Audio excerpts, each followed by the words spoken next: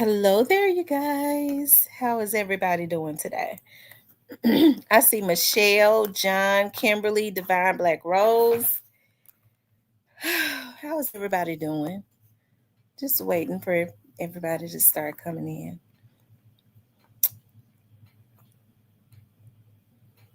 Let's see. Yeah, it's so hot out there. Um, John said, in his opinion, prosecution was weak in this trial. All right, John, I'm just waiting for more people to start coming in. Hey, Miss Muffin. Hey, the Black Barbie. Hey, Shan, Lynn. We're going to talk about this today. I got some tea, okay, on Govan. Hey, Nola, girl. Hey, Angel, the real boss. ZK, Lady V, Bree Fabulous, Lil Mama, Positive Vibes, Your Choice Towing. DA, Diane Wright, Nicole Harding, Gerald Harrell, or Harrell, Irvin Mack, Grayface, Mojo Money. Hitter did a marathon today. Shout out to him. And I know he did some good content. He always do. Y'all make sure y'all hit that like button as y'all come into the room, okay? I don't know why the Cash App thing looks different.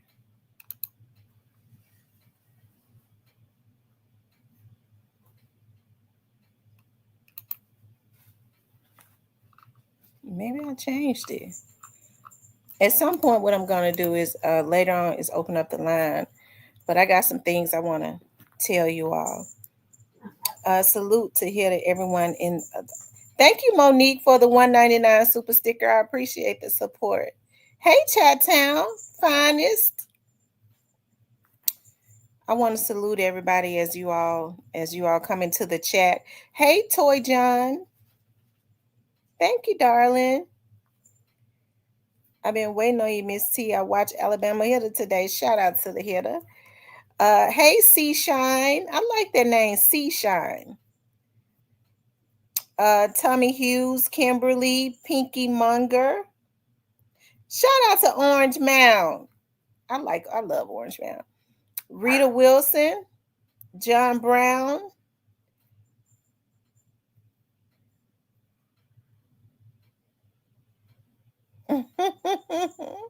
Hey, Magnard. Hey, B-Mo. Willis Slick.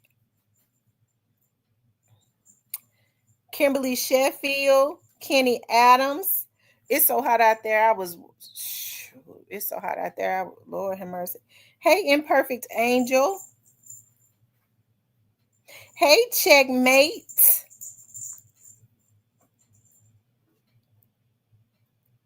I'm glad you guys can make it in today. Dub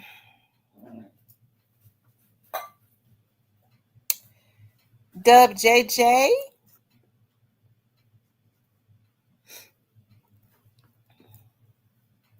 What's up, the hitter? He done kept the people entertained all day. Y'all were in good company today. Shy. I like that. Shy. Chicago. I like that. I'll be in Chicago in a few weeks. Okay, y'all. I'm just waiting for everybody to come in. It's been 4 minutes. Y'all know we normally get going in 5 minutes. Okay. He said, what's the news about Govan? I got to tell y'all something about his lawyer's child.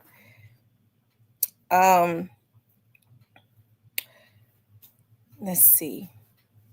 We got 30 more seconds. Who is that said Govan cooked? L. Jeffy Jones. TB21. Macy King. Hitter, you need to make sure you drink you some hot tea because I heard your voice. You need some hot tea. Thank you for the Cash App. Somebody just sent me a Cash App. Thank you, Miss Jones. I'll just say Jones, Miss V Jones. I appreciate the cash app.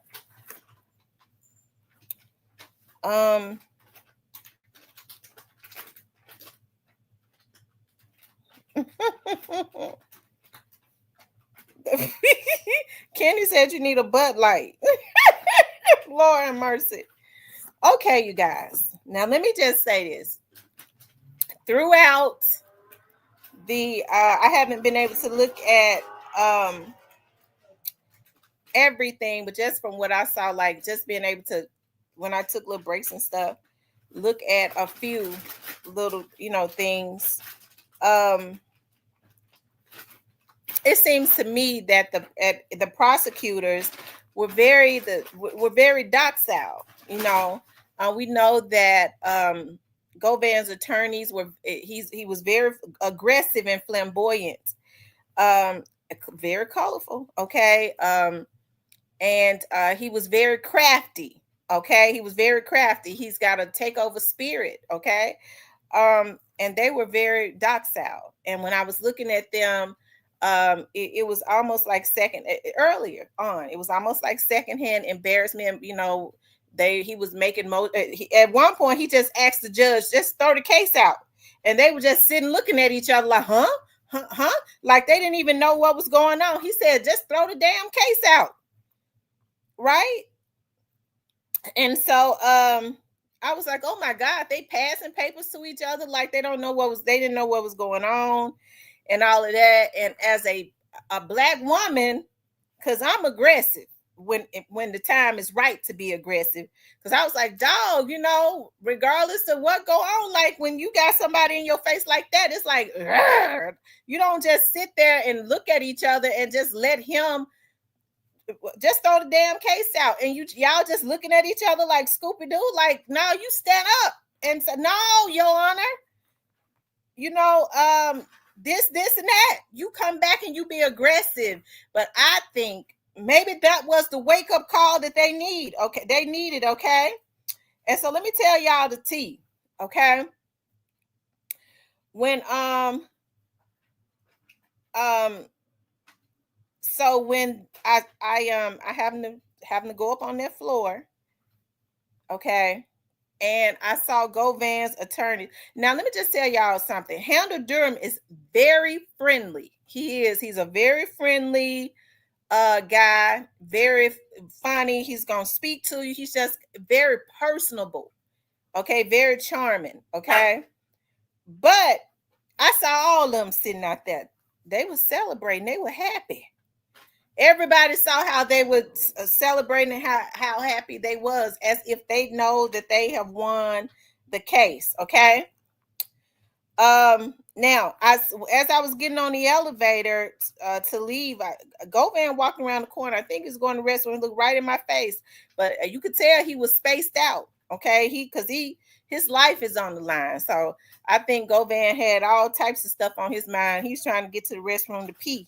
But his attorneys acting as if they know that they have won the case. So, hey, Miss Finch, that too. Now, he was very aggressive. He was unlikable. You have to be extremely careful when you're presenting things to a jury, because you could seem too aggressive and almost like a bully. Okay. And when I kind of peeked in a little bit in the closing arguments, it seems that the prosecutors had, was coming back strong. They had come back strong. And the little bit that I looked at, I was like, okay, I like that. Okay. I like that. I know that they got to be smart sisters. Okay. 2 Black women. They're already prosecuted. Stop, little boy. Already prosecutors, so they're smart, accomplished women. Okay. And I guess for me, just them sitting there, maybe that worked out for them though. If they had just sat there though and just looked at him and say, well, he dumb, that's one thing. Look at this damn fool right here acting all up. But for them to be sitting there acting like they didn't know what was going on at one point, okay, that was something that kind of, I was like, okay, I don't know. But I still believe that it could go either way. They allowed the judge to add on a charge, okay, accessory after the fact. If most people would have objected to that, okay, but they allowed them to put that on there. I don't know. I guess for them, maybe maybe that was a mistake.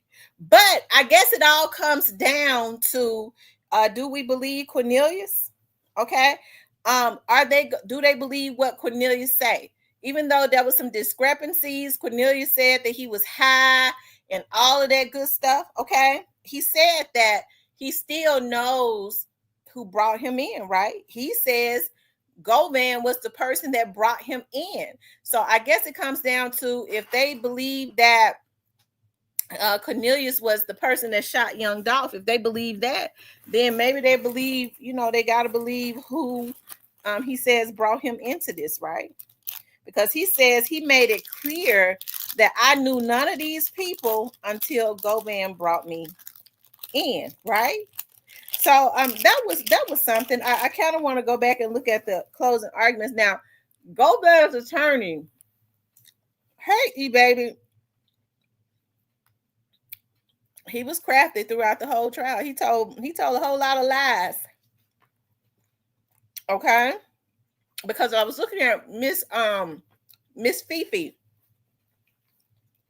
I remember distinctly in the first trial, Cornelius said he told them to put the money in Miss Fifi mailbox.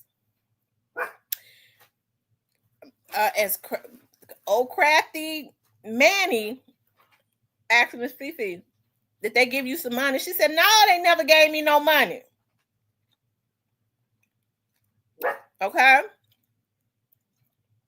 That was the opportunity. I hope that they clarified that, because Cornelius did say that he told them to put it in the mailbox. That was a crafty statement that he made to make Cornelius look like a liar.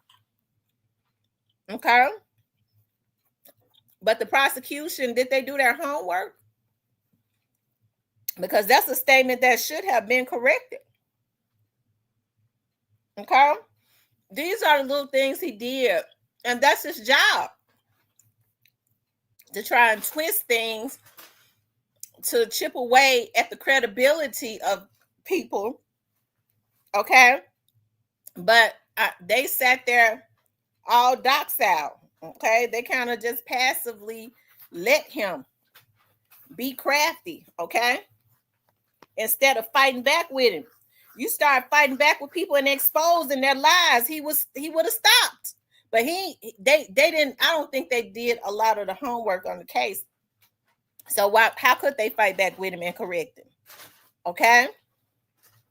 Now, they had the evidence. I guess they're saying we just let the evidence speak for itself. Okay. Absolutely.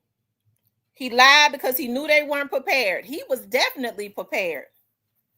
And he twisted all types of shit. Once he saw he could lie about the 10th, by the 10th time he had lied, he knew for a fact, oh shit, they ain't did nothing. They ain't studied nothing on this damn case. He had already told 10 damn lies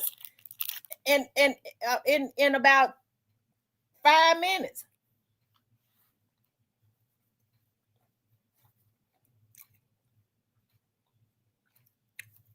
Right. I agree. He said, but the thing is, why old boy would lie? He already got life, I believe. Govan is cooked.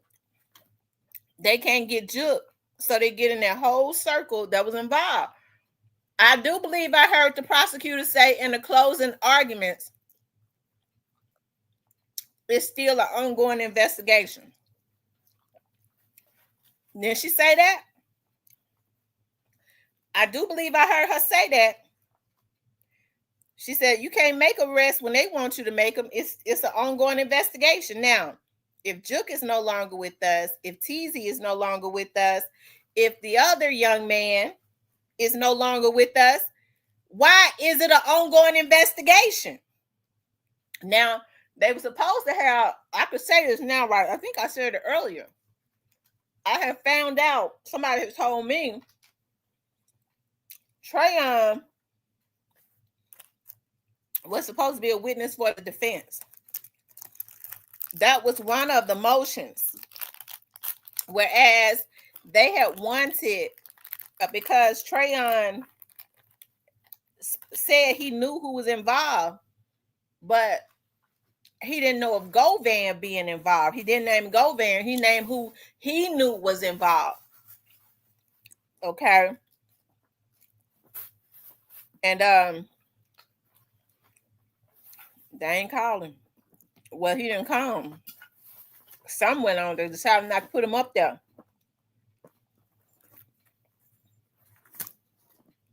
Y'all get the likes up for me. Get the likes up for me. Y'all, please get the likes up for me. See, hold on. I be coming in here giving y'all tea. I don't want to be arrogant about it because I'm not an arrogant person. Okay, y'all get the likes up for me. I know that my subscribers are gonna do it. I'm talking about the other vloggers too. Not you, Hitter, because I know you already hit the like button. Okay. Because I was just looking at his attorneys when they was out there happy. Okay. Now, let's look at this, okay?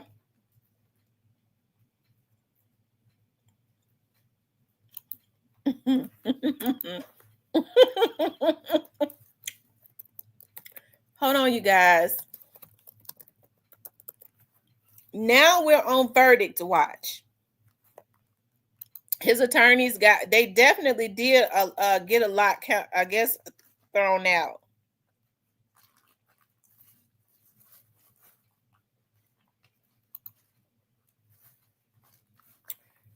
Hold on.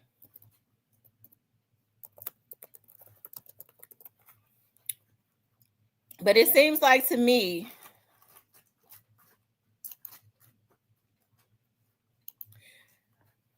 that they did come back and they were a little aggressive in the end, okay? You've got eating. Let's go back to the closing arguments. That he found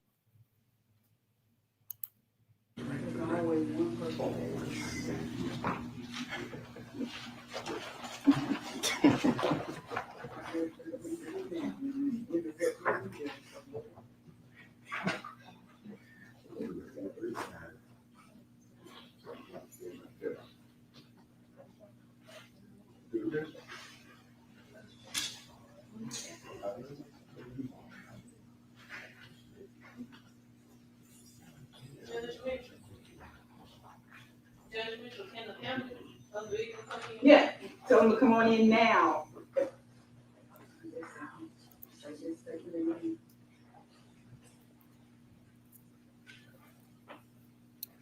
So, Yes.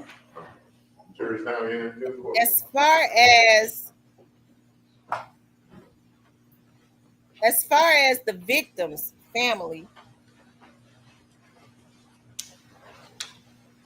you know, Young Dolph's sisters was there. I didn't see his mom and Mia. And they had them. They had security. Because I saw him when he was walking them to the garage.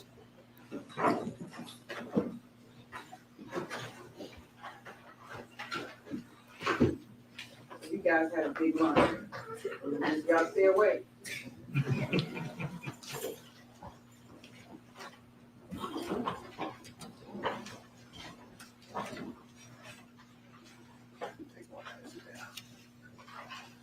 Y'all make sure y'all hit that like button. Run the likes all the way up. Family or anybody over here, as far as you know, out there off the market. those of you who just joined us in the audience, I am preparing to read the jury charge. It's lengthy. It's going to take me about 15 minutes or so to read it. If you're going to have difficulty sitting still during this time,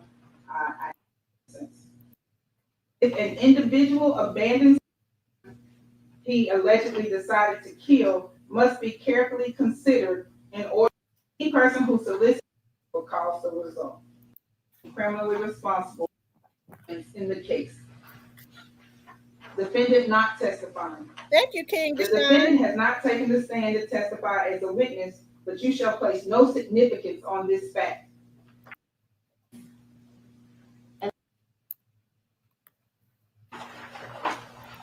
I wanted to look at the closing argument. Thank you, King Deshaun, for the cash out. Is the verdict in? Y'all, is the verdict back in?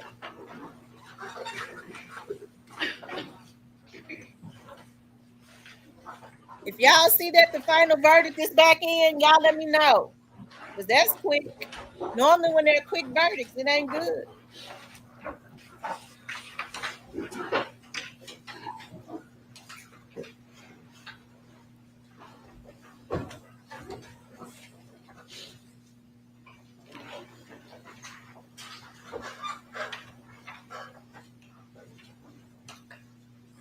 Good afternoon. Good afternoon. So earlier this week, you heard me talk about choices. And I warned you, you would hear a lot of evidence, you would hear a lot of voices, you would see a lot of footage, hear a lot of names. But I also told you, if you'll remember, that the name that you needed to focus on and the name that you needed to remember is Hernandez Govan. But most importantly, I told you needed to focus on the consequences of his choices. OG's next father said guilty on Hernandez all Govan charges. and the consequences of his choices. And the consequences. What were those consequences? Violence, death, and loss. And not just the violent death of a famous music artist, but the violent death of a human being, a person. Hey, Mr. Someone whose Hogjaw. life was marked with artistry, community, entrepreneurship. So let's take one last Thank you, look Lil at how Vegas, that for the went. cash out.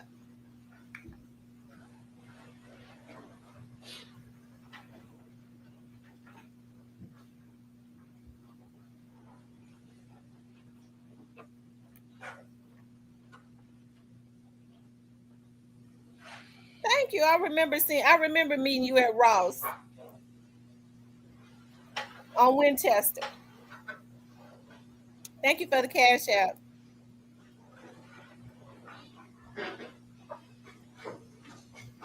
Hey, Tanya. Ain't none of your business.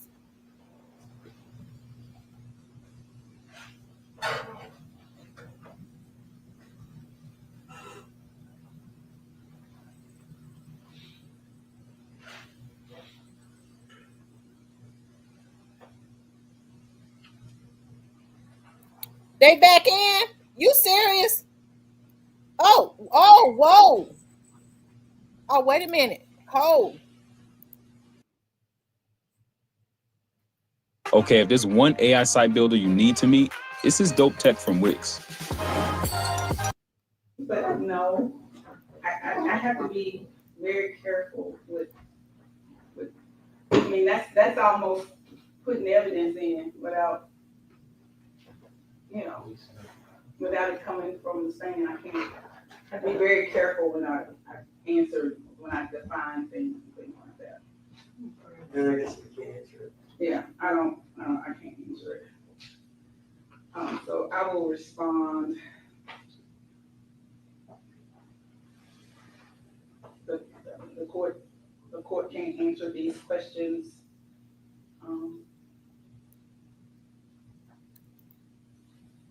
I could go ahead and say that would be admitting evidence without witness to do so, or I can just say I can't respond and be done. Okay. Yeah, they're not gonna like it, but they'll be all right.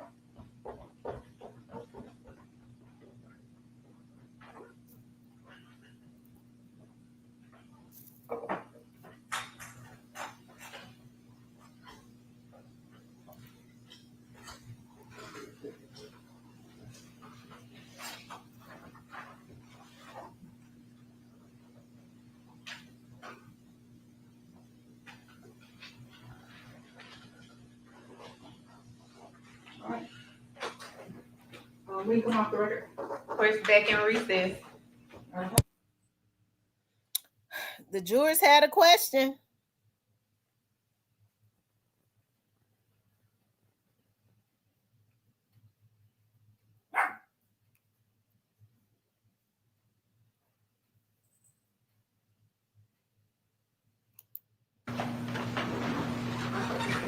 Get into how much we've heard this week and what exactly we've heard this week. Let's talk about the law, and let's talk about what the judge instructed you. Conspiracy to commit first-degree murder. That's the first count. In order for there to be a conspiracy to commit first-degree murder, there has to be four things. There has to be an agreement with one or more people to commit the offense of first-degree murder.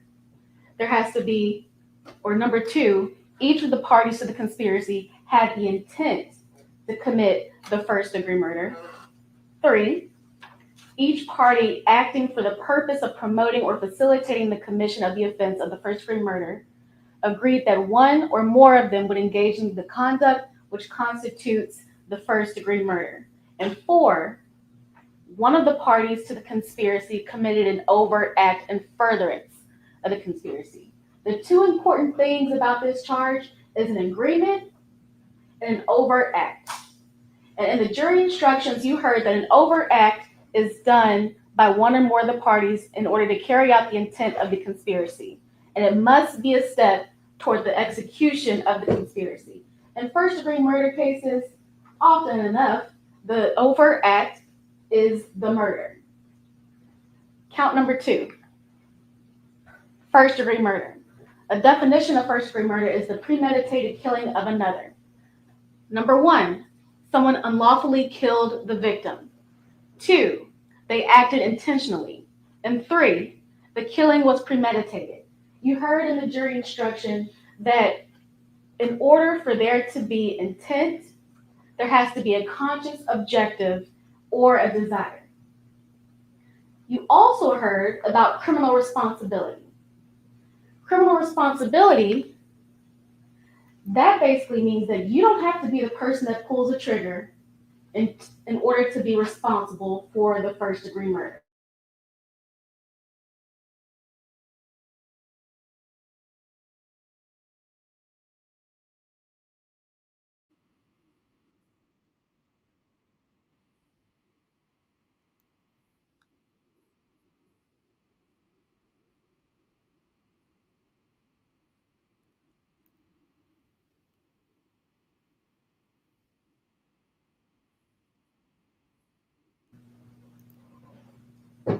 Encouragement of the offense is enough.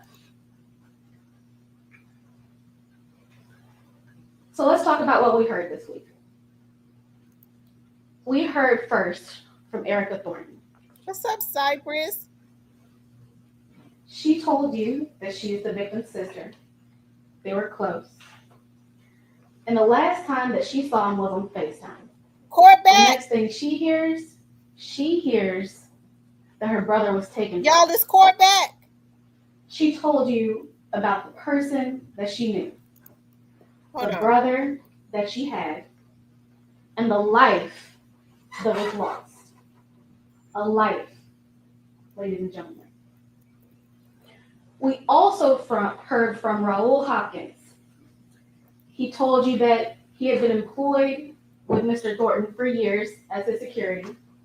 He explained to you the tension between PRE and CMG. And he explained to you that CMG wanted Thornton to sign with them, but he didn't. And because of that, Y'all, court back.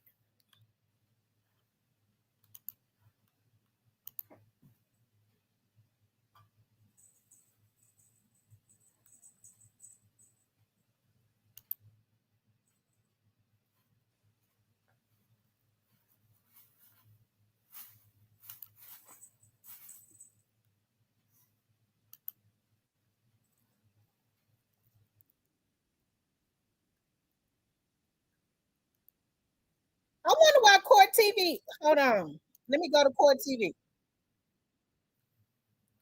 What the hell?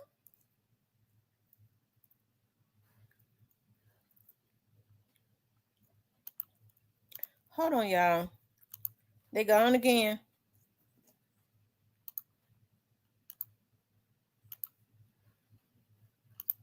They got me going crazy now.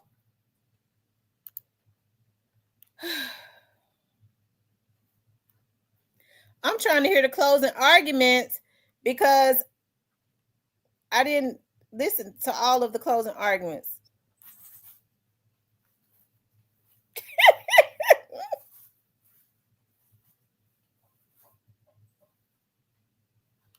Okay, let me go to Fox 13.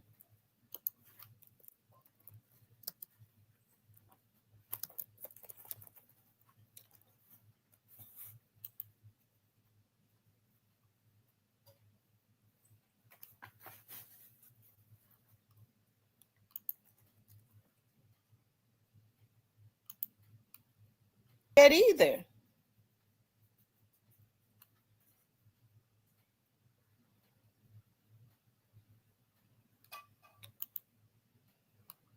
Y'all, hold on. Because Court TV is showing something else.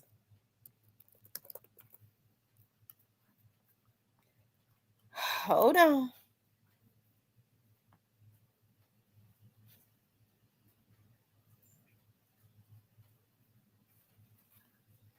Okay. Yeah, look.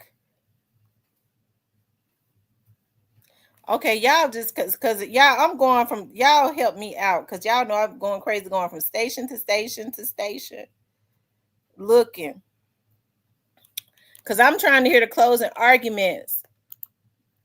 Cause I want to make sure the sisters did good in the end. Cause they short, they was they kind of let Manny take over.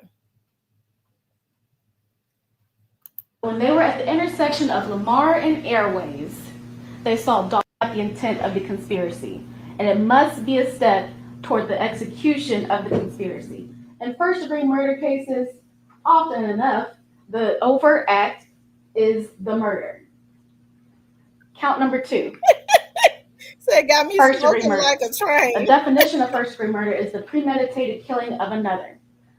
Number 1, someone unlawfully killed the victim. 2, they acted intentionally. And 3, the killing was premeditated. You heard in the jury instruction that in order for there to be intent, there has to be a conscious objective or a desire. You also heard about criminal responsibility. Criminal responsibility, that basically means that you don't have to be the person that pulls the trigger in order to be responsible for the first-degree murder. The jury instructions say that criminal responsibility is when someone acts with the intent to promote or assist the commission of the offense or to benefit from the proceeds or results of the offense. The defendant acts, solicits, directs, aids, or attempts to aid another person to commit the offense. Further, they don't have to be present when the offense is taking place.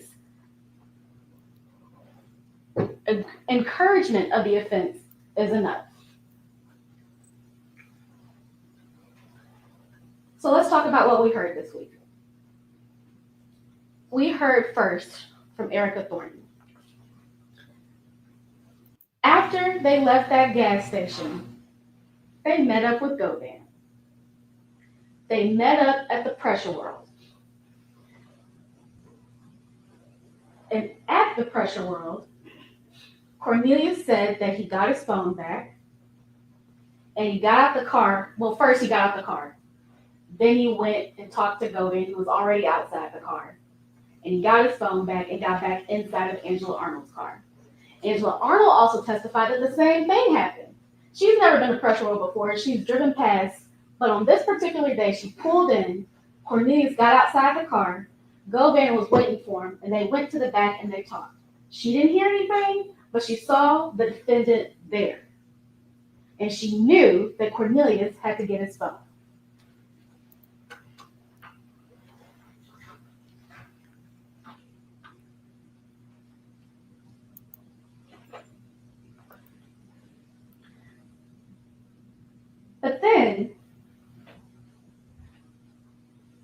tells us, and she confirms what Cornelius already told you, that they had to get a car cover. She didn't know who the order came from, but she knew that they had to get she knew that they had to get a car cover.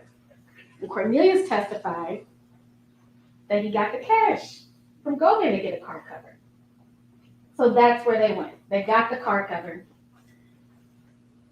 But if you remember, Angela Arnold told us that there was some point where she dropped Cornelius off on Bradley Street for him to wipe down the car. She made a loop, she came back and she picked him up. Cornelius told you the same thing. He told you that he wiped down the car. One piece of information given by two different people saying the same thing. And then, if we're going back to what Cornelius told you, he told you that shortly before he was arrested, he ran into Hernandez Govan in the street. They parked their cars, they talked. Govan was worried that Smith didn't get any money. He told Smith, I'm gonna go to prison. I'm gonna make sure you get your money. Well, of course he wanted to make sure that Cornelius got his money because he had previously asked for a $10,000 cut. He wanted his money too. Angela Arnold told you the same thing. She told you that Cornelius told her about this meeting in the street. She told you that Govan told Cornelius that he was going to go get his money. Cornelius told you that on the day that he was arrested, he was buying cake and ice cream for his daughter on her birthday. He told you how he got arrested. And Angela Arnold told you the same thing. One story, two people who told you the same thing. And we also heard from Sergeant Dabney.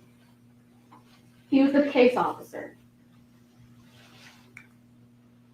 He testified that he and other officers found the white Mercedes in the back of 1174 Bradley, directly across the street from the defendant's home.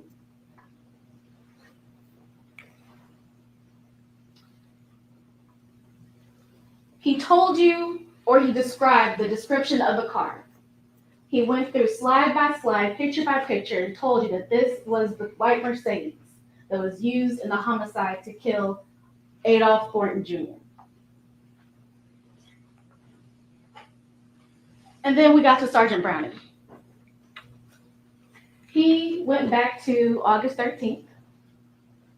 He told you about an attempted shooting or attempted murder on someone named Paper Route Wood. And remember, Cornelius already told you that Govan told him that there were multiple bounties on PRE artists, including Paper Route Wood, also known as Terrence Baker. On this date, 911 dispatch received multiple calls about shots being fired in the area of 3645 Allendale Road. This is the shooting that Cornelius was talking about. The shooting that happened because of the guns that Govan provided. And on this day, there were multiple calls from Hernandez Govan to Justin Johnson, another one of the conspirators. 12 calls or 12 communications between Hernandez Govan and Justin Johnson on the day of the Paper Route Woo shooting. 8 calls or 8 communications between Hernandez Govan and Cornelius Smith on the date of this Paper Route Woo shooting. 4 calls between Hernandez Govan and Anthony Mims, otherwise known as Big Joke, the number 2 person at CMG, on the day of the Paper Route Woo shooting. And then we get to November. We're going to talk about the conspirator communications. Defense will have you believe that there was no communication between Hernandez, Govan, and the rest of the conspirators. Sergeant Browning testified that on November 2nd, 2021, there were 7 communications between Justin Johnson and the number for Hernandez Govan. On November 3rd, 7 communications between Justin Johnson and Hernandez Govan. 20 communications between Cornelius Smith and Hernandez Govan. On November 4th, 7 communications between Justin Johnson and Hernandez Govan. 2 communications between Cornelius Smith and Hernandez Govan. On November 5th, 1 communication between Justin Johnson and Hernandez Govan. 4 communications between Cornelius Smith and Hernandez Govan. And as we get closer to the murder, November 6th, 4 communications between Cornelius Smith and Hernandez Govan. November 12th, 5 communications between Cornelius Smith and Hernandez Govan. November 15th, 2 days before the homicide, 2 communications between Cornelius Smith and Hernandez Govan. You heard it from defense that there was hardly any communication between Hernandez Govan and the conspirators immediately prior to the murder. But you see here that there was communication. November 17th, the day of the homicide. On this day, 17 communications between Hernandez Govan and Cornelius Smith, the person he chose I didn't know to do that. his job. On November 17th, the day of the homicide, 15 communications between Justin Johnson and Hernandez Govan, the person Govan chose to do this job.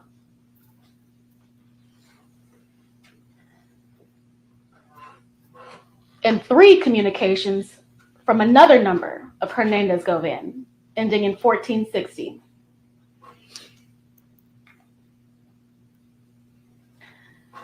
Another thing about these call records is that it confirmed a lot of what Cornelius Smith told us. Cornelius Smith told us that he left his phone in the car on the day of the homicide. Well, the call records show that there are no outgoing communications from 12:04 hours to 14:36 hours, which would coincide with Cornelius Smith not having access to his phone during that time because he left it in the white Mercedes.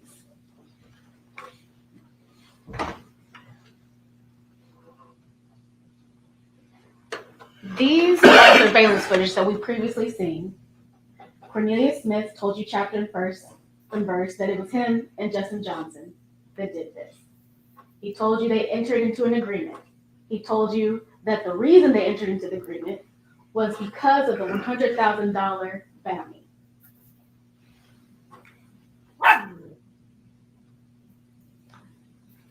These records show that Cornelius didn't have his phone. He told you that he needed Justin Johnson's phone to contact Angela. And he said that he used Justin Johnson's phone, as indicated by the records. This shows that an outgoing communication from Justin Johnson's phone to Angela Arnold's phone, given the address of the 2-lane apartments.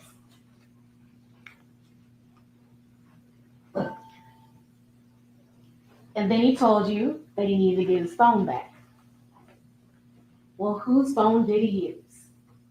There's an outgoing communication from Angela Arnold's phone saying, "This Zebra, send me bruh number so I can get my phone," to Justin Johnson. And then they asked for Quest's number. And shortly after these text messages were sent, Angela Arnold and Cornelius Smith met Govan at the Pressure World.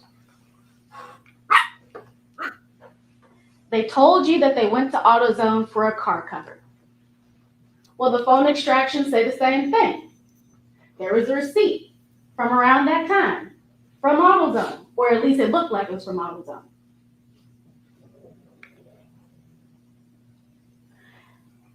Further, Cornelius told you that he wanted his money.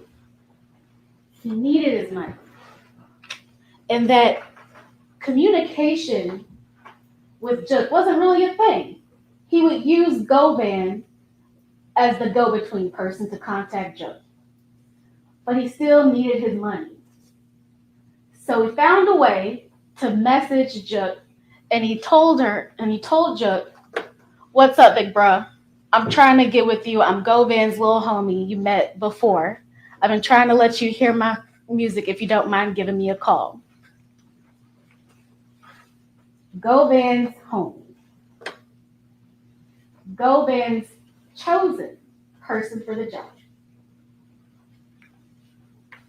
Y'all run the lights up Ladies for and me. gentlemen, we went from this person, this life, to this. You heard from Dr. Samuelberry. 20 gunshot entrance wounds to Adolph Horton's body. We went slide by slide, picture by picture, documenting the injuries that Adolph Thornton received on the day of the homicide. She told you about the manner of death, the cause of death. She went through his injuries, the remote bullets. She told you about the wound on his face. We went from this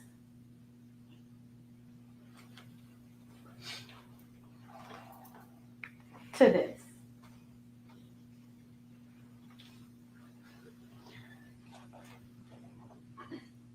The defense will try to tell you that the police officers didn't do a good job, that the investigation wasn't complete, but yet they put on an officer as their witness.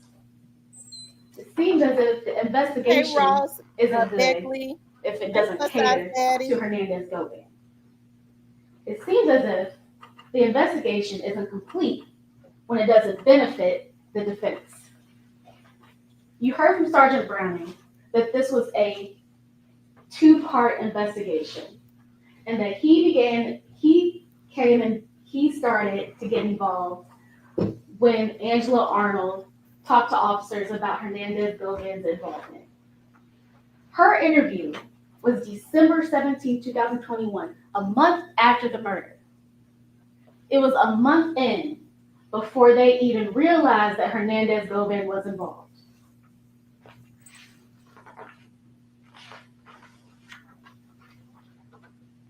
You also heard that Justin had access to Jook, and that Justin was communicating with other people and he was doing his own thing.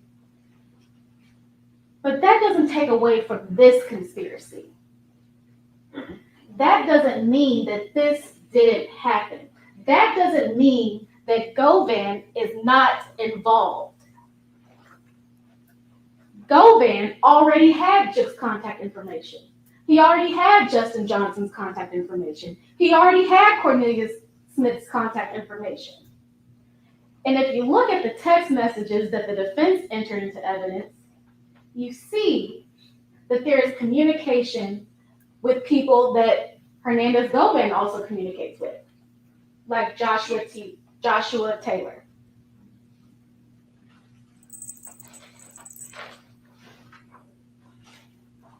Defense will also tell you that the investigation wasn't complete because there were other people involved that weren't charged. Well, we heard from Sergeant Browning that this investigation is ongoing. By definition, a conspiracy is an ongoing crime that is continuous in nature. And sometimes you just don't have all you need to charge people. Sometimes people die. You can't indict people that aren't here anymore.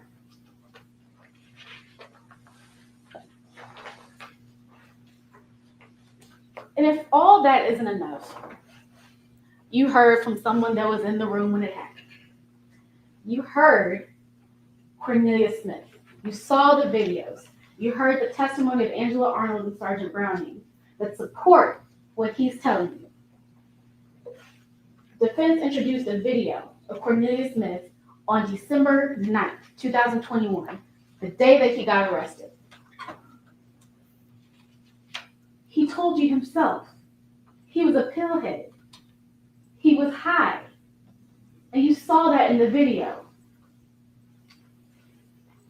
Even Angela Arnold told you that the day that he got arrested, when she was with him, he had taken some pain medication.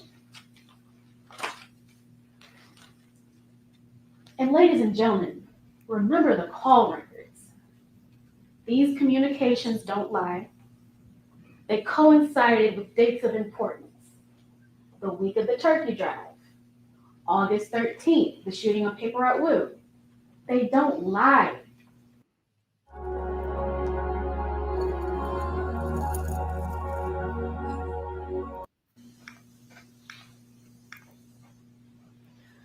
So let's get into the law one more time. Conspiracy to commit first-degree murder. The defendant entered into an agreement. What is the agreement? What is the agreement? The agreement is if you kill Dolph, you get $100,000. You need one or more people to be a participant in that agreement. You heard from one of them, Cornelius Smith. We know there's Justin Johnson. You all hit the like button. There's Thank an you, Monique. agreement. Thank And you, what also do you need? You need an overt act. Earlier I told you that an overt act in the murder case is often the murder. Well, you saw videos of that. You heard the defendant, you heard the shooter, Cornelius Smith, testify that he killed Adolph Thornton Jr. For first-degree murder, it has to be a premeditated killing of another. When we talk about premeditation, we know that there's no timeline on premeditation. It could be months, it could be weeks, it could be days, it could be a few minutes. All you have to do is have time to reflect. All you have to do is have time to think about what you're doing. Well, they had plenty of time. Cornelius said that they talked about this well before this murder. And we saw that the hit on Paper Route Woo was on August 13th. There was plenty of time to think and reflect about this murder. And as you saw from the video, it happened. For criminal responsibility, all you have to do is you have to have an act with the intent to promote or assist the commission of the offense or to benefit in the proceeds or the results of the offense. Smith told you Govan wanted his cut. He wanted $10,000 from Justin Johnson's cut and from Cornelius Smith's cut. That sounds like proceeds. Further, you don't have to be there when the trigger is pulled. You saw the video, you know that Hernandez Govan wasn't there, but that doesn't mean that he is not responsible for ending this life. Ladies and gentlemen, the state's burden is reasonable doubt. You heard in the jury instructions that reasonable doubt means moral certainty. You have to be certain for every element of the offense. That's my job. Certainty means that you can sleep easy at night knowing the decision that you made. It's not beyond a shadow of a doubt. It's not 100% certainty. It's not beyond all doubt. It's beyond a reasonable doubt. That is the standard. Once you've looked and reviewed all of the evidence, all of the photos, all of the videos and testimony that you've heard this week, it is the state's position that we have fulfilled our burden. We ask that you, the jury, make a choice. We ask that you make a choice to hold the defendant, Hernandez Govan, responsible for his actions. We ask that you find him guilty of first-degree murder and conspiracy to commit first-degree murder. Thank you. We can take a break, Your Honor, just so we can set up. How long? 5 minutes, I just have to switch the software over and have the deputy do my coding. What's that in the brief? Bunch of BS cell phone records that don't tell you anything, because they didn't do the location analysis. They can't give you a single text message that says we agree to do anything. And we know it was at least 4 months between the so-called meeting between multiple shootings that Cornelius did and when Justin went out. Next. And if you're not biblical, I'm sorry, but growing up that way, it's just used to be told the truth never changes. You don't need to remember it. You don't need to practice. While we're meeting with prosecutors and lawyers now, You all hit I the don't like want to button deal. and also I'm just here out support of the the goodness of channel. my heart. I'm going to get a mandatory life sentence. Insane. Next.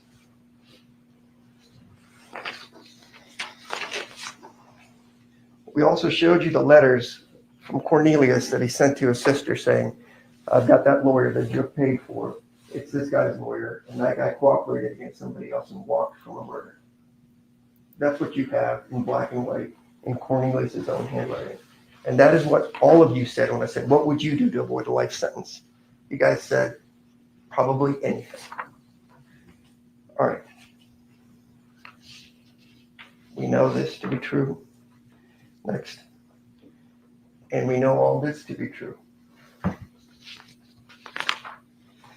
Next. And we all know this didn't happen. It just didn't happen. His story just didn't happen. And both he and Angela said it. Because, remember, he had talked to his family to go see Angela between the 14th of December, her first statement, when she didn't know nothing about nothing, and the 17th of December, when she's decided. And note how they have to prompt her to ask, could it be somebody with the name Q? And note, they had to ask her, didn't he forget something? Didn't he tell you something he might have forgotten or something that he needed? They had to prompt her. This is 30 days after that. You don't have to remember the truth. This was the biggest day in somebody's life, you would think. I just killed Dolph. I'm running around, and she can't remember who the guy was that picked up the stuff at pressure room. Oh, a shocker. There's a few cameras at pressure room. They had the absurdity to tell you, well, do you know how long the camera might be working or how long it records? You know how to find that out? Maybe go there and ask them. We've had Ring cameras and other things like that for a decade. It always goes to the cloud, and most likely it's going to be preserved for a year or so, which is what most businesses would do, especially in a dangerous part of town. And guess what? You have those crazy MPD cameras everywhere. You drive home, you'll see them. It's got the little blue thing coming out of it. I've showed you some of those from right around the area. Nobody checked any of them. You don't have to take my word for any of it, because everything I'm going to tell you is going to be backed up by independent evidence. You don't have to trust me for anything. You don't know me. But I want independent proof before I get in bed with a murderer with a machine gun that shot a guy 20 times in broad daylight, and thank God he didn't kill anybody else that could be shot. And this is who they're in bed with. Next.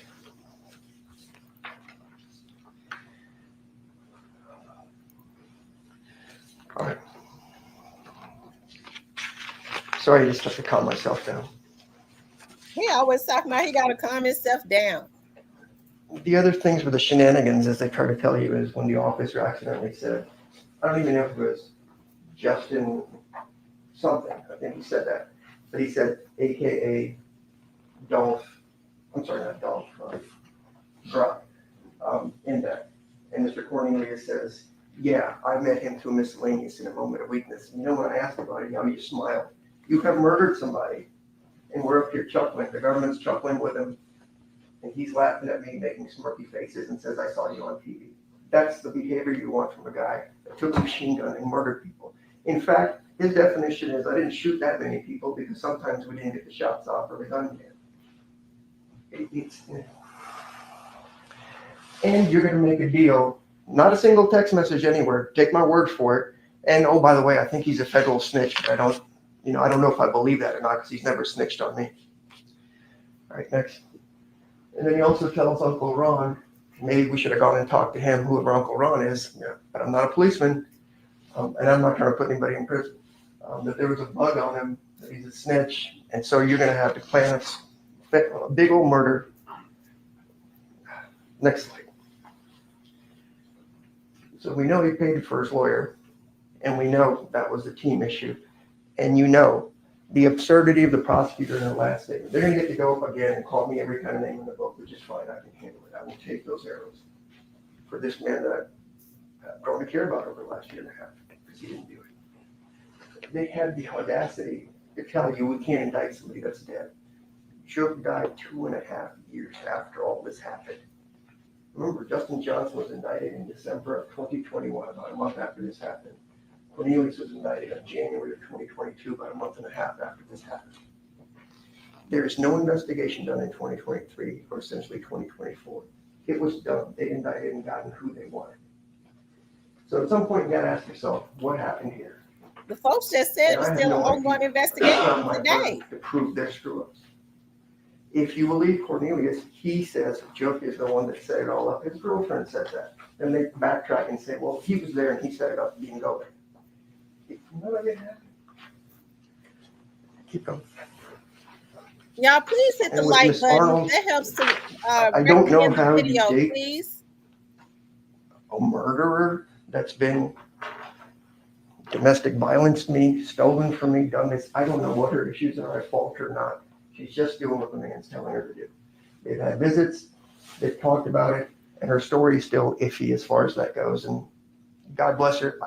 I hope none of you would be with a essentially soon to be convicted murderer for 4 years after all this happened. Right, next. And the interesting thing there was, we keep talking about the car on Bradley. Bobby Carter also lives on Bradley. And Bobby Carter was involved in the shootings with Mr. Cornelius. And in fact, Angela says Bobby was involved in the Dunk shooting as well. Next.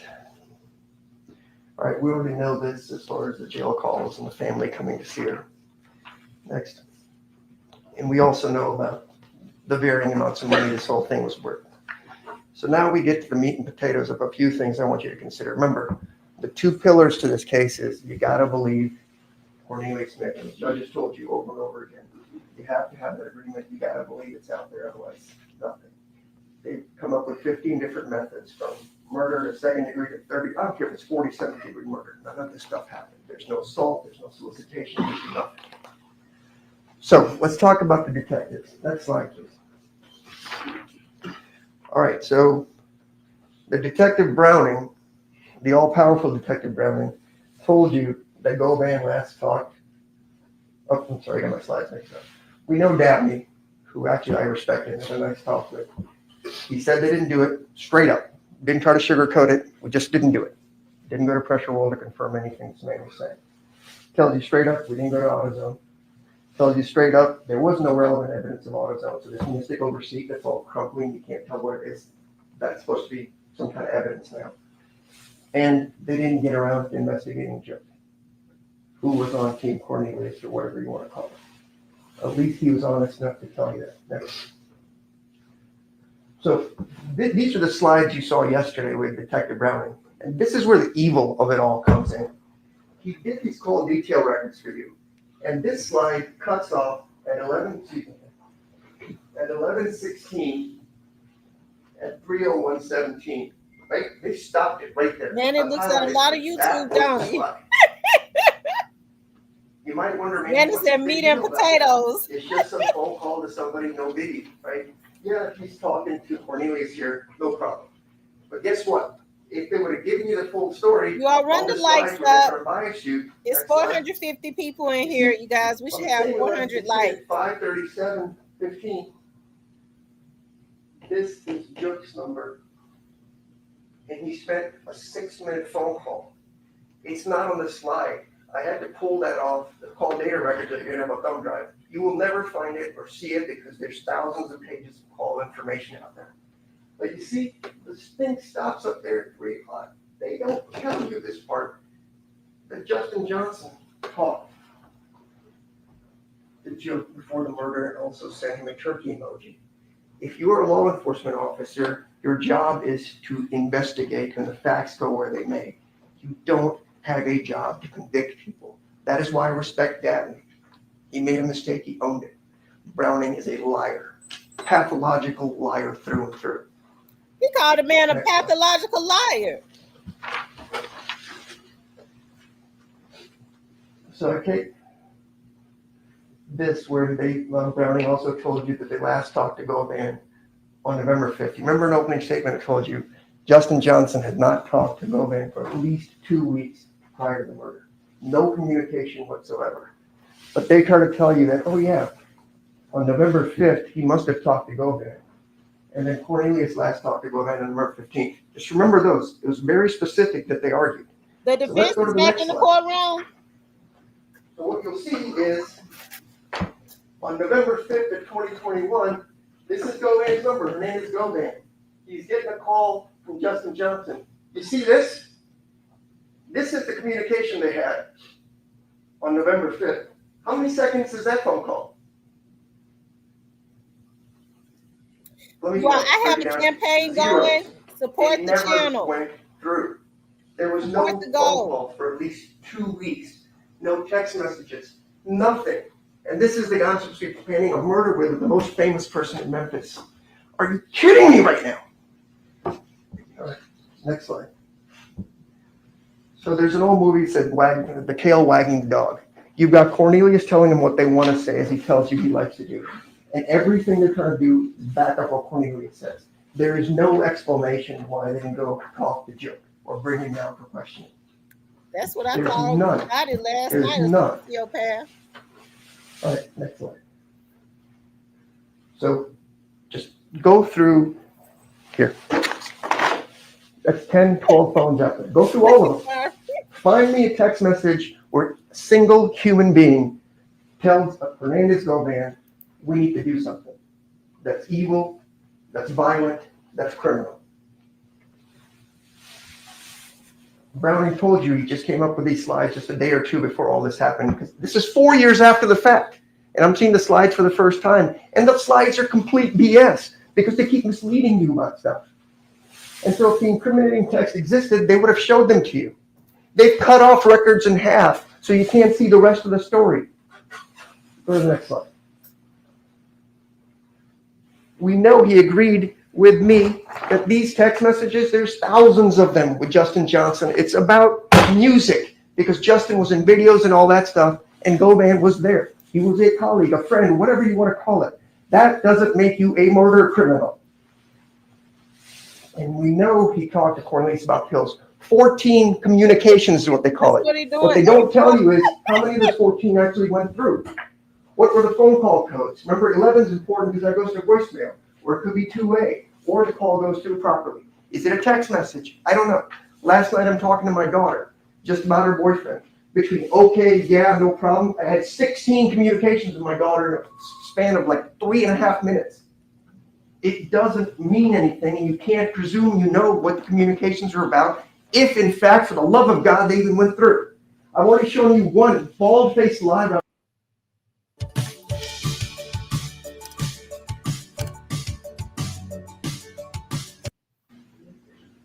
So we have the turkey emoji, we have the 6-minute phone call, and you know this secretive plan, PRE, as thank you, Miss Carol, for this the is social cash media. out. They do this every year. This is what they do. Remember, he's a man of the community. They put it out there. Everybody knows they're doing turkey emojis every year. Most of you probably know about this. Next. All right, skip this. Let's go to the next one. And then we have this. It's not anything that could get voluntarily out of that man. We have to press and press and press to show that Justin Johnson already knew Joe. Didn't need our guy to do any of it. That is why you will never see a single text message of any incriminating nature. Because I can promise you, had it said anything, a comma out of place, they would have it plastered up here on the board and saying, see, we got him, we got him. Next. All right, so Garner, he said, MPD asked me to do what? Location analysis on a couple of phones, Justin's and Cornelius's. All you have to Hey, do Raven. plug in a number on a computer. We could have done it.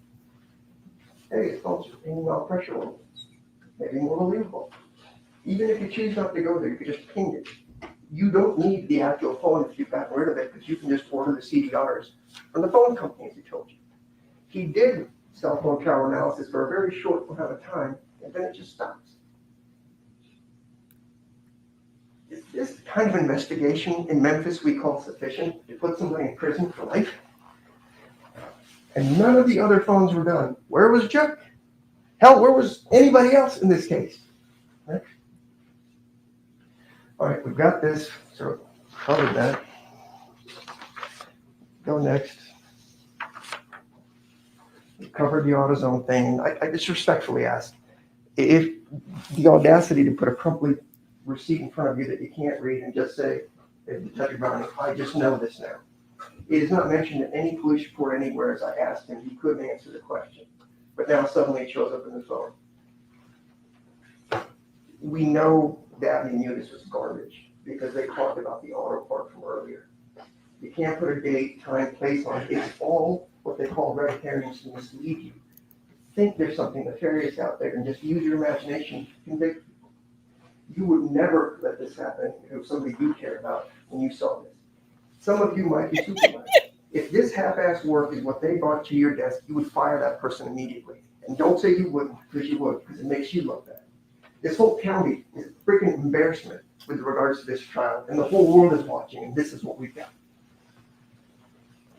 All right, next. Wow, he just talked about the whole. And then the last thing is you got to ask, if I set up the plan, I don't know if I'm having a murder car come to my house. And if I have a murder car come to my house, why don't people just come inside and change clothes there instead of riding around all over town trying to find a place to go change? And again, I know you may think I'm crazy, but there's no blood in that car. Was this even the right Mercedes as far as that goes that they got? You remember Treon Ingram and another gentleman had stolen that Mercedes a while earlier. Treon Ingram didn't come and testify because Treon Ingram. Lucky me, I'm actually to stay off of my motherfucking page, motherfucker. Where did the blood go? Bitch, don't come on my shit no more. No ifs, ands, or buts. And girlfriend, I took bleach and I wiped it down. And the lieutenant from CSI with 28 years of experience says that just didn't happen. Where's Angela's car? I'm tired of Lucky me harassing me. All over. Where's the evidence of any of that? All right, next. So all I do is cross my hands and beg you guys, he is your peer. There is no evidence here. You would never accept what's happened in this courtroom in your own personal lives to make any decision of any kind. And he deserves that same respect. There is nothing here. They're going to get to come back up again. Remember, we talked about first impressions. You need to use your minds, your eyes, your ears, and your noses and call the Smith test BS on this whole thing that they're about to give you yet again. There's nothing here. There's no solicitation, there's no facilitation, there's no assault, there's no murder, there's not a text message, there's not a phone call worth a damn, and they aren't telling you the story. Make them tell you, why didn't we investigate Joe?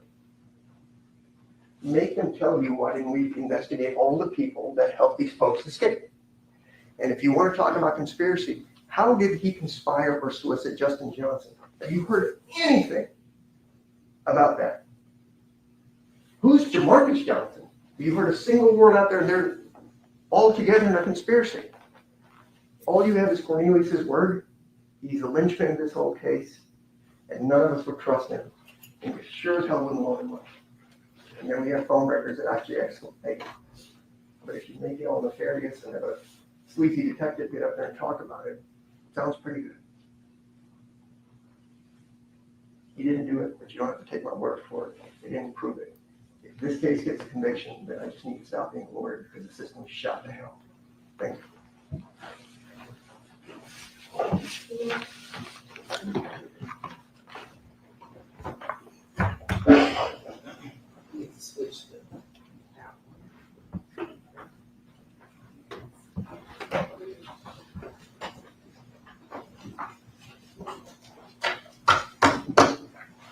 Are you kidding me right now?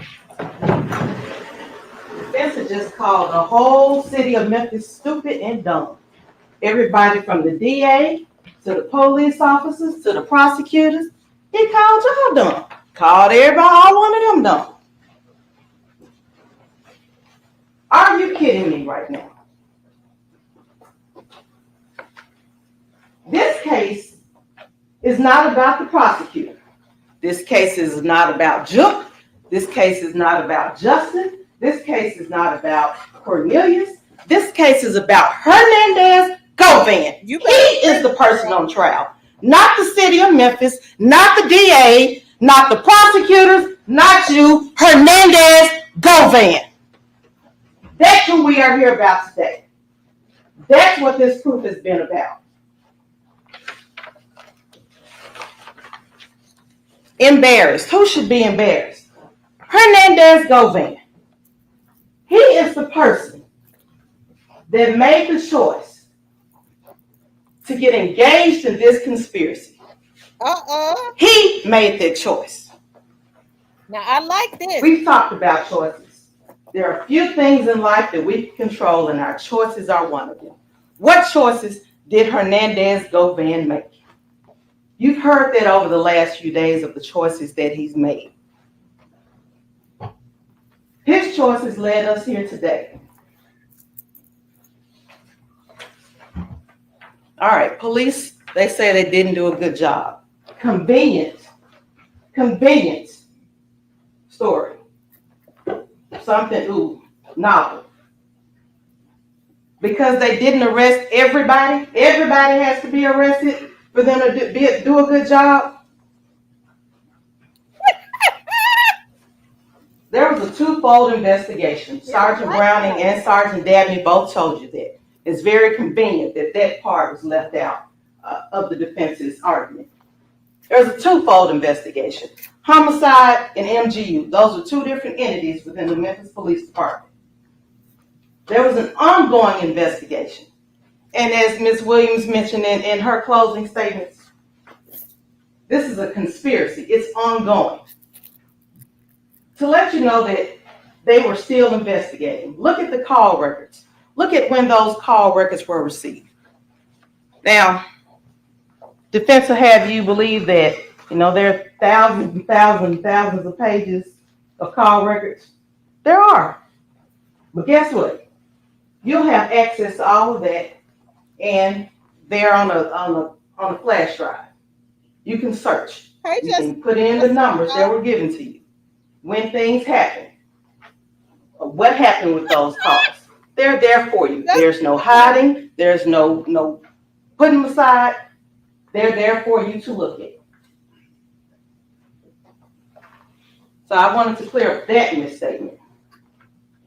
The focus at the time of the incident, November 17, 2021, was on a homicide. It was not on who went to AutoZone or who went to Pressure World. The focus was on a homicide. A person was dead. The defense never mentioned that we are talking about a dead person. Dead. It's everybody's issue and fault but Hernandez Govan. The police didn't kill Adolph Thornton. Cornelius and Justin killed Adolph Thornton. But who put them together? Hernandez Govan. Look at the PowerPoint presentation that Sergeant Browning provided. It has communications that contact log was put in there for Juke and Justin on the same day about July 27th, around that time. They looked like they exchanged numbers. And if they knew each other before then, they wouldn't have had to exchange numbers. They would have already had each other's numbers. Look at that. Look at the call detail records of Cornelius Smith. You'll see about the first time he had contact in his phone anyway with Hernandez Govan was about July 25th, 2021, around that time. All you have to do is plug the numbers in. It's not rocket science, as he'd have you believe. Hernandez Govan put these individuals together.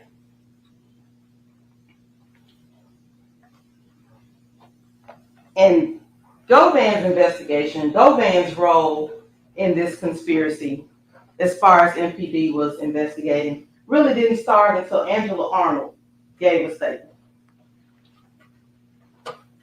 Now, if we are to believe anything Angela Arnold says, then we are to believe call records, which Sergeant Garner said they don't lie. They're the records. They are what they are. So we can't believe that. We're not supposed to believe Angela either. We're not supposed to believe anything that's happened.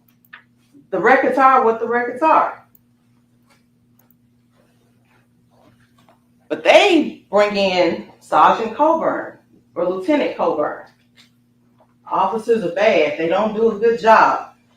But he wants you to, well, this officer did a great job. Just this one that we bring in. He did a great job.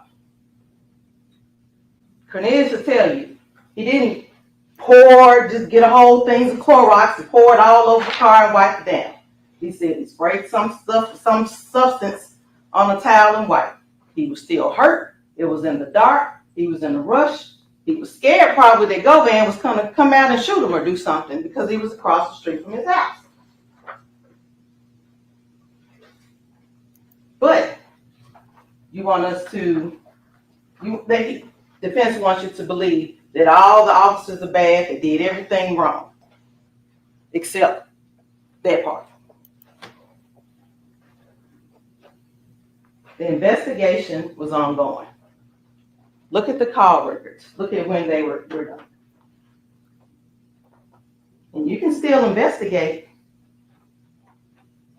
Because you want someone arrested tomorrow, it doesn't mean the evidence is all there. At this point, Jook is dead. Bobby Carter's dead. Joshua Taylor's dead. We can't arrest them. We're not digging them up from the ground. They are dead. That point is dead.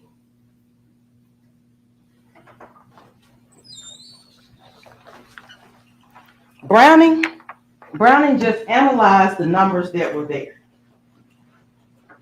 Garner said the records are what they are. They come from the phone company or from the phone. All Browning did was analyze it. To say, hey, these many calls came from this individual, this many contacts. That's all Browning was brought here to testify about. But because those records show Hernandez Govan communicating with the conspirators throughout the summer, throughout the fall, from July until November, well past November 17th, at least November 20th of 2021. Yeah, it's 500 people in here. Browning's a liar too. Hit the like button. And all he did was analyze the records. The channel, hit the cash app or the super thank. The records were made by Mr. Govan.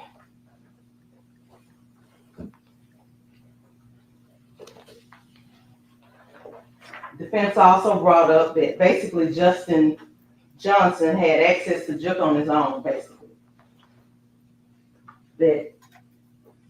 But we know that Govan made that connection. July 27, 2021. We know that. We see that in the call records. We see it. Govan already had Jook's information. Govan already had Justin's information. This was by July 27, 2021. Govan had Cornelius's information.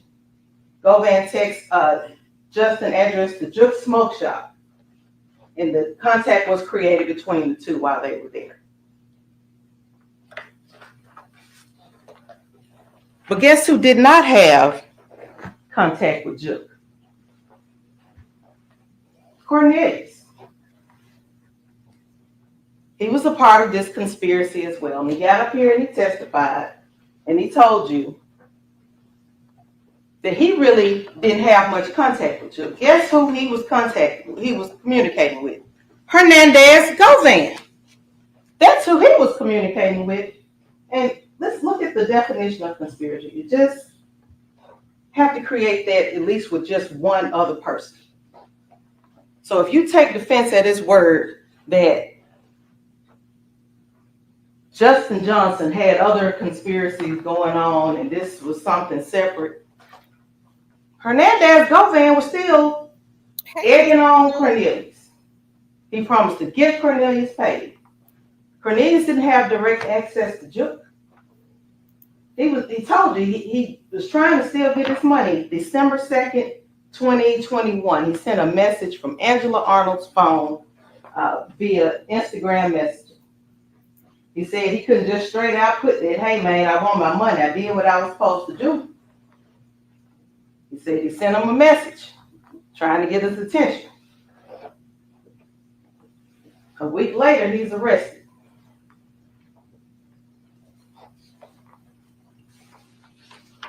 But Hernandez Govan was the link between all of them.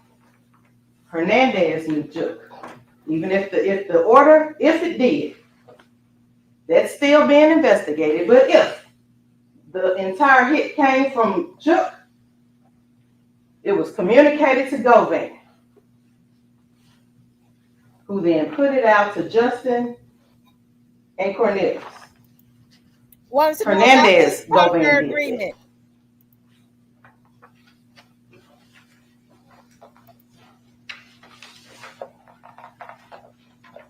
About whose proper agreement? Was it Govan's?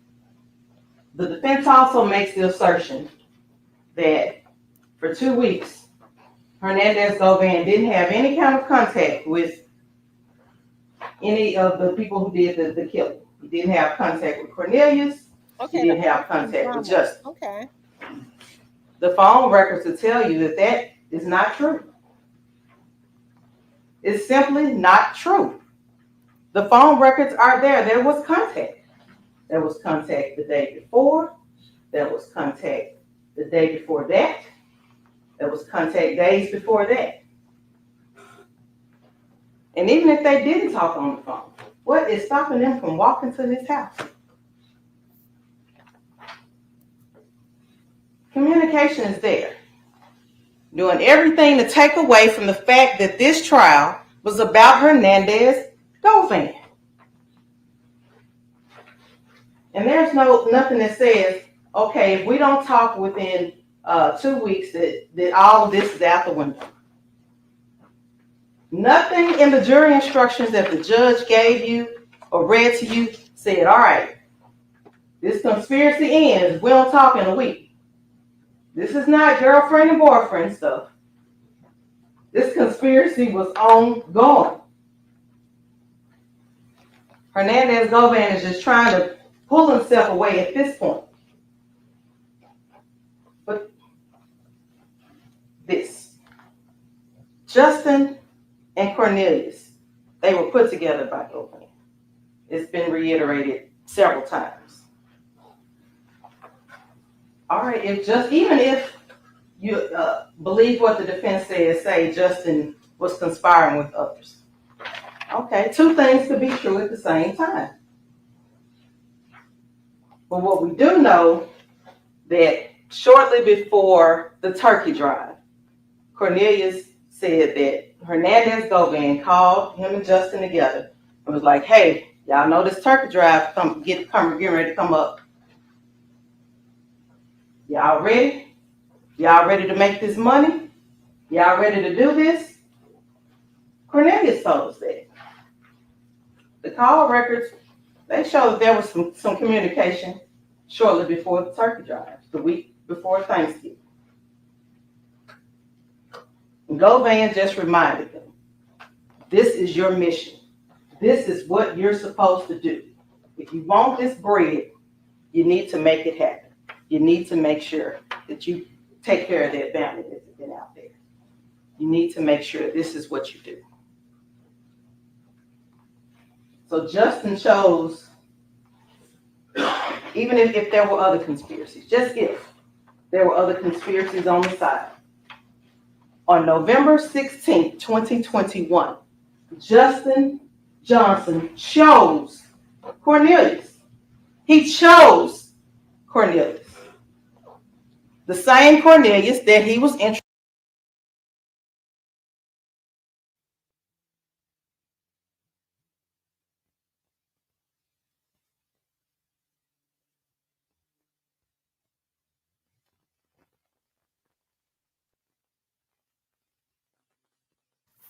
Are they in recess till the morning? Look like they up in there.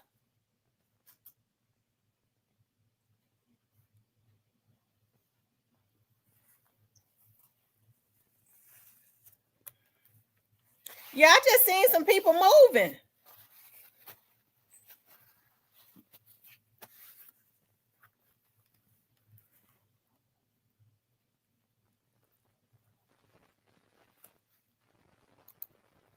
Y'all, they back up in there. If they got a verdict, it's a quick verdict. Hey, normally when they come back with quick verdicts, they're normally guilty. I don't know though. It could go either way, but normally they're guilty when they're quick.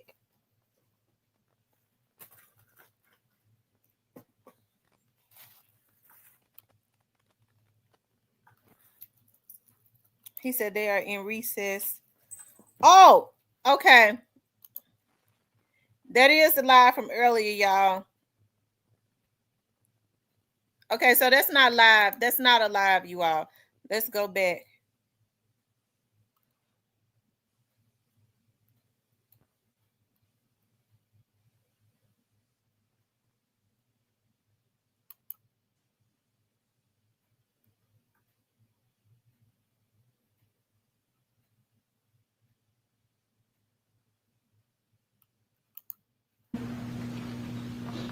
He knew it. He's taking them pills. So they try to get a statement out of him that day. He's all over the place. He's confused. Doesn't really say much then. But he gives a statement eventually. And he tells you on the stand what happened.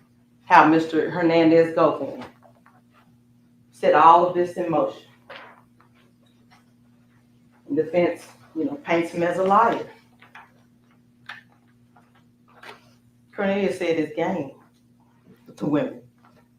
Well, Angela, she's still with him. Some kind of game.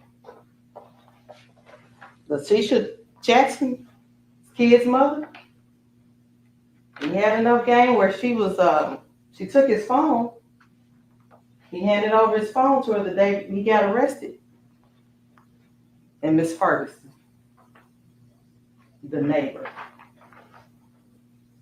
she said, he's a sweet baby, just sweet as he won't be. Just love him. He helped her out. She didn't have a bad thing to say about him. Said he didn't give her $500, or someone didn't give him $500 for Cornelius. How do we know Miss Ferguson is the neighbor that happened to? Live on the street, there's several neighbors. But he brings sweet little Miss Ferguson. We had nothing bad to say about Cornelius.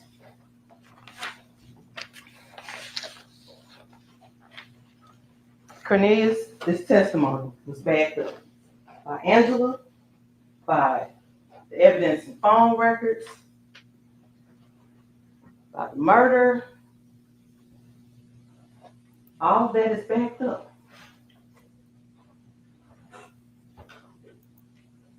Okay, you have looks like an AutoZone receipt in a picture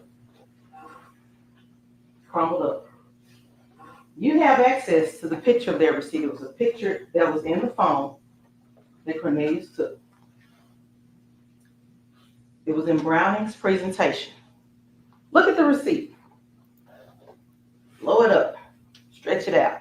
She had You'll the see that opportunity to was make Nanny taken look like a liar. just like She I did was her on, and it was research. a receipt from November 20th, 2021.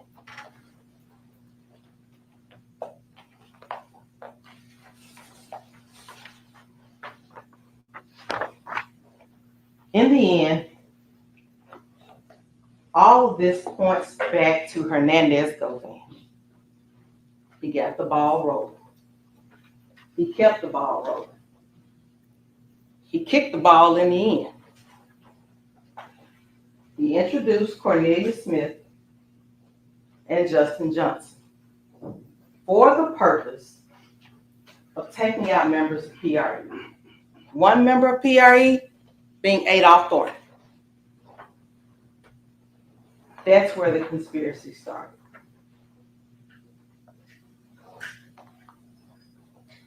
Again, all fingers point back to Hernandez Govan. Justin, Hernandez Govan. Cornelius, Hernandez Govan. Juke, as the defense keeps wanting to throw out, Hernandez Govan. And why I go to Hernandez Govan house after they commit the murder? Because that was comfortable for them. No one ever said these were the smartest killers. They didn't plan on getting shot. That wasn't part of the conspiracy. When we get shot, we're going to go here. But they'd already had the getaway car at Hernandez Govan house. So they originally met at Hernandez Govan house back in July. If they would ever meet up during the time of the conspiracy, from June of 2021 until March of whenever they were arrested, they would meet at Hernandez Govan's house. Want to go shoot a video? Go to Hernandez Govan's house. They're all in the video. Park your getaway vehicle? Go to Hernandez Govan's house. Park your murder vehicle. Hernandez Govan, that's the person. Now, why did they not go in? Maybe he wasn't there right then. Maybe he was like, someone went down, I'm getting out. Who knows? But we know what happened. We know where they went. We know that the murder vehicle was parked there. We know that the getaway truck that they used to get somewhere else was parked in front of Govan's house. We know that. Even Cornelius Smith told you, Cornelius Smith told you that Justin wanted him to meet him on the day of the murder. He wanted him to meet at Govan's house. Cornelius said he couldn't get over there. So Justin came and picked him up. Again, all of this going back to Hernandez Govan. As much as the defense tried to deflect and get you to choose different deflections, it all points back to Hernandez Govan.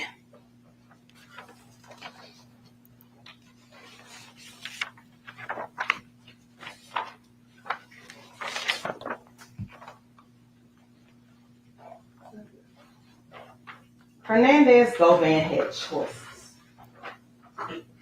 He chose to bring Cornelius and Justin together. He chose to encourage them to have a hunt, to go on a hunt.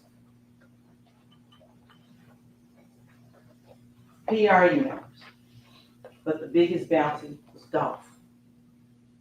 He knew that Cornelius had a drug habit and that he needed money. And he played upon that. He preyed upon that. And he put him together with someone who was just as hungry for him. Justin and Cornelius were put together by Hernandez Govan. He chose to ask each of them for a cut of the proceeds. He chose conspiracy.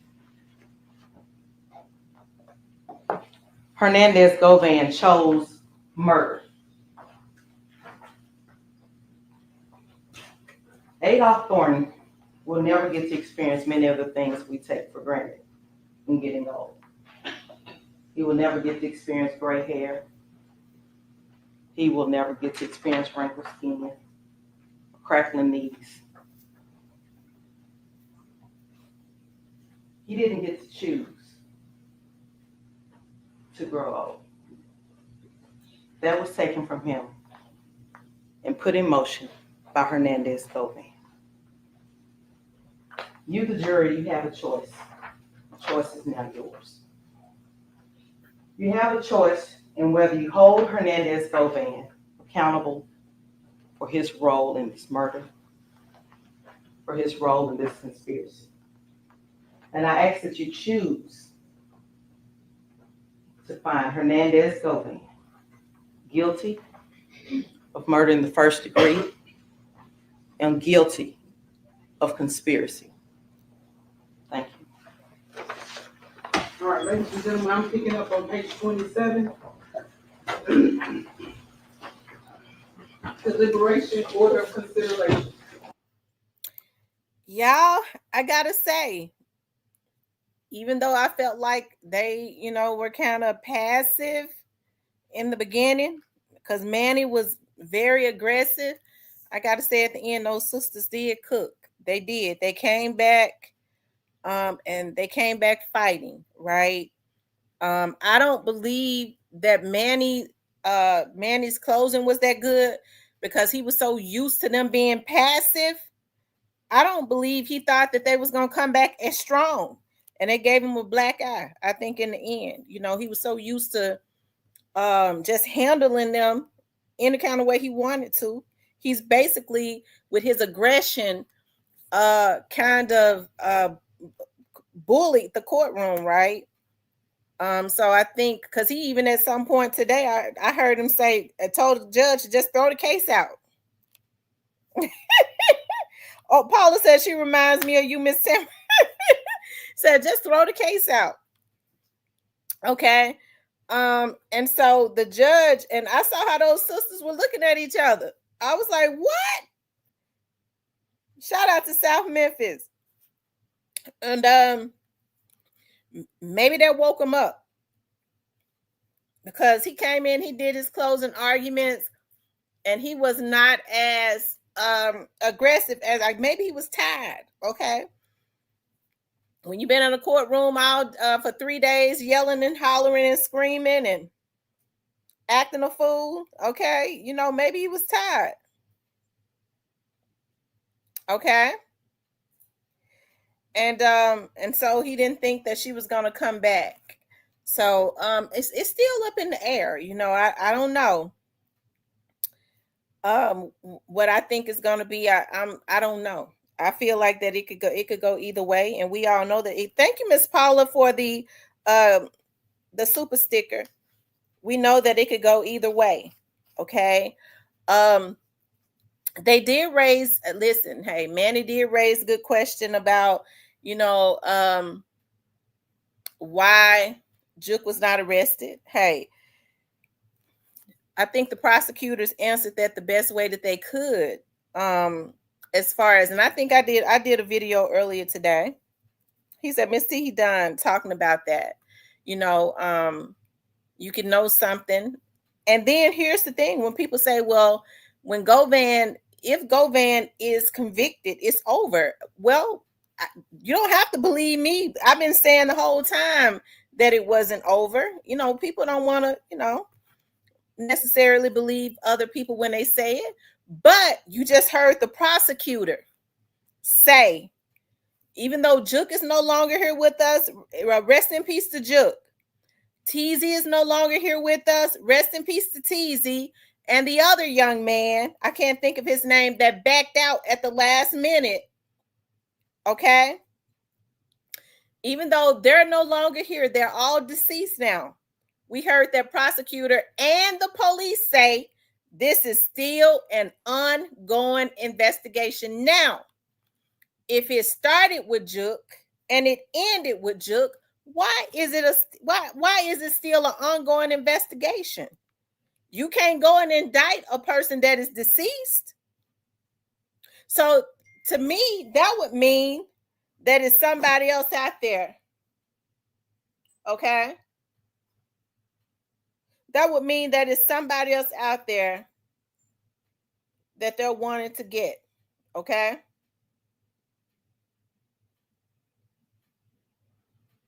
That's what that would mean to me. Okay? So what we do know is that whether Govan is convicted or not, even as we speak, even though he's in court, there is still an ongoing investigation. Okay? So it does not end here. It's not over. Okay? And so what we did see was Govan's attorney said, why isn't Juk and Gotti? How come they weren't arrested? Did he not say that in the beginning? He mentioned Juk and Gotti. He says, why are they not? Why haven't they been questioned? Or why aren't they arrested? Okay? No, CEO Bobby is still alive. There was another young man. Okay? So, I mean, you guys listen. Hey, we know that this thing is big. Okay, so the police chief said in the very beginning that their federal entities was working with them.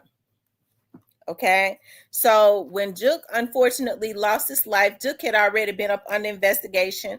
Manny told some lies now because he understood that they could not get into the federal part. So he just said, Juk. Okay. Had never been picked up. We know that Juk was picked up by the feds. We understand that there were people. Okay. There were people that wanted young Dolph unalived.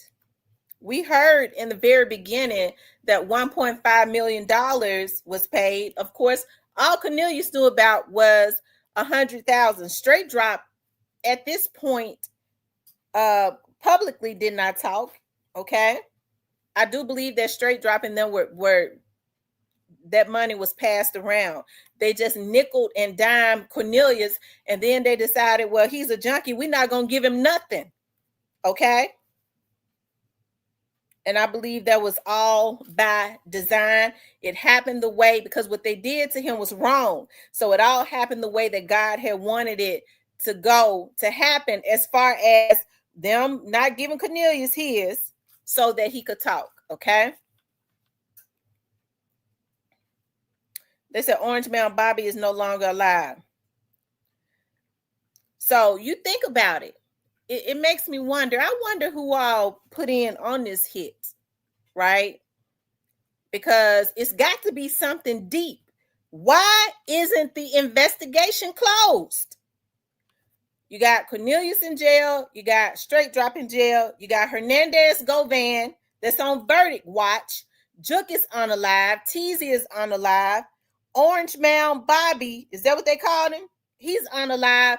Why isn't the case? Why did the investigator and the prosecutor say it's an ongoing investigation? Why? If it started and ended with Juk, and they can't go and dig Juk up and arrest him. He's not here anymore.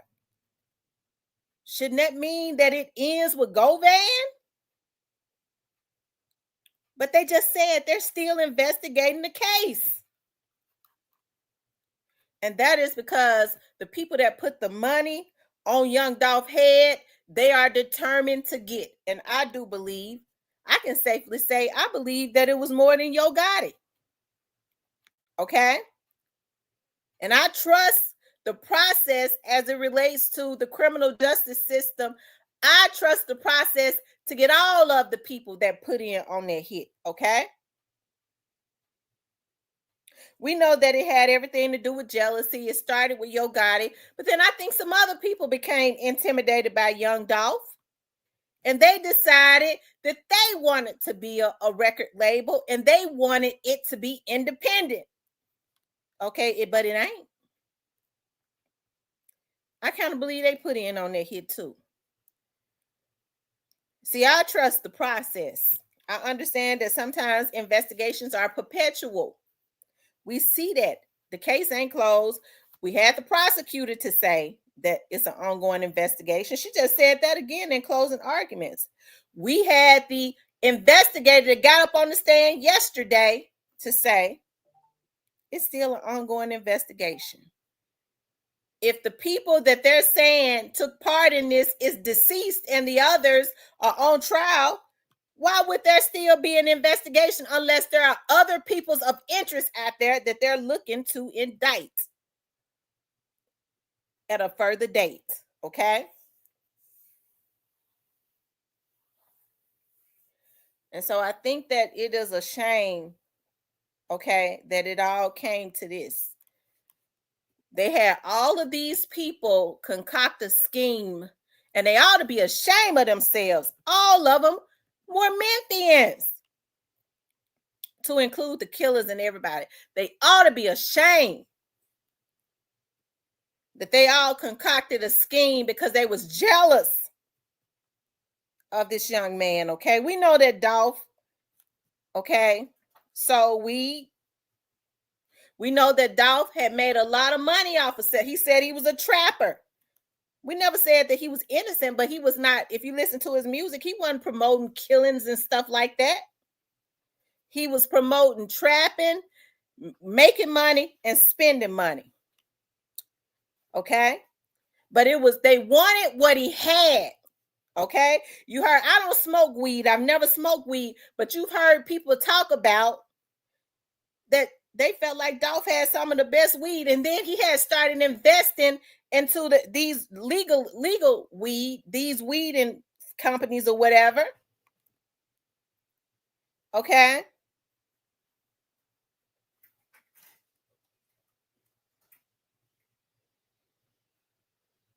Okay. Miss Tanya says God may have had hand in that part, but no parts in these deaths. Right. And so we know, what we know is that when young Dolph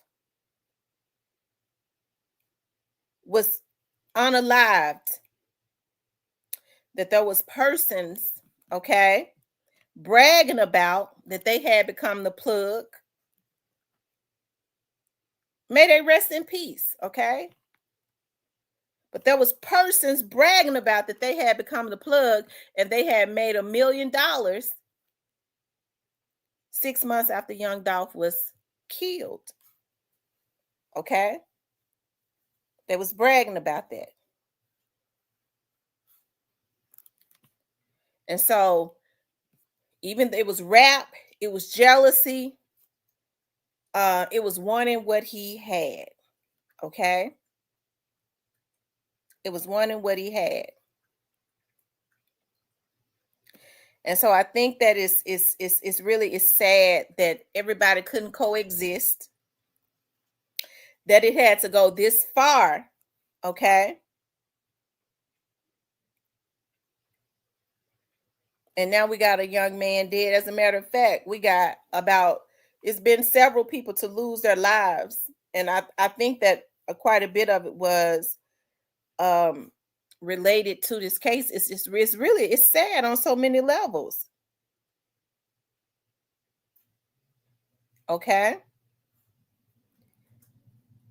Octaviano, I don't know. Why didn't he leave him alone? Obviously, it was something.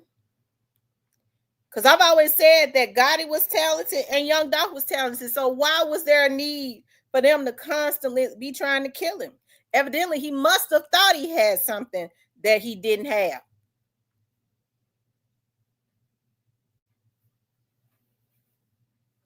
Okay.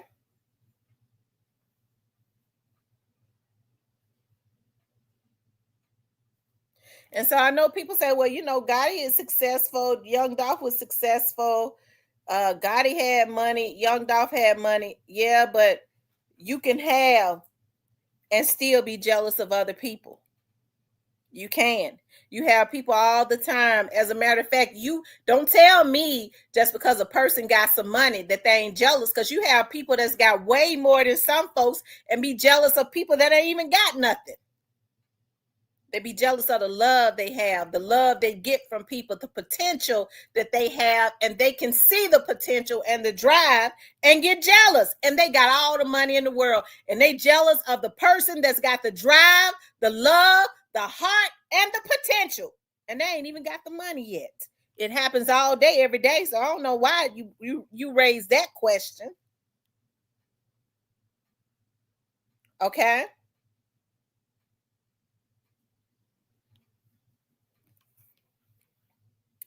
And so now we got Hernandez, Govan.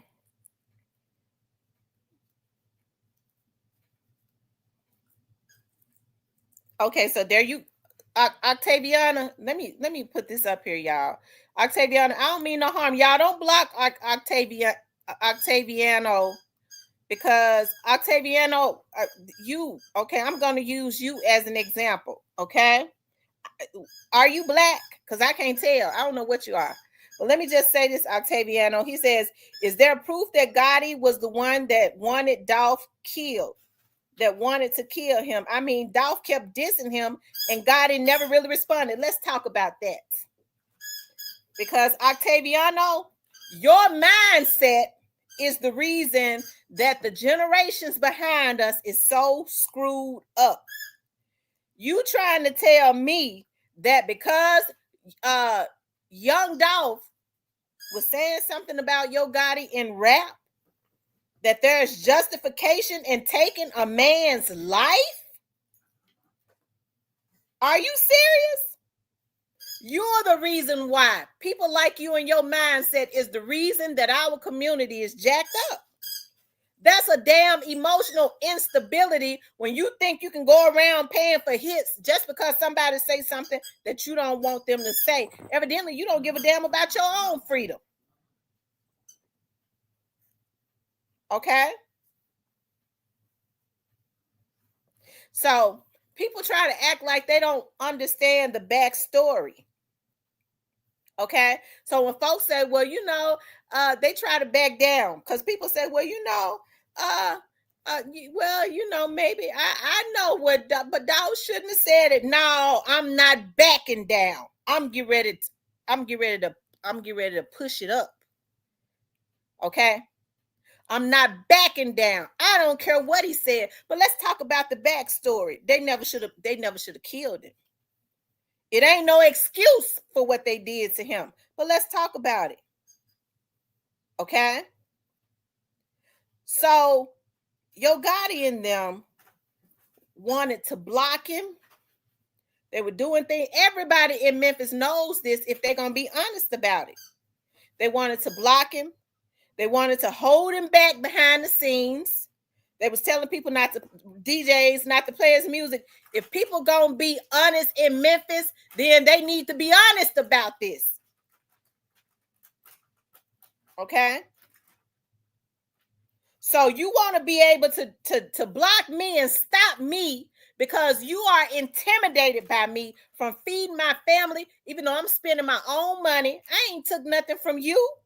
I just decided that rather than be up under you, I'm going to build my own legacy for my own kids. So you want to be able to be in the background and do shit to me that you think people don't know about.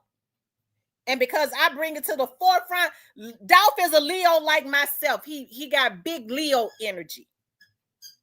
Now, what I'm getting ready to do is I'm getting ready to bring it to the forefront and talk about it and let everybody know what you're doing. So now they mad. Oh, well, he should have just stopped talking. No, I'm supposed to let you, because you know more people in the industry, go behind my back, try and block me from being successful and say nothing. So what Young Dolph did, come here, give me that toy because I can't take it myself. So what Young Dolph did was He brought it to the forefront. He embarrassed them. He started talking about it. He put it in his music and ran it up. People was listening to it. People started to see, oh, okay, they really is messed up about this boy. Now, if he had put it in music and it didn't go up, they never would have said a word. They would have laughed at him. They never would have had the need to even kill him. They wouldn't even care what he said. They would have called him a local. They wouldn't have even addressed him. But because he was successful, he had his own money to put into his music, his career, they became jealous of him. Okay? And here's the thing, y'all. It's happening all day, every day. Not just with young Dolph. When people have that green-eyed monster, that jealous demon in you, the first thing they try and do is they try and ruin your reputation. Okay? The first thing they try and do is stop you. When they can't stop you, they try and ruin your reputation. Okay? When they can't ruin your reputation, they'll start trying to block you. That's the same thing as stopping.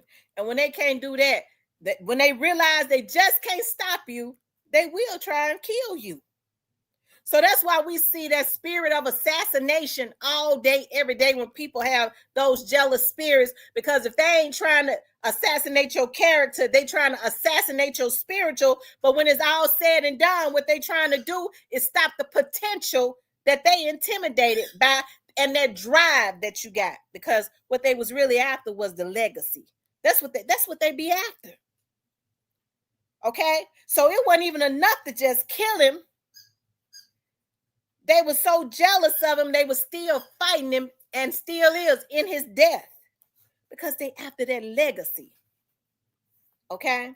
And so, I mean, nobody is going to ever make me feel a certain way by getting on here saying that they was wrong, because there was another way. Yo Gotti is an accomplished rapper. He's talented. He has a distinctive sound, and he had built up an audience for himself. Okay? So there was no reason for Yo Gotti and people in his camp to continuously try and kill this man. It was unnecessary. Okay? And so it all makes sense what Cornelius said. Okay? When they asked Cornelius, well, Yo Gotti, he said, well, Yo Gotti is wealthy. He could have, how come, you know, he didn't have to come to Govan. He could have just hired, you know, some professionals, right? And you know what Cornelius said? He said, well, they said they didn't, or he could have got some people around him to do it. He said that they didn't want people in their camp doing it. Okay? They didn't want people in their camp doing it because they had already failed at it several times. Okay?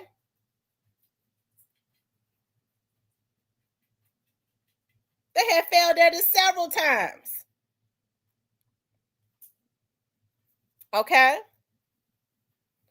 And so I think it's sad. Get who, Bruce? Get who? Who you talk about? Bruce, who you talk about? You said get her, get who? Tell me what you mean by that.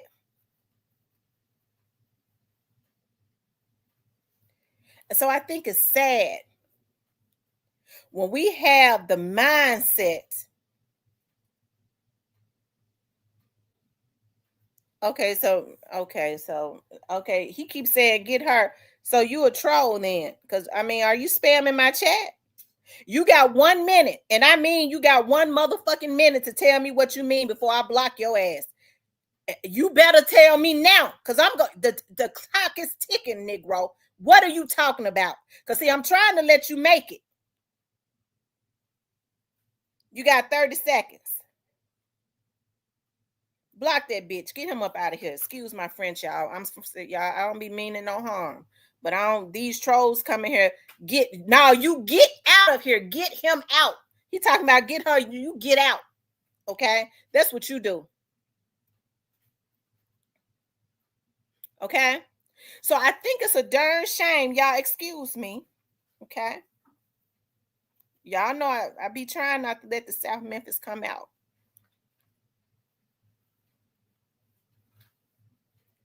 But I think it's a darn shame that this happened. Okay. And so what's scary to me, y'all, this is what's scary. When we see people, okay, that try and justify what they did, there is no reason to kill a man because of jealousy. Okay? There's no reason to kill a man because of jealousy. And that's what it all boils down to. Okay? I think it's disappointing. Y'all hadn't heard me say a lot about Govan. I haven't really said a whole lot about Govan. I haven't. Other than I never believed that he was the mastermind. Okay? And he's got a chance of getting out. Okay, I saw his attorneys out there today, and they were celebrating as if he already had, like they've already won, kind of. But I think it's a shame that Govan, being the exact same age as me, okay, did not try and redirect these brothers. Okay, Big Jook should have never been able to come to him and talk about no damn hit or get nobody for no hit, because regardless of what he say, it happened. Okay. And see, this is what I'm talking about when I'm talking about these men. He says he's very methodical.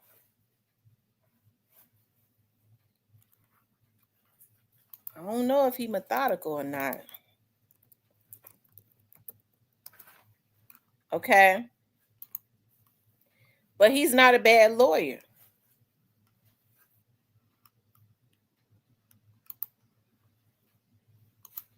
He ain't no bad lawyer.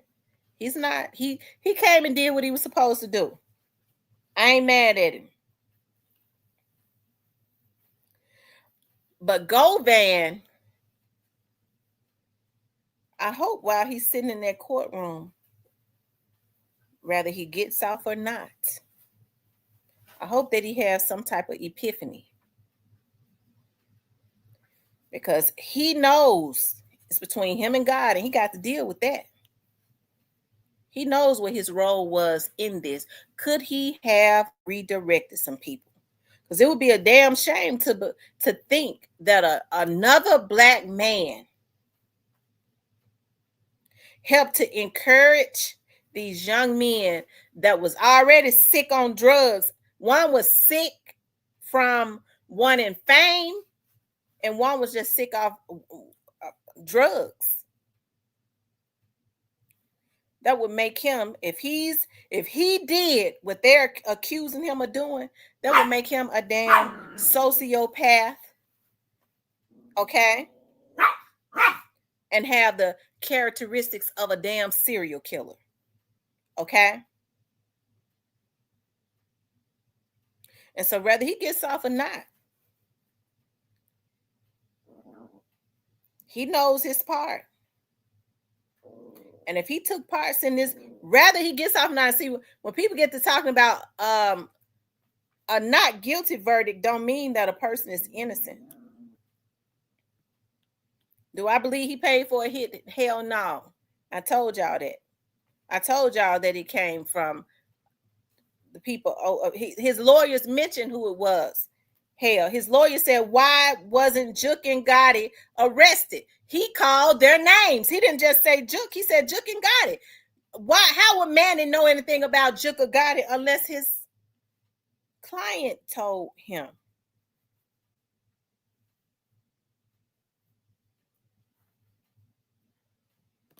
And so, y'all, it's that type of energy that's still out into the atmosphere. Yeah, Manny told it all.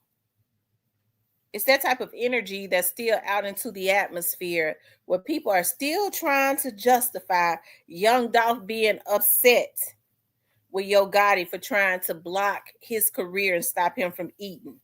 Because I'd feel the same way that Young Dolph felt.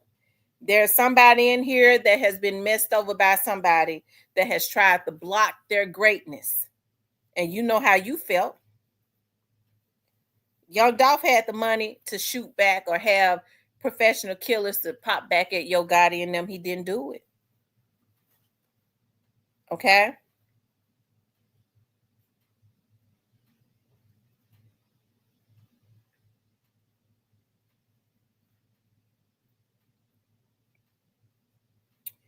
He's got civil liabilities and street justice to face if he walks. What I believe is Memphis Police Department has in on it too. Well, I mean, yeah, a lot of people feel indifferent about the police department. I'm not mad at them about that. You know, you have a lot of people that genuinely, because of whatever their run-ins have been with the police, some people just don't trust the police. Okay. A lot of people feel like they did have the evidence. Okay. I did a video earlier today and I explained to y'all why I feel like Juke had not been gotten. Okay. He said rap and street shit don't mix. I don't know if he will get off or not, but his health is surely declining. It wasn't worth it. Rest in peace to Doc. Yeah. I mean, and then look, Govan is a young man. And we see that he's lost weight. We see the stress and all of that. It definitely was not worth it. It wasn't worth it. And we see, when things of this nature happens, who is it that's with you? Okay, it's normally just your loved ones. That's it. It's just your loved ones.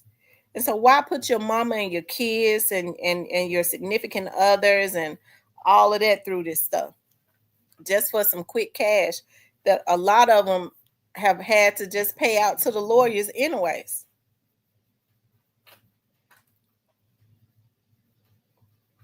They said CMG paid for the lawyers in all those cases, though, with the money that they got. Yeah.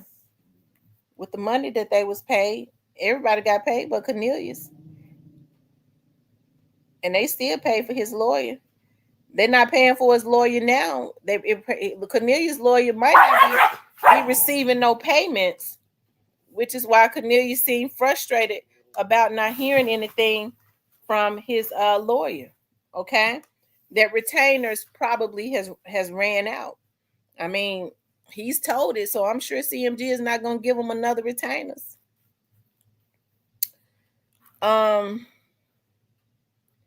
Joe Free says Govan looked like he's 75 years old in the face. The streets are done with Govan. Hold on. Cypress asked me, can he come up? Cypress, I'm ready to send you the link. I got so into what I was talking about. Y'all know how I do it. Y'all, I'm gonna open the lines up, and I would like for you all to call in and tell me if I could find I just had the phone. I would like for you all to call in and tell me what you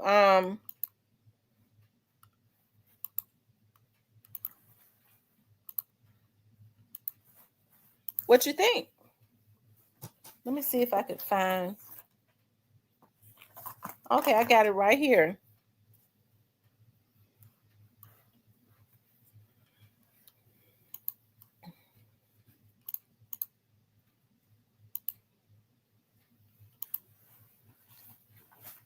Okay, let me put the number up. And I want to know what you all think. Okay, tell me what's on your mind. What do you think about this case? Do you all think that Govan is going to get off? Okay.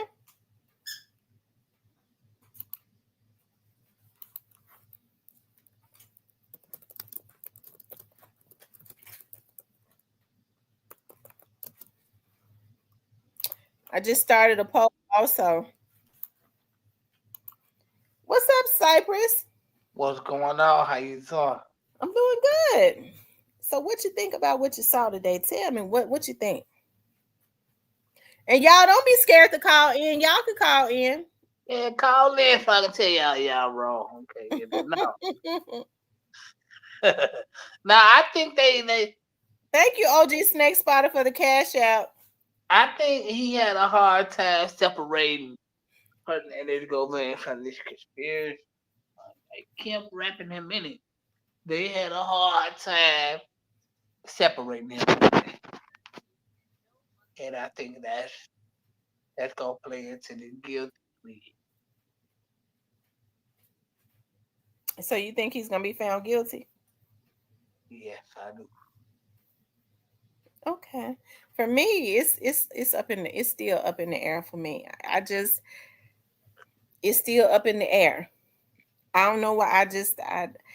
This is one with Justin Johnson. I knew, but this is one that I don't know, because they could find him guilty on a lesser charge, like the after the fact. Yeah. But I mean, I don't know how he could get past that conspiracy either, because Cornelius made sure he said, I knew none of these people until Govan introduced me to them. Yeah, and that wraps him completely back into the conspiracy. And I think Manning wasn't able to get him out of it. And that's going to play into guilty of conspiracy. Hi, this is Tamara. Hey, Tamara. Hey. This is what I think. But Govan, he got access to everybody who killed dogs. If you get what I'm saying, he got all the telephone numbers. If you get what I'm saying? Yeah. So he knows more. I'm saying, how do you know all this and know all that if he's not involved? He knows too much for not to be involved in nothing. Right. But he never said he didn't know Cornelius. He never claimed he didn't know Chuck. He never said that. So he do know. He knows more than what he put out. He just backtracking. And his lawyer is strictly in he's deflecting. That's all he doing. Mm-hmm. His lawyer is everything. Because he blacking on everybody but dude. I mean, he's saying about the car wash, he all over the place. In his heart, he knows his client is guilty. He knows it himself. Right. And he knows that. He knows that man should walk that man was to be killed. He knows that. Yeah. Because why you so mad? Why you getting the tail? Why you getting the message told? The police department told in the judge told if your client is so right. You ain't got to do all that. If your client is right. But he never let him stand and say, man, I don't know Cornelius. Right. He never said, I don't know Big Chief.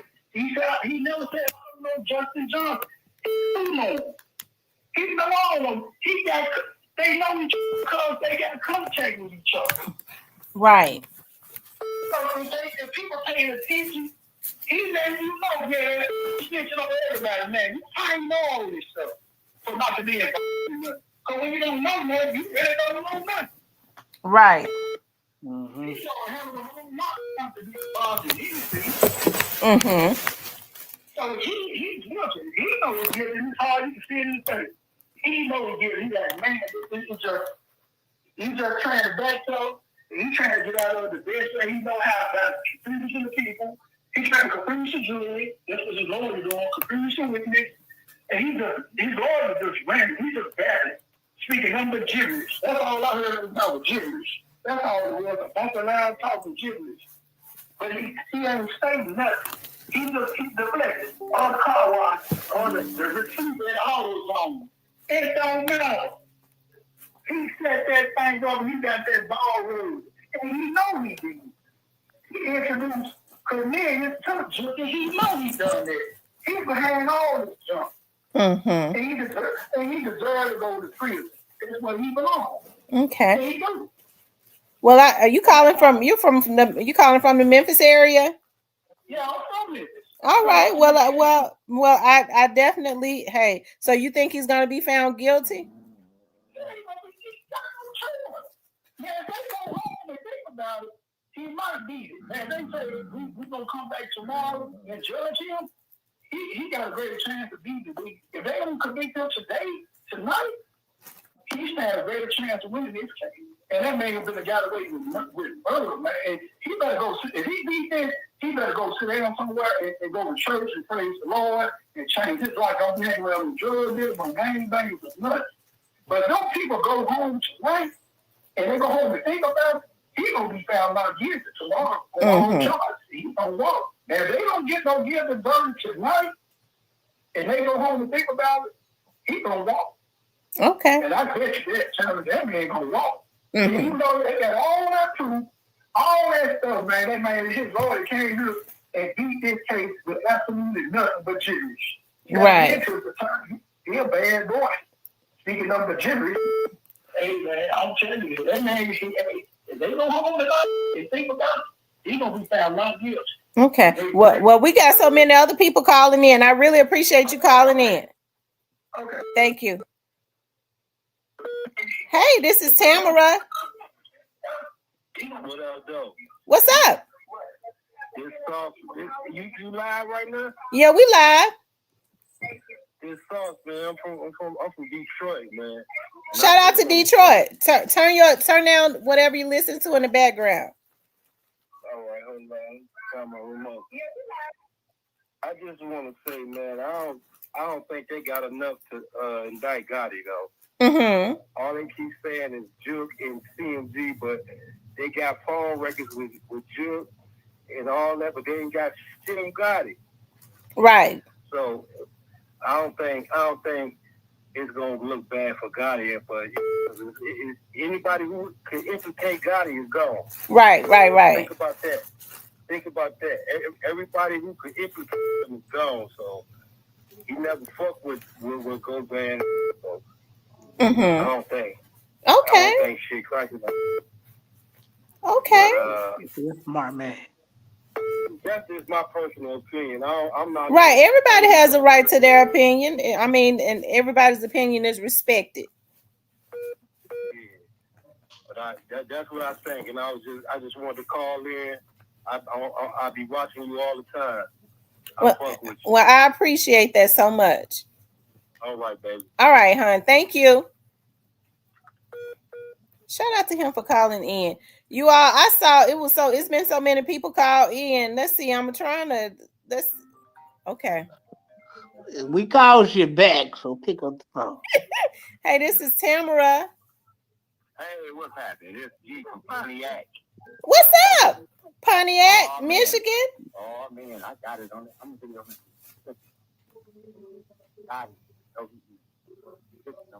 Your phone is real low. Okay, listen. Gotti in on it. Don't nothing go back. No corporation, no business, no nothing through number two without number one knowing it. Because number two could ruin the whole business. Why would he take that risk? Do that. You cannot do that. You always got to go through number one. Number two is never number one. And right. That's all I got to say. Well, thank you, hon. Bye. Bye. Good night. Hey, this is Tamara. You're on. I'm Tamara. I'm Cypress. How you doing? I'm trying to on somewhere, and I just got a funny feeling that Govan is cooked. He's done. Okay. And that's just how I feel. And you think he's going to be found guilty? Yes, ma'am. Okay. Yeah, I just got a funny feeling in my spirit that he's going to be found guilty. Okay. And I'm hoping he do be, because it was just so funny how everything worked out. It was just bad. He's going to be found guilty. All of it was just bad, and karma going to set in and send him to jail. Yeah. Okay. Thank you. Well, thank you for calling in. Sure. Bye-bye. Shout out to everybody that has called in, that is calling in. Y'all make sure y'all hit the like button. I'm trying to call people back that called in. That was let's see.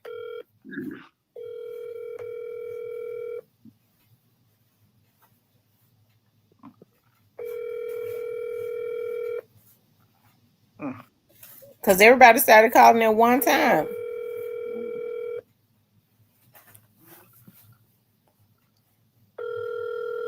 Okay.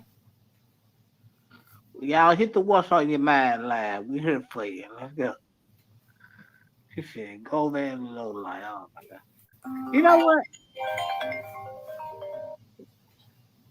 Hey, this is Tamara. Hey, Cameron. Hey, Queen. How you doing? I'm great. How about you?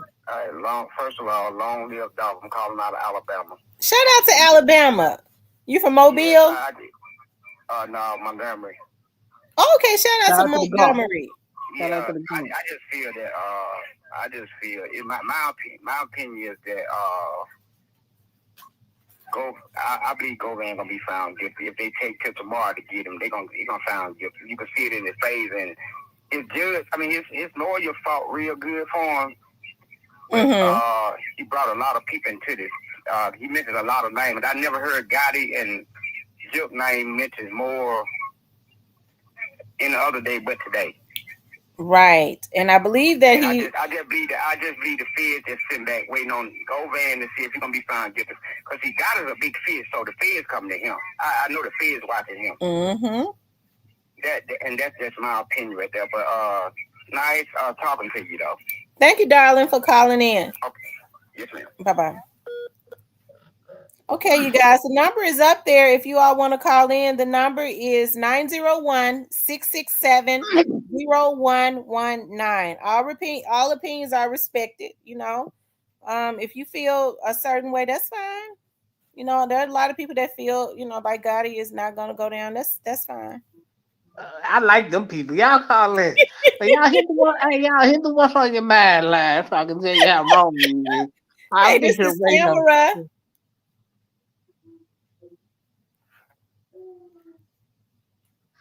Hold on, the phone's still trying to pick you up. The person that's call, I'm gonna hang up and call you right. I'm gonna hang up and call you back. Oh. Shout out to Alabama. I love Alabama. Hey, hello. Hey, this is Tamara. Hey, how you doing, Miss T? I'm doing really well. Thank you. Yeah, I wanted to. Manny kind of put up a good fight, especially with the angle, just because you know, Govan selling pills to Justin, so he was trying to make it seem like he was just, you know, trying to get pills or whatever, and Cornelius. So it was kind of choppy first, but I think when the fall records came out, I think it kind of proved the case. So I think he's going to be found guilty. You think so? Yes, I think so. Okay, well, because I'm still up in the air too. I'm kind of like, Lord, I don't know what's going to happen. But a lot of people are saying that they feel like he is going to get found guilty. I think, if you ask me, I think that the prosecutors did have quite a bit of evidence, but I think that Manny did do a good job of trying to poke holes in that. Yeah, he did. He really did. Yeah. But I think he's gonna get found guilty, or they maybe a lesser charge. Maybe that's a probability too. So. Yeah. Okay. Well, thank you, darling. I appreciate you for calling in. What part of Memphis you from? I'm in Raleigh. Shout out to Raleigh. Shout out to the Murray. Shout out to the Murray. What? Wait a minute. What you say now? Because Cypress already throwing up because that's north. What you say, Cypress? I said shout out to the Murray.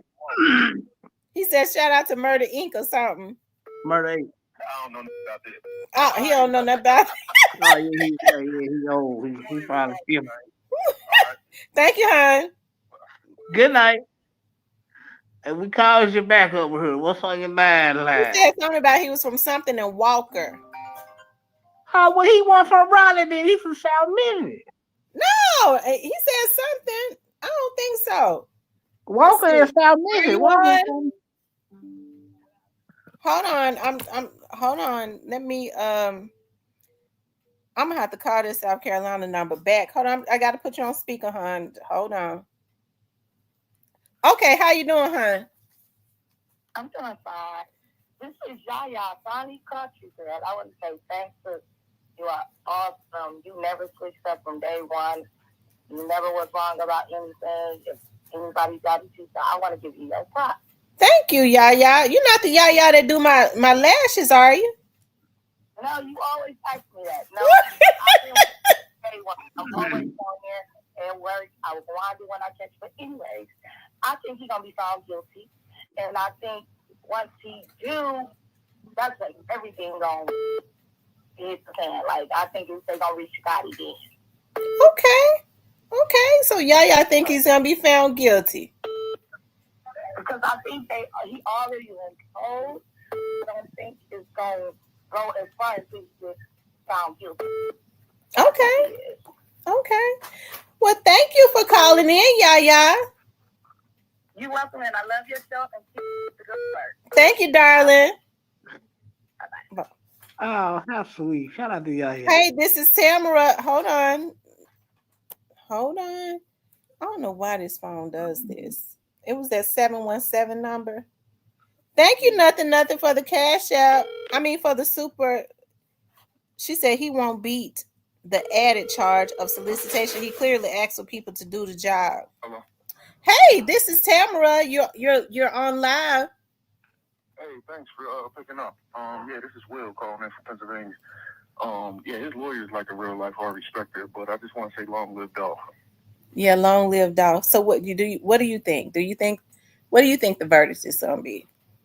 Oh man, I don't know. I don't want to see nobody go to jail, but I think everybody responsible need to pay for it. Mm-hmm. So anybody that had their hands in it, anybody that had their hands in that dirt, need to face. Okay. That's it. All right. Well, thank you so much, darling, for calling in. Thank you. All right. Hey, chocolate. Hey, this is Tamara. You're on live. Did they hang up? It was a Memphis number. I guess they did. They got shot. I don't think nobody from Memphis shot. Thank you, nothing for the super sticker. You don't think I'm shy? No. Hey, this is Tamara. You're on live? Oh, okay. Hey, JD, you got a lot of static in your background. I'm gonna need to call you back. I'm in the truck and then connect to my headset. Let me call you right back. Okay. Shout out to JD. He always call me, ask me about Tamara, what you think about Trump? I gotta call this person back from us. I believe this is South Carolina. I don't think they got through. And they was every time somebody would get in when they would call in. Hey, did you just call from is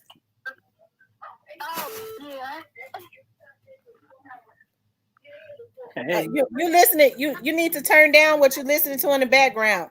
You're getting a delay. Oh yeah, my grandson and I was tuning into your YouTube channel. I really believe he's going to be found guilty. Okay. Do you think that do you think that they had enough evidence? I think so, because people kept calling his name, you know, and he was associated with them. I just feel he's going to be found guilty. And if he's not found guilty by the people of the court, I believe the streets might find him guilty.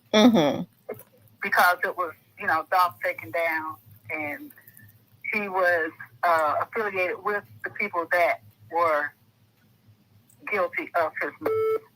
Okay. I just feel like that. I just feel like it's a lose-lose situation. Because he might just have a ticket now. Hopefully he don't, but I just feel like he might have a target, being so the people who were involved with it. Okay. Well, where are you calling from? Charleston, South Carolina. Oh, Charleston, South Carolina. Shout out to Charleston. Yeah. All right, hon. Well, thank you so much for calling in. All right, thank you. All right. I had about 2-3 people call. Let's see. I'm gonna call this person back because they called several times. Probably JD.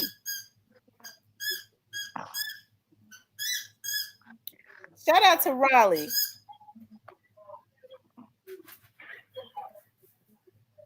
Hello? Hey. Hey, did you just call? Can you hear me? Y'all can hear you now. Yeah, I did call.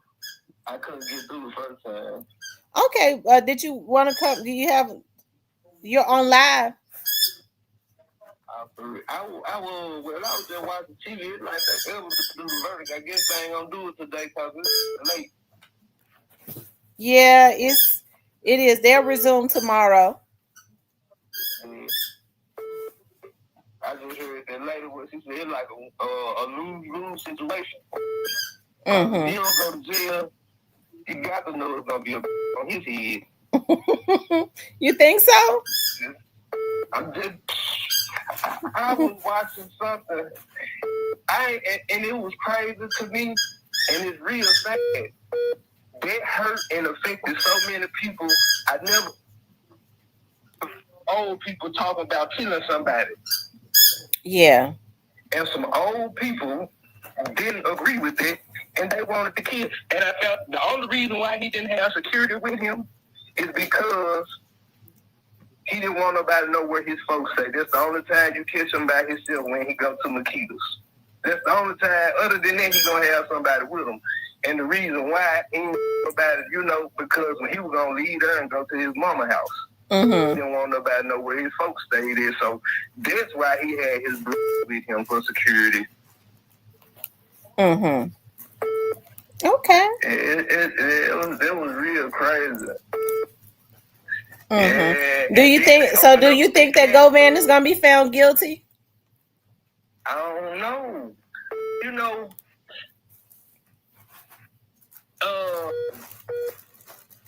The only thing I can see is them dropping the charges down. Okay. That's the only thing I can see. I don't see him getting away with it. Okay. I don't. Well, do you think that he was involved? Do you think he was? I mean, like, it's too obvious.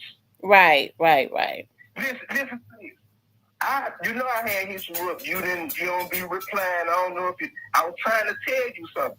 Listen to this. This is gonna blow your mind. You know the song. Don't play with me, play with your bitch. Yeah.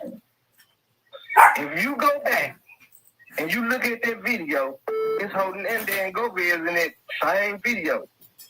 Hernandez, Govan, and Doss video? Yeah, no. He got a Gotti look-alike, right? Right. He got a Zook look-alike. Okay. And he got a Hernandez look-alike. Oh, I didn't know that. I didn't either. Somebody just told me about it. I didn't know. And so I went back and I looked at it. I was like, oh, man. And then, not only that, Orange Mound and Castaic right next door to each other. Right. Everybody in Orange Mound know everybody in Castaic. Everybody in Castaic know everybody in Orange Mound. That's true. That girl at the cookie shop, she lying. She lying about what? What's she lying about? Not knowing. She know Gotti and Zook. Are you talking about the girl that was at the cash register? No. The other one, what's her name? I want to say Raven. Mm-hmm. Is that her name? Yeah, that's her name. Yeah. She know. If she don't know Gotti, she know Zook for sure. Okay. And so she know Zook, and then her mom and dad know Doss. Mm-hmm. It was a setup for him to go to the cookie shop. Like I said, they knew that's the only time he was going to be by himself. That's the only time he don't have security. Mm. All right. Didn't he say, we was on our way to Westwood, and we seen dog ride past us. He did. He said it. I don't believe that. Okay. And it could be true. I just don't believe it. Mm-hmm. It could be true. I just don't believe it. Right. And I feel like him going to the cookie shop was a setup. Because they say he wasn't going up there to get no cookies. Okay. Well, me and you're going to have to continue this conversation on Facebook because, I have a lot of calls. Yeah. Okay. All right, I'll respond to you later. All right. Y'all make sure y'all hit that like button. I had about 4 more people to call in. Let's see. Somebody called from Nashville. I'm calling that Nashville number back. I had 3 more to call. Nah, I ain't sleep. I'm just chilling in the cut. Y'all let me be sleep. All right, Nashville. I tried to call you back. Oh, that ain't that. What's up? What's up? How you doing? What's up? I was just getting ready to hang up. Yeah, I'm here. So, man, honestly, I wanna say that his lawyer did a good job. He did. Hernandez's lawyer did a good job. He did. And, he brought up a lot of reasonable. I paid attention to the case like in detail, because I've been off road, so I just been looking at everything. And I mean, just a couple of PowerPoints like that I noticed. Even with today, when they had the guy like that process the car, and when his lawyer was talking to him, and he was like, "Well, did you find like any bleach, any cleaner, like did they react? Like did it react to show like that anybody wiped down the car?" And he was like, "Nah, I didn't find anything like it." So under oath, if I said that I did that, and you came over here and basically that you came up here and said that you didn't find it, that basically I'm lying. And he was like, "Yeah, you'll be lying." And then another PowerPoint that I paid attention to was the phone records, and he kept making it clear, like, "Hey man, well, he haven't talked to these people in like 2 weeks. It was 2 weeks since he talked to them, like even like before like the hit took place and stuff like this." So he brought up a lot of PowerPoints. Let me ask you something. Do you believe that Cornelius was a shooter? Oh, absolutely. Absolutely. Do you believe Cornelius when he says that Govan brought him in? I do believe it. I do believe it, but at the same time, it's gonna be hard for the jury to believe it. I mean, because he was a junkie, and you can't take a junkie serious. Well, then that means they need to let him go because he might not be the shooter. Because I can't believe that he was the shooter and nothing else. He says that he was the shooter, and because if I admit that I was a shooter, I admit I did the ultimate. I mean, why would I lie about anything else? I'd be trying to lie about being the shooter. I absolutely believe that he was involved in. I mean, it's beyond a reasonable doubt that he was involved in. I mean, with all the stuff, even with straight drop, like, right. I didn't even realize. I don't think like that the mass of the people realized how much evidence that they actually had, and it was shocking. It was like, damn, like they really like crossed their I's and dotted their T's. They tease with straight drop, but I just don't know about Govan. Right. And then like his lawyer's from out of town, so like he don't have to rub no shoulders with nobody. Like he could really play foul ball. Right. You saw he called everybody in Shelby County stupid. Yeah, like he could really play foul ball, and it was just so many things that I noticed about his lawyer, like with the guy with the phone. And he was like, they did phone records, and even when he was just like, okay, well, you keep saying that y'all went that the receipt from AutoZone. He was like, why didn't nobody go down at AutoZone? Why didn't nobody go to the car wash to get the the footage to prove these type of things? Like, man, I ain't gonna lie, he's very arrogant, but man, he a dog. Mm-hmm. He a dog. And he makes you think twice about a lot of things. So right. What I'm thinking is, I'm not gonna even lie to you. I really think he does. I think he has a slim chance of walking, but he's going to get convicted on lesser charge. That's what I believe. Okay. I believe he's going to be convicted on lesser charges. it's just, I mean, his lawyer brought up a good argument. Like he came there to fight. Like he came there to fight. And it's because he know when all this is done, he's going back to his state. He don't gotta play. He ain't gotta kiss ass with nobody in Tennessee. Like he's strictly doing his job, and he's going back to Georgia or wherever he's from. So like he came to fight.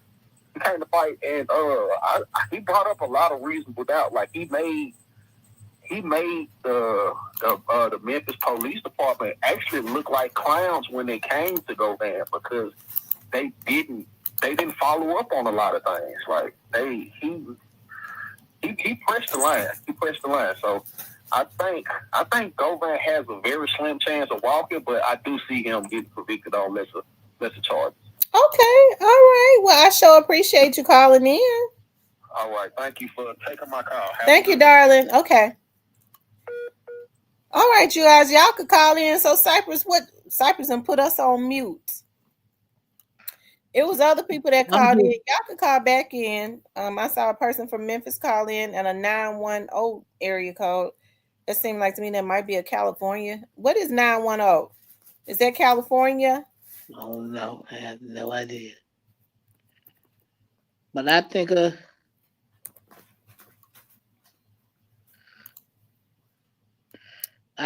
gonna get convicted. It's North Carolina. I think he's gonna get convicted. You think he's gonna get convicted? Yeah. You think he's gonna get convicted on the more serious charges? And then I don't know. I think he's gonna get convicted.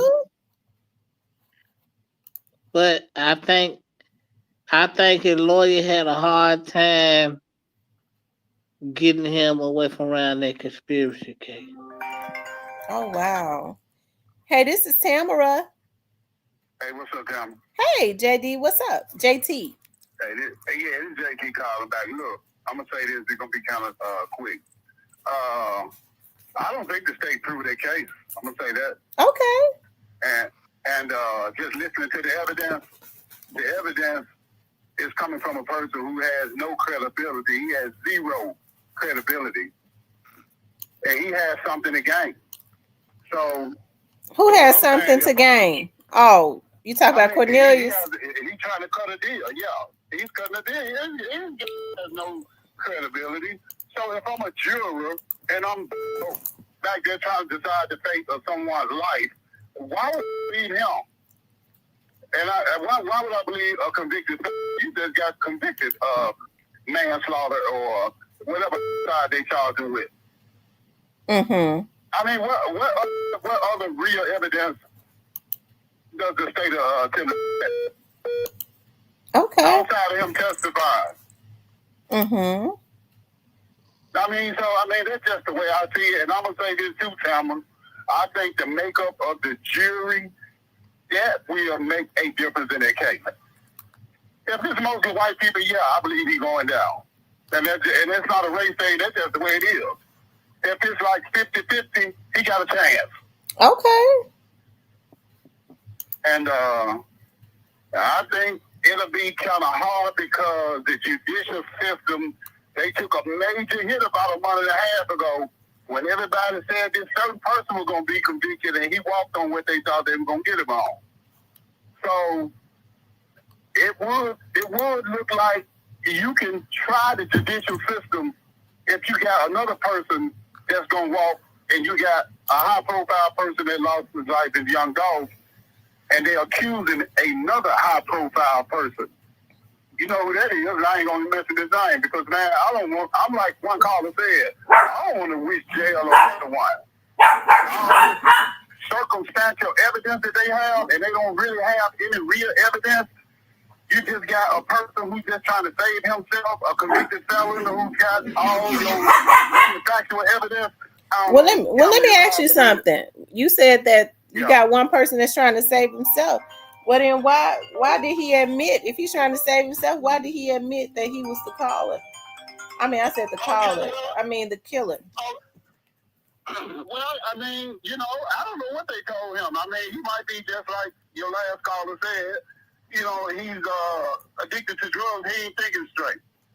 You know what I'm saying? It ain't no telling. You know the police. Well, if that's the case, then they need to let Cornelius go. If he's a junkie and he's not credible, that means he's lying about even shooting dog. They need to just let him go. Well, like I said, Chalmer, it depends the makeup of the jury. If all those jurors are white people, yeah, I think he's going to jail. If he got a 50-50 makeup of the jurors being black and white and men, he got to change. And that's it. Okay, all right, hon. Thank you. All right, thank you. Thank you, darling. Bye-bye. Hello? What's up, cousin? What's going on? I don't know, but we on live right now. All right. That was April right there. Hey, chocolate. Leave my cousin alone. My dog. Y'all make sure y'all hit the like button for me. Okay, make sure you guys please like, share, and subscribe. Also, I got a campaign going on. If y'all want to support the channel, hit the super chat or the Cash App $ Real Talk with Tamara. Okay, $ Real Talk with Tamara. That one mean chocolate woman there. Thank you, Miss Johnson, for the Cash App. Mm-hmm. Hey, this is Tamara. Hello? I guess they hung up. They want to play. Somebody called in from North Carolina. I think they just want to hear you cuss. I ain't cussing nobody out today, have I? No. I think I've been real good. I ain't cussing nobody out. I feel like you want to cuss somebody out for the weekend. No, I'm not. I've been doing good. That don't mean it can't go bad.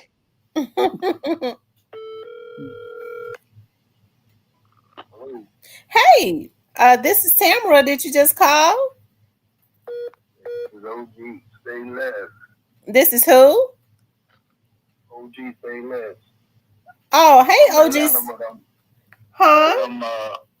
But I'm calling out of Fayetteville, North Carolina. Okay, shout out to Fayetteville. All right. So, how you doing, Black Queen? I'm doing really well. What you think about this case? Well, I mean, this case is on a trick bag from the start. You understand what I'm saying? Okay. And for the life of me, I can't understand how that Marcus ended up shooting at the guys and everything, and he never got a chance to hit this man and leave a case. You know what I'm saying? Well, the DA explained that why, because he explained that psychologically it totally messed Marcus up. So I mean, I missed the part when I thought like toward the end of the trial today that Govan was going to stand and testify. He got up there, but he decided he wasn't going. His lawyer made sure he said he advised him against it. Oh, okay. I think he had to break. Mm-hmm. Yeah, but I mean, as far as whether he's gonna be found guilty or not, I mean, after the Tyree Nichols case, mm-hmm. I mean, message is fucked up. You know what I'm saying? I mean, I can't understand how they could find those guys. They straight up murdered him, and they did it on camera. You know what I'm saying? Right. I don't know. That was the jury. I don't know how they did that. I don't know why. Yeah, that's what I'm saying. So as far as Govan goes, I think it's like right now, like a 60-40 thing. You know what I'm saying? Mm-hmm. So you feel like, do you think he's got a better chance of being found guilty or not guilty? Like I said, 60-40 in favor of guilty. Okay. Okay. All right. Well, shout out to Fayetteville. I got other calls coming in. I definitely appreciate you calling. I got one more thing to say. Okay, go ahead. As far as Gotti goes, Gotti already been convicted. I mean, if you got all that money and you can't come to your own city, without keeping your head on the swivel. You already been convicted. That's all I got to say. All right, thank you, darling. Bye-bye. Cypress, what you get mad about? He telling the truth? You He telling don't believe it. He don't believe it. Huh? I don't think he believed it. He telling the truth. He can't come to the city without keeping his head on swivel. You should go anyway. Whatever, Cypress. Hold on, I'm gonna call this person. I think this Steven. I got. What you want, Cypress? Oh my God. No, I ain't the one. But anyway, how's everybody doing? Everybody doing pretty good. I guess we do not say. I ain't gonna make this long. I don't know what's circumstantial about that wound situation, or the receipt from AutoZone, or the fingerprint on the car, or the gun, or the video. I don't know what's circumstantial about that. I'm using my common sense. Like he gave himself away when he said, "I don't wish jail on anybody." So that's basically what you meant. Like nothing was circumstantial about Cornelius. A person is gonna lie on other stuff. They don't lie saying I took some person out. So there's nothing circumstantial about that. We will have a verdict likely by 11 o'clock tomorrow. Mm-hmm. I mean, and the sad part is that this is dividing people because they made it a race thing. It's two black men in this. Cornelius Govan and with Dolph. There's the two black men that got to do any other race. I would hope that by now people would say, you know what? I may not rock with Dolph, or I may not have heard of Dolph, but it's wrong. But unfortunately, we have a lot of black people who don't think that way. That's why. And the jury can be all black. It doesn't matter. Wrong has no color. Wrong is wrong. Right. So the jury, it ain't got nothing to do with nothing else. I'll say this. I hope they find him guilty. If they don't, I'll be a man of my word and apologize. I just think that they're going to find him guilty. I'm glad the judge added more charges. That makes it easier to convict him. I wish jail on people. I don't wish death on you, because when you're in prison, you got a chance to change it to rehab. Once you're gone, you're gone. So he got to go through this, and the state is not done. This is far from over. Right, because they even said it, and I tell people a not guilty verdict does not mean that you're innocent. I think people equate being innocent with not guilty. That's not true. Yeah, and not only that, like I said, there are more trials because like his own lawyer let it out. So if Govan was so innocent, how come he got proffered? How come he had a bond? All this, like people can't answer a common sense question. Who did the jury want to know about the proffer on? Cornelius. Okay. But it don't matter. Like Cornelius told the truth. Like people can say what they want to say. He told the truth. Cornelius is going to prison. He understands it. How long? We don't know, but he's still going. This man is making it right. He's off the drugs, and he's doing what he needs to do. I don't understand why any of that has to do with anything. Like, okay, say you don't believe Cornelius. Cornelius had a proffer agreement? Yeah. Yeah, he signed a federal proffer. They said that in court. Manny Aurora asked him. He said, he pretty much told him you signed a federal proffer. So I didn't know. Well, I kind of figured he would, but I didn't know he did until they confirmed it. But he did sign one. Okay, for the federal. Oh, thank you, I Rock Jays. Oh wow. And it was just one of those things. Like Angela, all these people lying, but when they told it happened, like Abney's lying, that video was lying, that car is lying. Dolph, I guess Dolph is alive somewhere. Like these lying. It's not Cornelius versus Hernandez Govan. It's the Tennessee versus Hernandez Govan. Everybody ain't lying. Not everybody. Those text messages and calls, that's not it's up to the jury to believe it.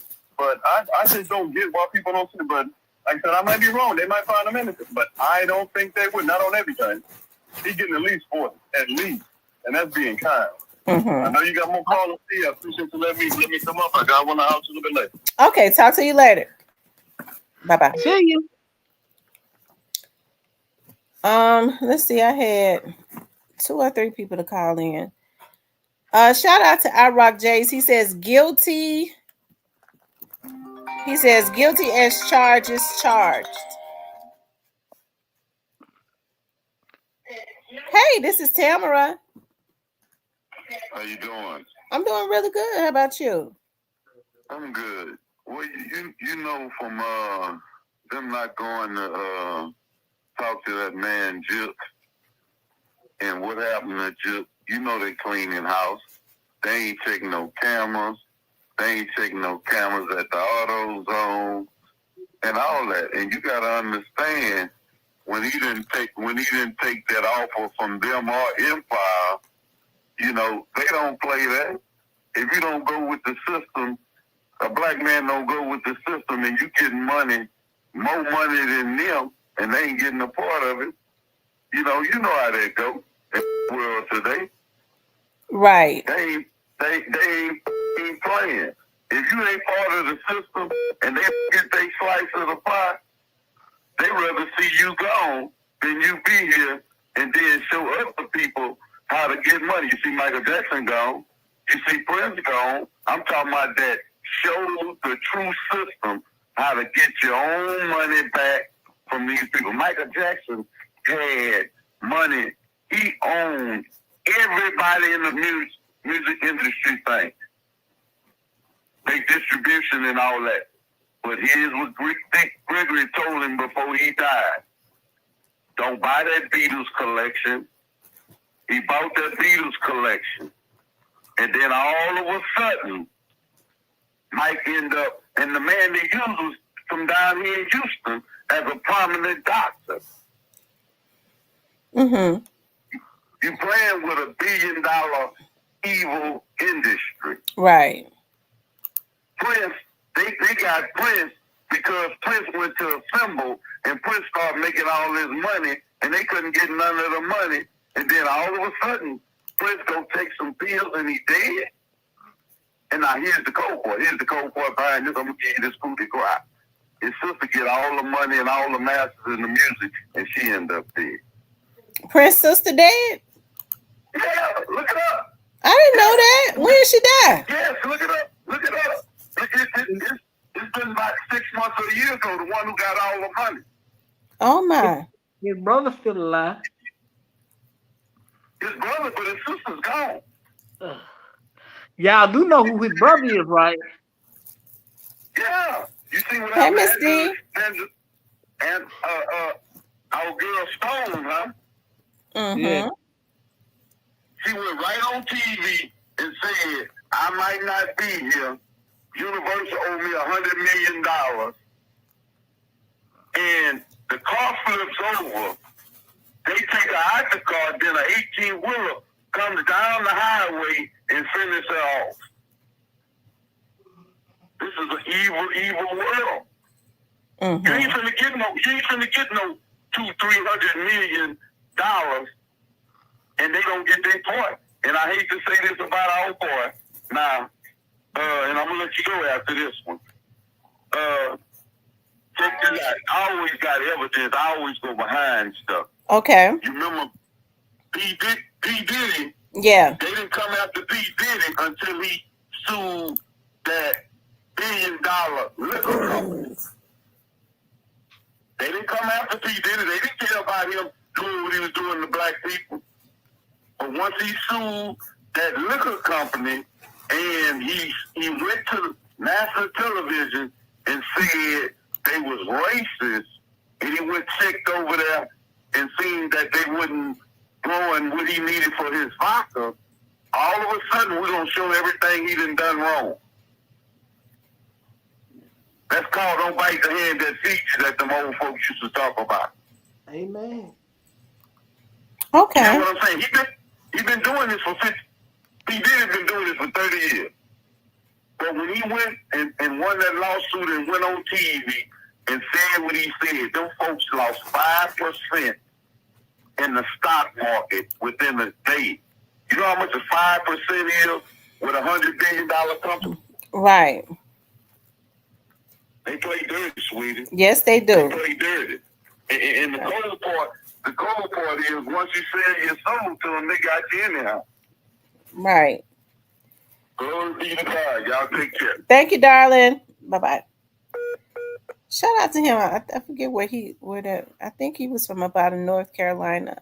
Yes, my brother. The Carolina. Yeah, he is. He's a smart brother. He knows what he's talking about. The Carolinas deep today. Now that's Houston.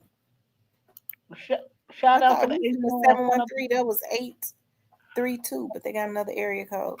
H-Town. Shout out to the H-Town, man. I'm trying to see. Let's see. 87% of people think he's going to be. 350 people have taken the poll. 87% says they think that he'll be found guilty. Who is Prince brother? Haywood Nelson from What's Happening. He played Dwayne on What's Happening. That's Prince brother for y'all that don't know.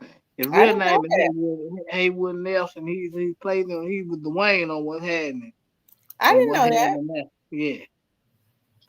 You all make sure y'all hit that like button. The line is open if you all want to call in. I tell you, that's something.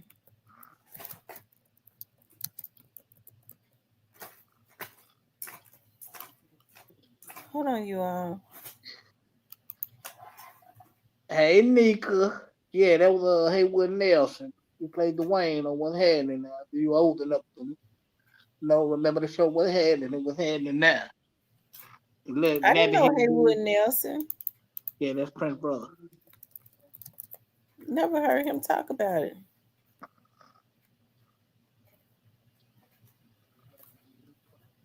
They had some pretty prosecutors down there in 201 today.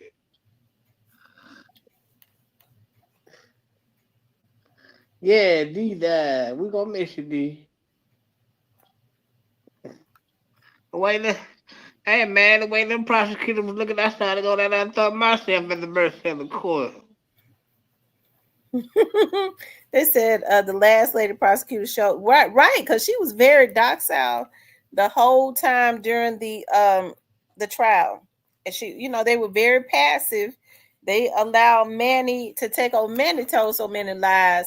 They didn't do their research on the case, because what I was going to say at the end, when Manny called that lady, Cornelius said that he told them to put the money in Miss Fifi's mailbox. They didn't do their research on the case, because when Manny twisted that up and said that he give you the money, and she said no, he didn't. If he did anything, he put it in my mailbox. But that's what he said. He told them to put the $500 in Miss Fifi's mailbox. But yeah, man, y'all to be ashamed going to bother that old lady, man. She just want to drink her Sprite and watch her TV. Yeah, and Manny knew that they didn't do their research like they should have. Hey, this is Tamara. Hey, how you doing, Tamara? I'm doing really good. I just want to say something first. This is me. I'm Bruce Wayne. I'm on your side. When I was saying get her, I was talking about get that girl straight. Because when she was saying that stuff about it was okay to kill him because he dissed him, that's whack. I don't agree with none of that. That's well, I'm glad you called and said something. We be having trolls, so I don't know. Yeah, nah, I ain't no troll or none of that. I'm a dog fan 100%. Like, for real. Like, I think all this stuff is crazy.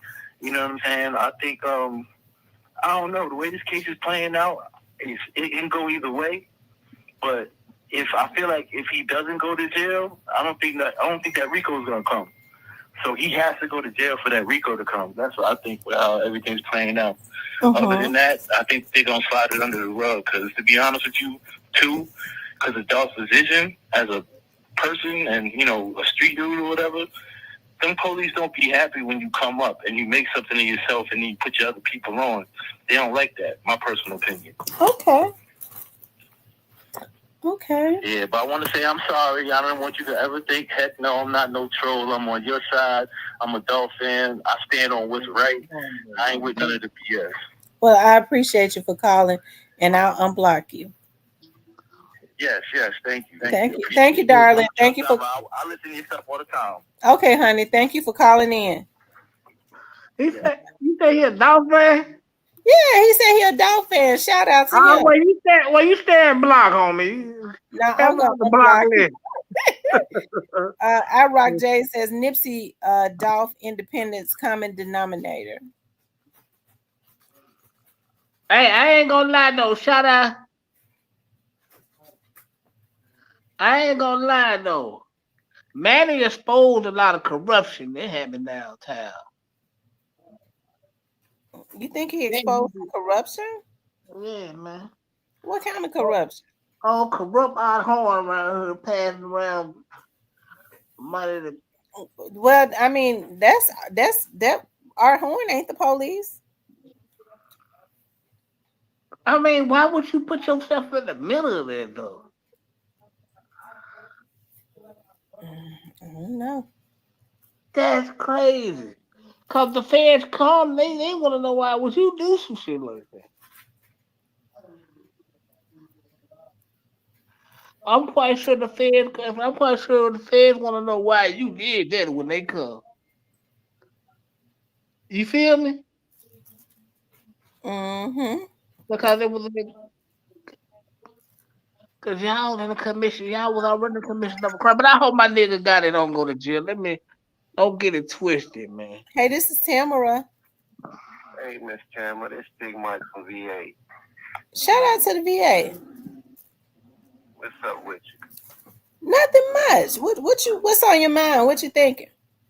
I just wanted to say something about the money situation with the payment or whatever. I feel like Govan ran off with that money. I feel like he just duped Cornelius just to get that money so he can run off with it. Him and Straight Drop split that money. And I think Cornelius know that. And I think that's part of the reason where he wanted to make sure he got back at Govan. And I wanted to say something about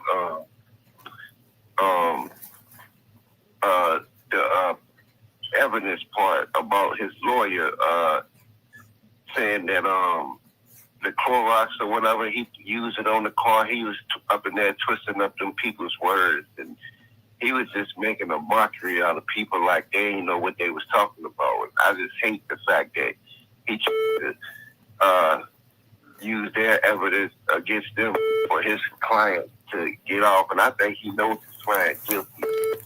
He just trying to do his best to get him off so he can get a stripe under his belt. But I feel like everybody Govan guilty, and I feel like he needs to be there with the rest of them, because I feel like if T's living, he would be down there with him.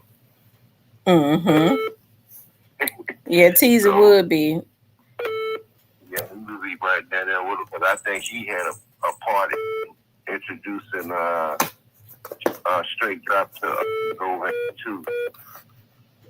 Yeah, you know what? It's sad to say, but it seemed like to me they basically kind of just hoard them out so that they could get some money. Yeah, that was the whole point. Like I think the whole time, the whole point was never to give Cornelius his money. Sure wasn't.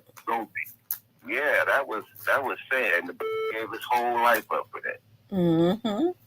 It's unfortunate. Take care of his kids, but yeah, I just wanted to talk to you about that, and congratulate you on your show, and I appreciate you coming on, and that's something to look forward to. Thank you, darling. I appreciate that so much. Yes, ma'am. You have a good night. You too. Bye-bye. Hey, this is Tamara. Hello? Hey, this is Tamara.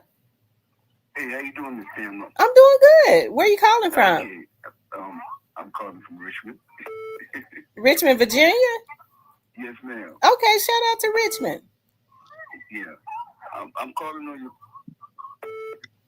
Well, what I wanted to say was, I've been a big fan of you for some now since you started this golf case.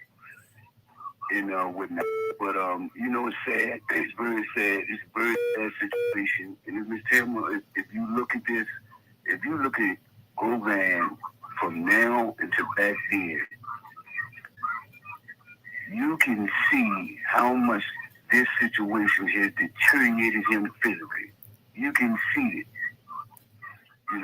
This thing is eating him alive. Mm-hmm. It's eating him alive, So, we know he's guilty, but you can see the guilt in Dolph Ghost is riding him. I've been a big Dolph fan. I've been a big fan of you, and, I know you're a big advocate for Dolph, who, gets all crime. But this is a sad situation. Mm-hmm. It is sad. Sad situation. That boy has deteriorated. When I look at this boy, I say, oh my Lord, this boy has lost weight. And you can see it in his face. It's killing him. Yeah, it is. I'm gonna use your old saying that you used to say a couple of years ago. They used them young boys up and they just spitted them up. Mm-hmm. Yeah. So I just wanted to call in and let you know I'm a big fan of you and I'm a big Dolph fan. Yes, he's guilty. Well, I appreciate you calling in.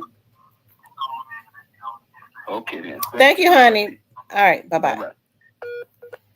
Shout out to VA, Richmond, VA. People calling in from everywhere tonight. Shout out to them. Let's see. Somebody called in from 402 area code. I'm gonna call them back. So I think they've tried to call several times.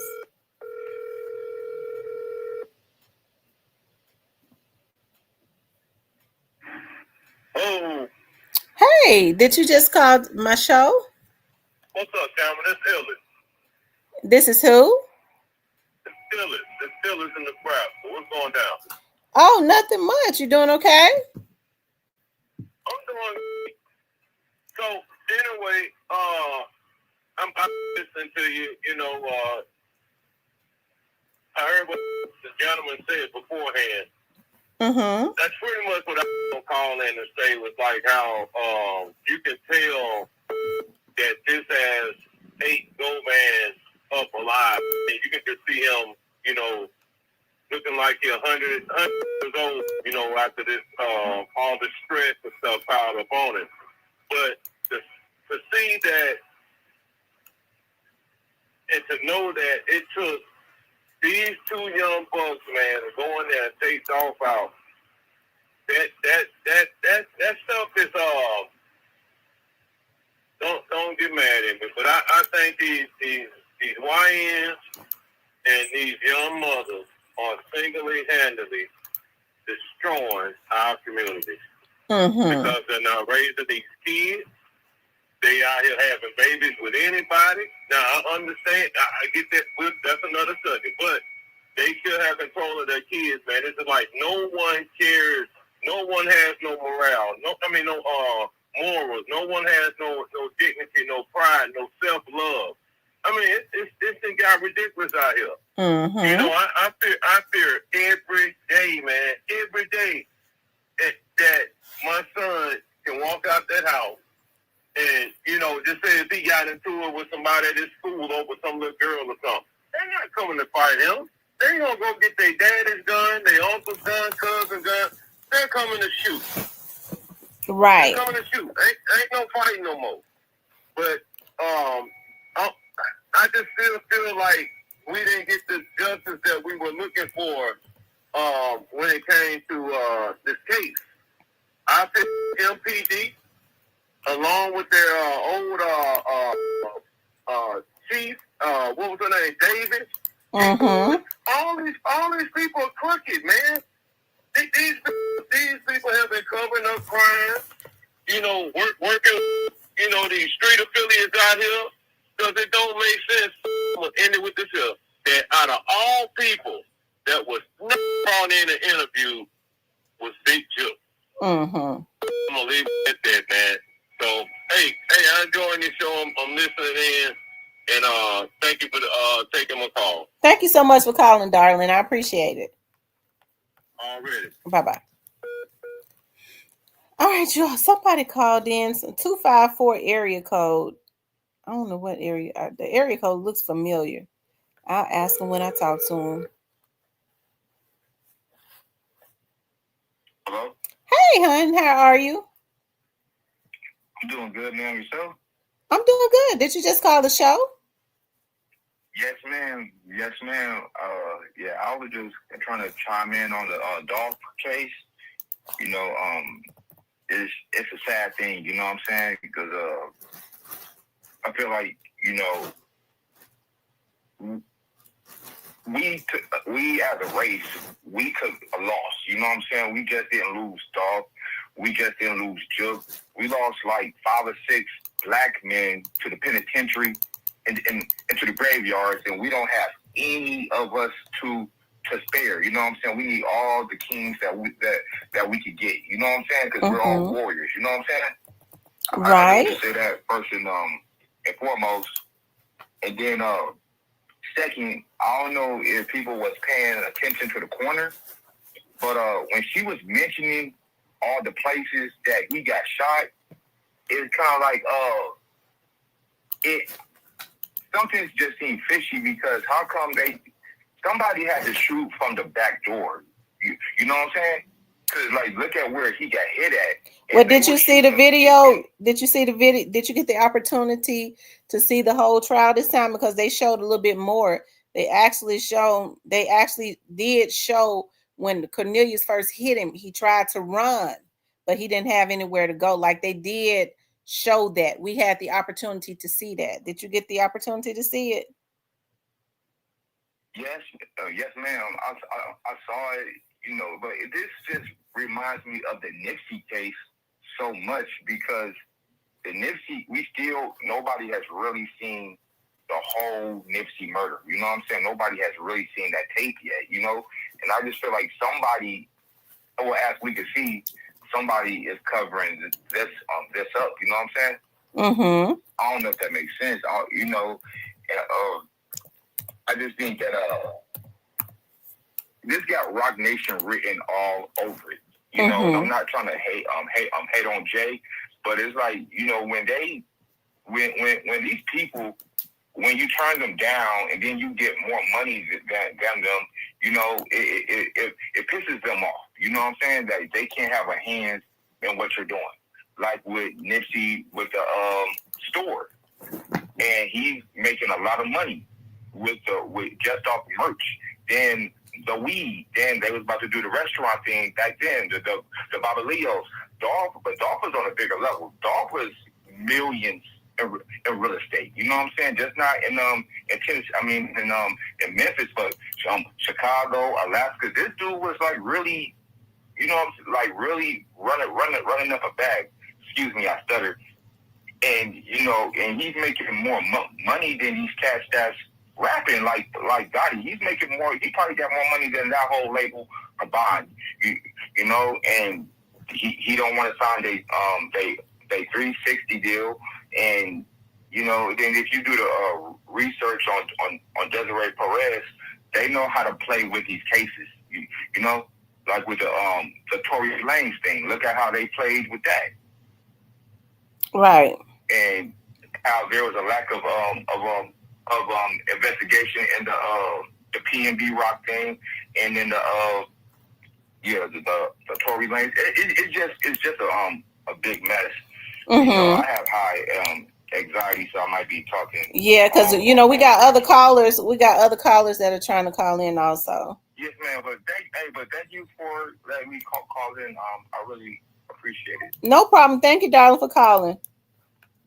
Bye-bye. You. Shout out to him. Shout out to the caller. Look like he's calling in from Waco, Texas. Shout out to Waco, Texas. Y'all make sure y'all hit that like button for me. What I was telling the caller was that this time the video did show more of it of when young Dolph was unfortunately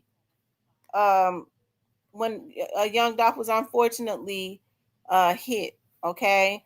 That they did surprise him. He was on the phone. He was distracted on the phone. They surprised him when they shot him, and he tried to run, but you know, it was too late. They hit him with a Drake, you know. So hey, it's a sad thing. It is. Y'all, the number is still up. You all can call in. Call in. The number is 901-667-0119. 667-0119. 901 area code.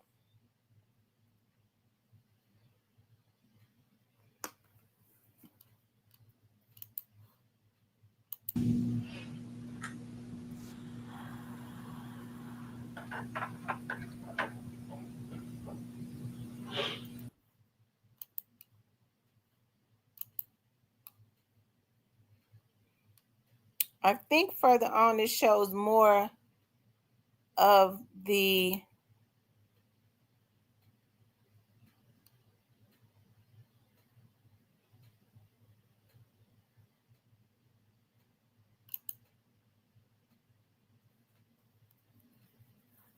when they went into the cookie store.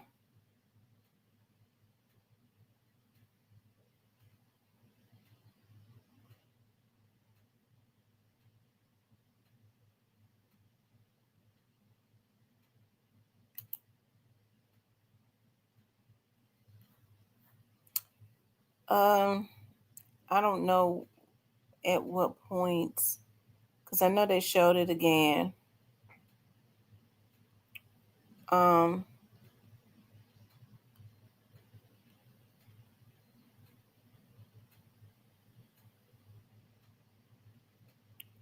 So it looks like y'all, it's gonna boil down to this right here. Street, you know, he like first he kept saying we gotta bring the cover. Well, you know, he said, he gave me the money, go get the car cover or whatever. When did he give you the money? That night he gave me the money. The night of that night before that's true, Scully Gang. You ain't lying either. The car got discovered the night before that he gave me the money. So the same guy that did the most damage to Young Dolph, the one that's doing the most damage in court. I was gonna wait till he got dark to put it on the car, but they discovered the car. Alright, so but he gave you the money the night before? Yes, ma'am. Okay. Let's talk about what else happened the night before. The night before the car was discovered? Yes. Y'all, it all boils down to this testimony. I went and wiped it down. I had called him and told him that I was going in the backyard to wipe the car down. So he wouldn't, shoot at me or nothing like that. He know who there is in the backyard. Even though he lived across the street? Yeah, even though you know what I'm saying? Well, I'm saying like this, in the streets, you watch us around it basically. So, you see some funny stuff, you get, kind of street life we live. You'll get kind of scary and you get to shoot things somebody after you. Then what it just happened, Young Dolph just got killed. So, you had to be aware of everything. So, did he give you the money when you went to wipe the car down? Nah, he didn't give me the day. Well, I probably got the dates mixed up or whatever, but the day that the car got discovered, the night before he gave me that money to get a car cover. Okay. When was it, if you can remember, when you said you went to wipe the car down? It was a couple days, like around that same time I got the car cover, if not the same day, I wiped the car down trying to get the prints, make sure there no prints on it. All right, when you were wiping the car down, what were you wiping the car down with? Some like little cleaning supply stuff. I can't tell you exactly what I put on it, but I had a rag, had some stuff sprayed on the rag, and I just went and wiped it down. All right, now was this rag soaked? Like, dipped it in some products, or you just sprayed? I just sprayed some stuff on it. You remember what it was? Nah, I really don't. And was it daytime or nighttime? It was nighttime. Okay, it was nighttime. I ain't do nothing daytime. It was nighttime. Could you fully see the car that night? It was in the back, like somebody had pushed it all the way in the backyard, like parked it all the way in the back. So when you all dropped it off, was it in the same place it was? Nah, it was like in the front of the driveway. That was you all dropped it off, it was in front of the driveway? Yes, man. It was parked up close where you could see it could be spotted east. Okay. But when you went back, it was pushed on to the back. Do you recall if y'all had keys to the vehicle or if Justin needed? Justin had the key to him.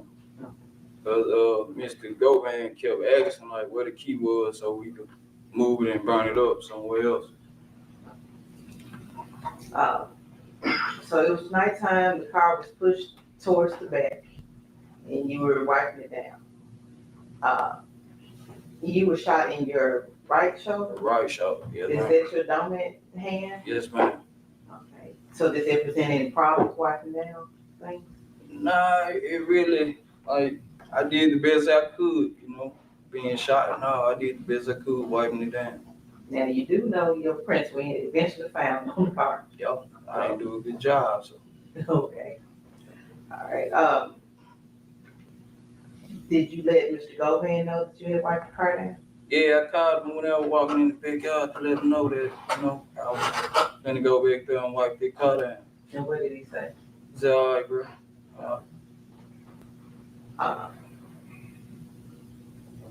So another night or another day or so, you were asked to get a car cover. Just fine. When did he provide you the money for the car cover? Like the night before, I went and got it the next morning. Like in between midnight hour. And how did he provide you with the money? With cash money? Cash. Yes, ma'am. Okay. He provided you with cash. Had you ever bought a car cover before? No. Did you know where to go get one in? Yeah, I knew where to go get a car cover from. Okay, and did you look it up or figure out which store? Nah, it was an AutoZone close by, so you know, I know AutoZone sells them. Okay, okay. So is that where you went? Yes, ma'am.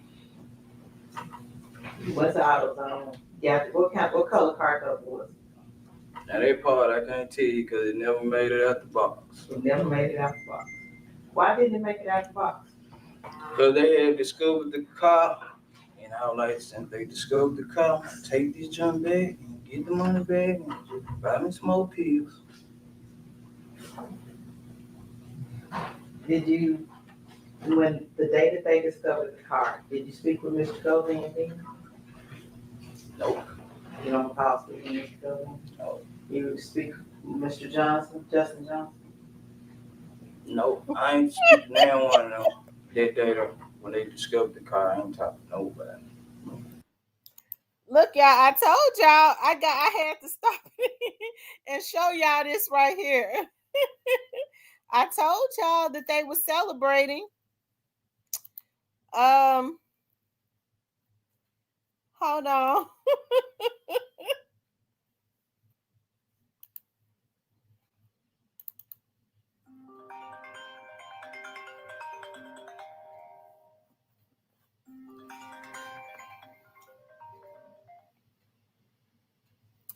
Hi, this is Tamara. Yes. Can you hear me? Yes, I can hear you. I'm gonna give you something else. This is Dwayne. I'm calling from Houston. We'll give you this, and I'm gonna leave y'all alone. Okay. You know they have a satellite in the sky that can look down at any moment and take anything. It runs 24 hours a day. The time that you got shot, all they have to do is access the cameras. Just like you can have that bird's eye view looking over your address at your house. Right. Okay, so when Jim got shot, why didn't they access that camera to look down and see who these people were who shot Jim and to access that car? You can access any moving object at any time. Mm-hmm. You always got to go behind stuff. You never take the mirage that the United States police or people put in front of you. Okay. They got a satellite in space that can look down. You can put your address in and look at your house when you ain't there. Just like these ring cameras. Mm-hmm. Just like when he got killed, they got video cameras all over there. If they really wanted to find out who did it, they could have accessed that satellite that was pinpointed right there when he got shot next to that truck and seen the people who did. Okay. Okay. They all in this together. I hate to say it, it's true, but the sad thing is we as black people are killing up each other and they getting rich for generations off us killing each other. Mm-hmm. I agree. See? And what the young man said about the YNs, you gotta understand the YNs are angry. They didn't have mom and dad and grandma like we did. Right. They had to get out there and get it. And they ain't got nothing. We might have just, I strayed, but I had something to come back to. I've been in the streets. But I had something to come back to. They ain't got nothing to come back to. I can come back after going to the streets and doing what I did. Well, you wrong. You did what you did. Now I can go back and remember grandma taking me to church, mama making me go to church, making me pray. But these YNs, they ain't got none of that. So they angry. I agree. And if you ain't got nothing to go back to, what you got? Right. All right. Thank you, hon. All right. Bye-bye. Okay, so he posted about 40 minutes ago, win or lose, this the best damn attorney in the world, Manny Aurora, fought both tooth and nail for me. We family for life, no matter what the outcome is.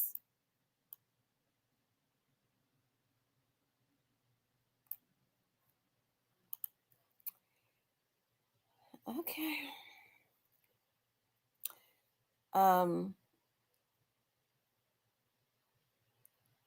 I guess he just, giving his attorney a shout out. What you think, Cypress?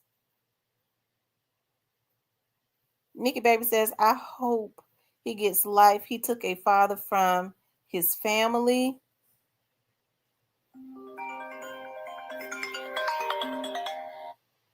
Hey, this is Tamara. Hey, what's going on? How you doing? I'm just trying to figure out. Yeah, I was calling back in. OG say left again. I'm just trying to figure out what the hell did they give Govan a proffer for? And I mean, what did he do for the fucking get the proffer? Because what happened on that? I mean, he's been out ever since he got picked up. And what was the payoff for that? Mm-hmm. I don't know. They're keeping, the terms of that. I don't know. I mean, when that's his deal for not taking it to trial, was the proffer deal and all that shit? That's interesting that you say that. I don't know. That is a good question to raise. What was the proffer deal for? Why was he let out? He's been out here free ever since that shit went down, and Mm-hmm. So that was my only question. I just was thinking about that. I mean, that what I thought the offer deal was for him to get up on the stand and tell what he know about this and that. So how did Neil Jacob allow him to be running around for the last 4 years or whatever, Mm-hmm. I tell you. What's up?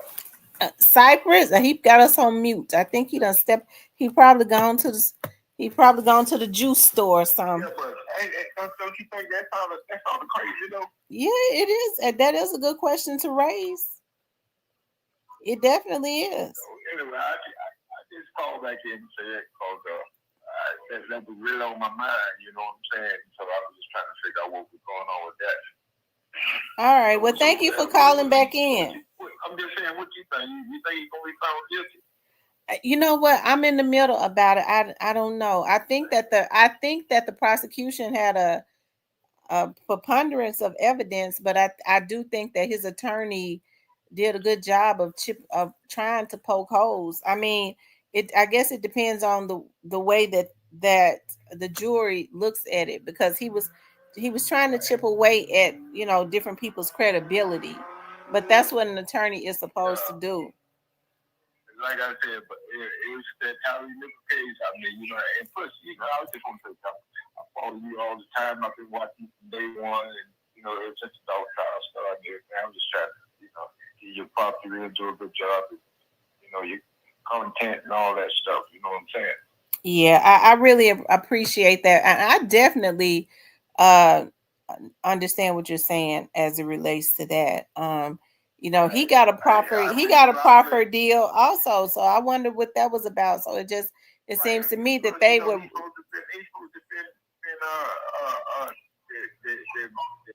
What they call it? The 29 years. The main guy who got all rolling and everything. So I was just trying to figure out what happened with that. I mean, you know, I thought that was the reason he had the pop, you know, because he wouldn't give him a stand and spill his guts. You know what I'm saying? Anyway, I'll let you go. I know you got other people calling. Well, thank you so much. All right, then we'll talk.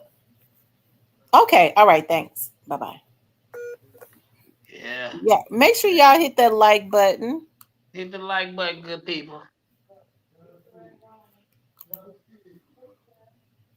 So do you all think that Cornelius' testimony is credible? What you think? It definitely put Govan in a bad spot. And how did you know that they discovered the car? Facebook, the news, and stuff like that.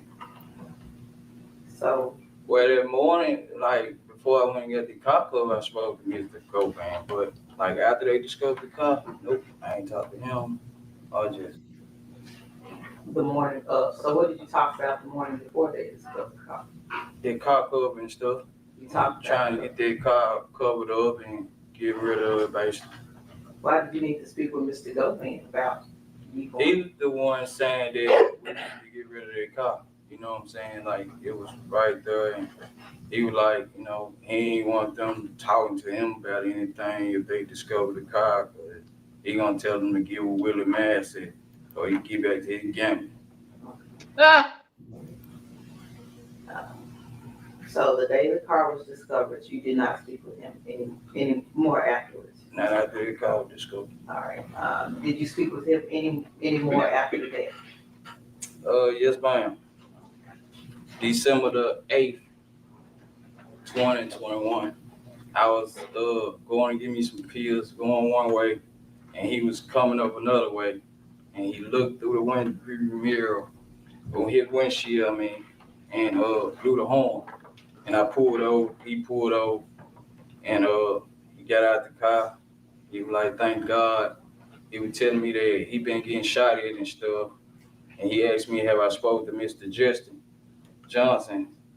Because they had ran in Justin Johnson's house the night before, whatever. He showed me some things on his phone. And he was asking me, did I have a number he get in touch with me on? He told me I needed to get rid of my phone. I need to get rid of that phone, is all he was saying. And he was like, he was gonna go to prepay that night and get my money. And he was gonna call me. He asked me for a number. And he was gonna call me. Did he ever call? Nah, the U.S. Marshal was on me the next day. I tell you. Cornelius said they put the police on him, huh, Sniper? So there will be December 9th of 2021? Yes, ma'am, December 9th. What else sticks out about that day? December 9th, it was my daughter's birthday. All right, it's a different daughter's birthday that was on Yes, the day? ma'am. Yes, ma'am. It was my daughter's birthday. I had took her some cake and ice cream to school, and the U.S. Marshal was trailing me the whole morning. And you were eventually arrested? Yes, ma'am. I was arrested. Did you have your phone on you that Mr. Govan told you to get rid of? Yes, ma'am. I had that phone on me. Got me. Did you have more than one phone? Yes, ma'am. I had Ms. Angela's phone on me as well. Well, did you have another phone? Did you get rid of the phone? No, I never got rid of the phone. You never took it? I gave it to my children's mother, like, after I saw the U.S. Marshal trailing me. Okay. I gave it to my children's mother. That's what I'm saying. And left, yeah. And to your knowledge, police got that phone from her. Yes, ma'am. They got a warning when her hand. Got the phone. Yes, ma'am. How did they know she had the phone? Or do you know? Well, I guess. I'm not gonna ask you to guess. I don't know. I don't know. They did a pin order. I don't know. Okay. But they did get the phone out of her. They did get the phone.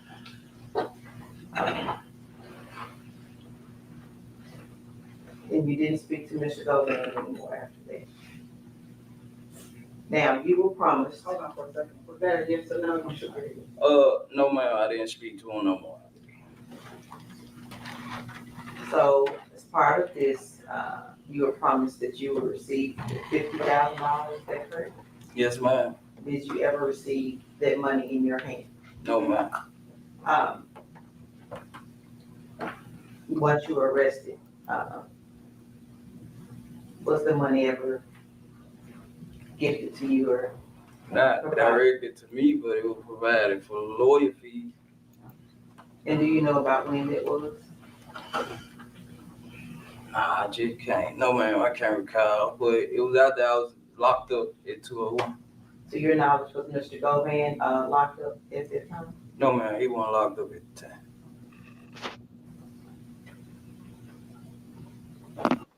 You were arrested December 9th. Yes, ma'am. You were charged with charges you're here for that you have now. Yes, ma'am. Were you promised anything for your testimony? No, ma'am.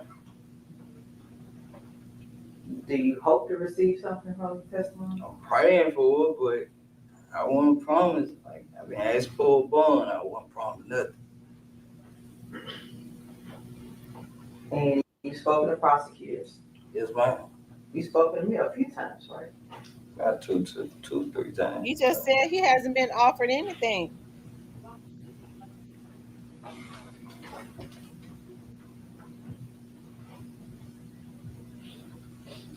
And everything happened here in Shelby County? Yes, ma'am.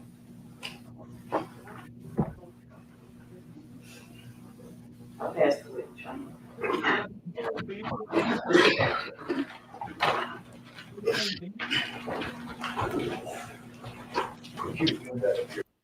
In March, is that right? Right. Okay, and then you talked to him again after that, right? Yeah. You remember talking to federal prosecutors in August of 2022 and making a statement?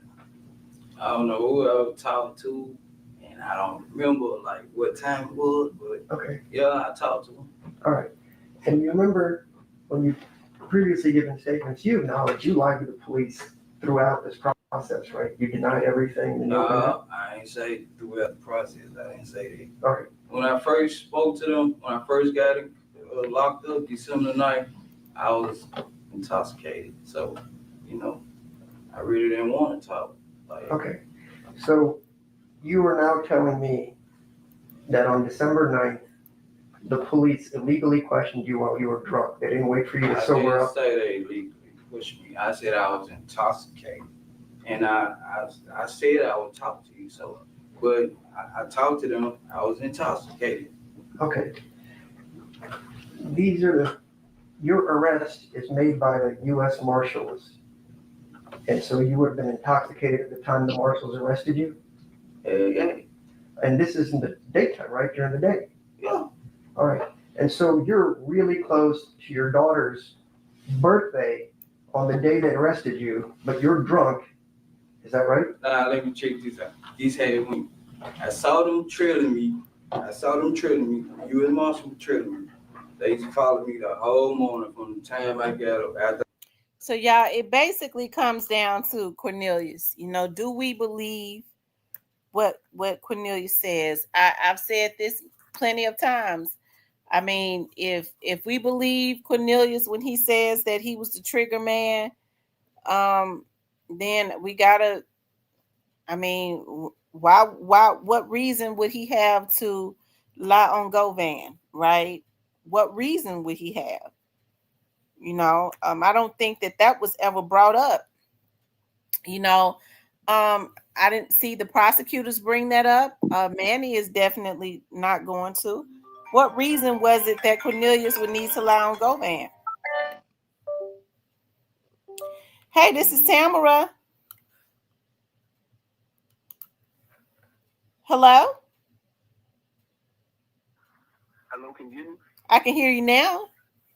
How you doing, Miss Steve Goes the Snake Spotter? Hey, Snake Spotter. How you doing? I'm doing good. Yeah, we believe Cornelius. He lied about straight drop.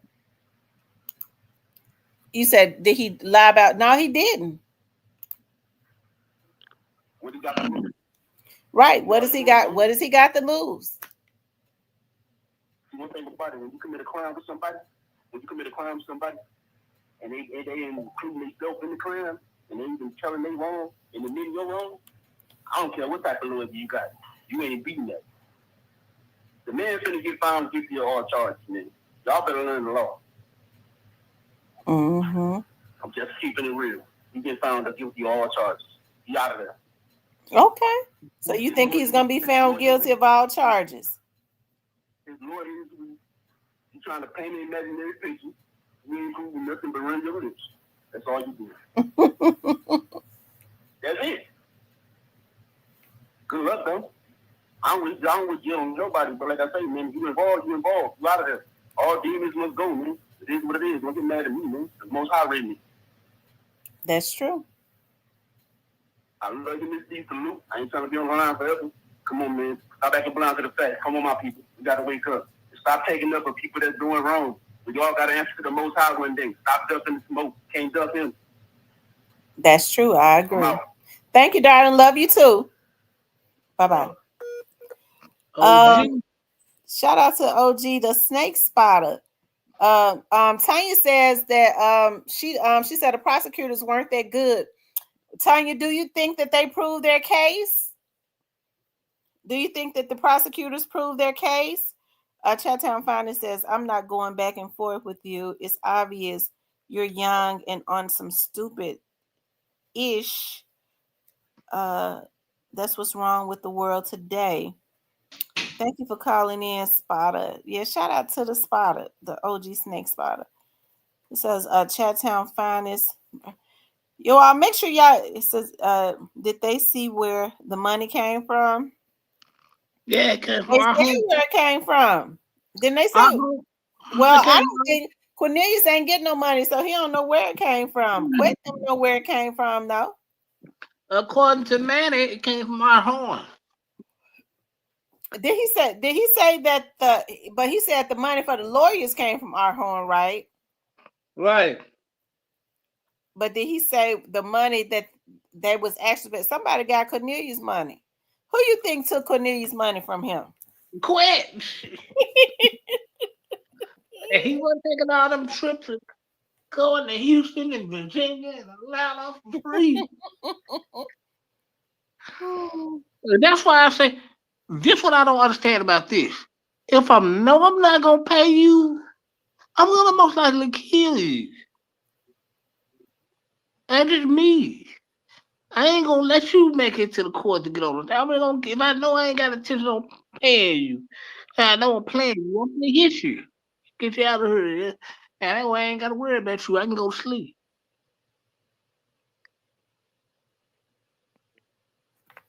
Tanya said Govan's lawyer was able to distract people. Maddie says that's why he about to suffer in jail now. Youngster that was playing says Govan, that is why he will be found guilty, Miss T. Unjust never prospers. Hey, this is Tamara. Hello? Hey, this is Tamara. Hey, Miss T, how you doing? Good. Who am I speaking with? All right. Yeah, all charges. He guilty on all charges. You think so? Yeah. You got a point? Well, I say, do you have a fork? do I have a fork? Yeah. Yeah, I got a fork. Yeah, stick a fork in him. He done. You think he's done? So how do you think the prosecutors did? I mean, like you just said, they tried to paint an imaginary picture, but it ain't happening. Normally, you do a crime with somebody and they there and they, they testify. It's gonna be hard to beat that. It's just gonna be hard to beat that. Normally, you raise a reasonable doubt. It's gonna be without somebody that's with me. Without and you raise a reasonable doubt about me doing something. But in this case, it's gonna be hard to do. You know what I'm saying? What a reasonable doubt is. It's no doubt about it. Right. You know what I mean? Yeah. Yeah, I see what you mean. Yeah, so I just don't see. I see where he was, he was fighting for him, but I just don't see where the reasonable doubt is. Like the main part that you I guess the main part that you poke a holes in ain't the main part that matters. You understand what I'm saying? Yeah. It's not the main. You know what I mean? Like he the one that bought him in. That's what Cornbread said, that Quet bought him in, right? Right. That's what he said. Nobody else, he wouldn't have knew, about it or nothing if it wasn't for him. Mm-hmm. So and like you said, straight drop already, So what I understand, but yeah, all charges. Get the forks out. Okay. And then like somebody said, I think hit mention on about what Nash was saying, but I seen where an hour ago where he was saying that Rico was coming. They said the investigation ain't over. They did say that. And I don't even watch his channel. I just kind of seen it, the topic, the title, like. Yeah. Yeah, he's not talking about I watched, but I'm saying I just seen the title where he just posted an hour ago where they saying that they're still under the dog murder still under investigation. So CNG Rico coming or whatever, this and the third. Yeah. Yeah. So if Juke, rest in peace, is gone or whatever, why is it still an investigation? Like you've been saying. Mm-hmm. As far as I'm saying, not as far as this case, but as far as in the future, what they just waiting on is this case to be over with to go forward with that. Right. I agree. That's all that is. Yeah, that's all that is. This ain't got nothing to do with that. This is just about him. But yeah, I think all charges. It ain't it's gonna be hard to. It's like kind of like not a word, but it's kind of like unget aroundable. Right. There's no doubt about it. Okay. You don't think so? I'm trying to figure out where the holes you see. You know what I mean? You see. I'm still like I'm in the middle. It could go either way. I think that the prosecutors did have a preponderance of evidence, but I do think that Manny did a good job of trying to chip away at different people's credibility. I guess it'll come down to, does it matter? Mm-hmm. Yeah. Yeah. At the end of the day, it's a bad situation. What's up, Sipes? You still there? What going on, man? I don't know, man. You all right? Yeah, man. Yeah.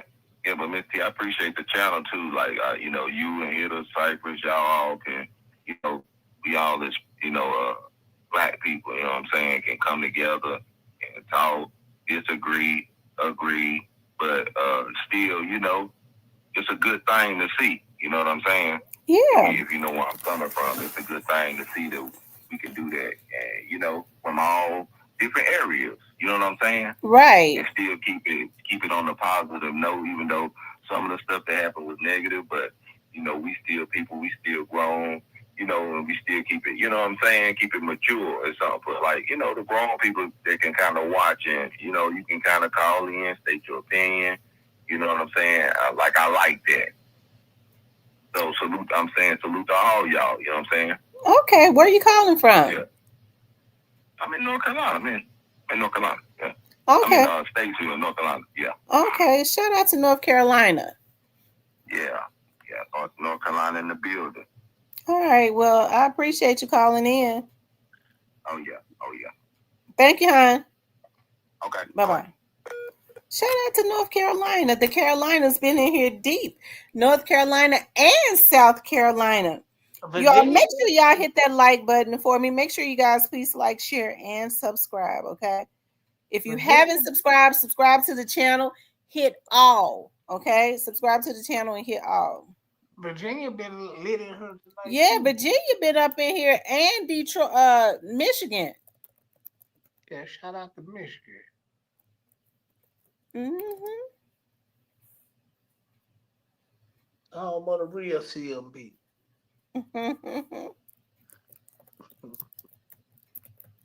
Yeah, I think he didn't he should get indicted now on 101 man later. He should get indicted.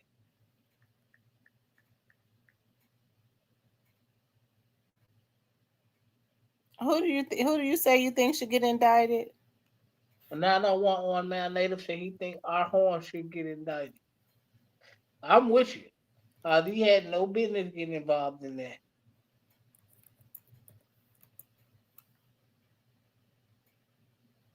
And they most likely gonna let him slide with it. And that's how crooked Shelby County is. Mm-hmm.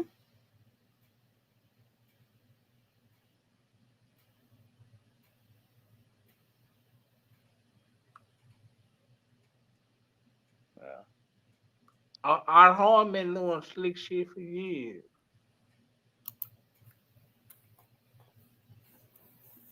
He says, Manny lawyer asked him on stand if he had a proper Cornelius, that is. Nothing says Chattown is coming now if he can beat it. Quit didn't look worried, did he? Or y'all think he just smiling for the picture? I wouldn't be smiling if I'm facing conviction. I don't think I'd be taking pictures of none of that if I'm facing conviction. but I guess you just got to stay face as much as possible. But I don't think that what Cypress TV would be doing. God bless it. I tell you. Well, let's see. You got tomorrow. Antico said he looks worried to him. Yeah. Memphis 10 says, how many orange men right now and getting me some hot wings? Laugh out loud. So are you all saying that y'all want to see Quet go to jail more than Gotti?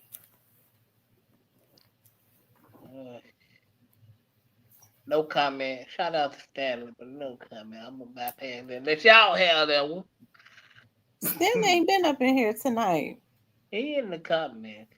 I ain't seen him in the comments. He probably in the comments. He probably ain't coming, but trust me, he here because we live. He don't always come in.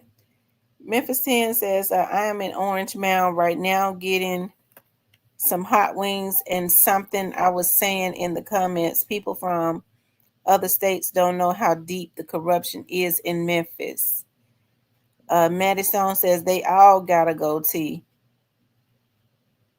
All of them need to go to jail, says Switch B. Antico says whoever has something to do with will go to jail. Tamarian says his knees was weak when he was in the courtroom. He was looking like he was about to fall out. He probably gonna fall out when he hit his verdict.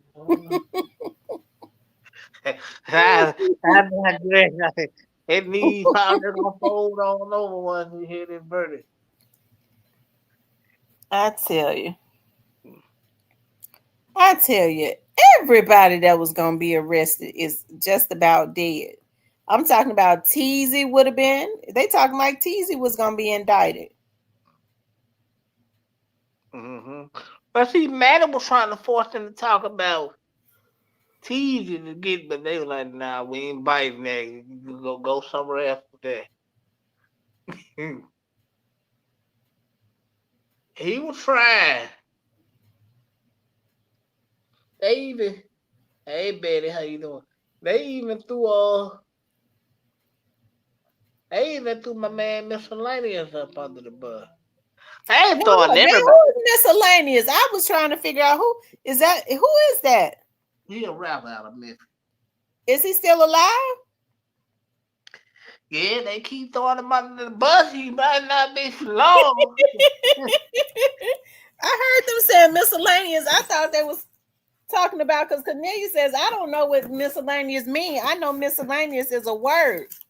So when he said, I don't know what that means, I thought maybe, I didn't know what the hell they was talking about. Yeah, he alive right now. He don't know how much longer he got on the clock. So why was miscellaneous being brought up? So what was they saying about that? Like they know he know Cornelius, Teasy, and all of them. But I don't know, man. Miscellaneous, I don't know. If I was you, I'd stay low, whatever I'm at. You might be on the clock, so they just throwing you up under the bus. You might be next up. And that ain't time out on the Price is Right. So if I was you, I'd stay low. Then they say JoJo Splash shot at Moochie Great. Yeah. He another one. He another one, man. He's another one. Well, he may as well be out on the street and be in jail, because I don't know if he had lately, but he was staying getting into fights. He gonna stay fighting. Look at who he run with. They can't help him now, so he on his own. They gonna be wearing his little thin ass out. It says the prosecutor said a twofold investigation that is still active. The gang unit is involved in this case. Y'all hit that like button for me. Make sure you guys please like, share, and subscribe. Man, I don't know, man. Some of them cats jail is a blessing for them. They'll be going to hell if they was on the street.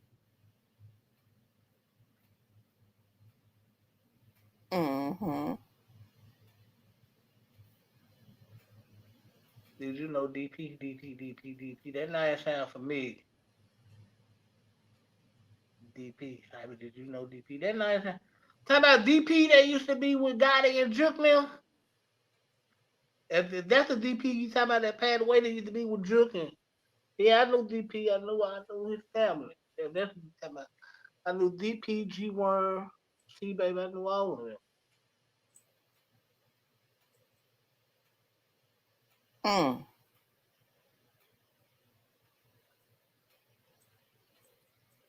did about all them did, man. Everybody need to be around them niggas did. Everybody. What happened to your goddamn Angela? Oh, the contract ran out. We know what happened.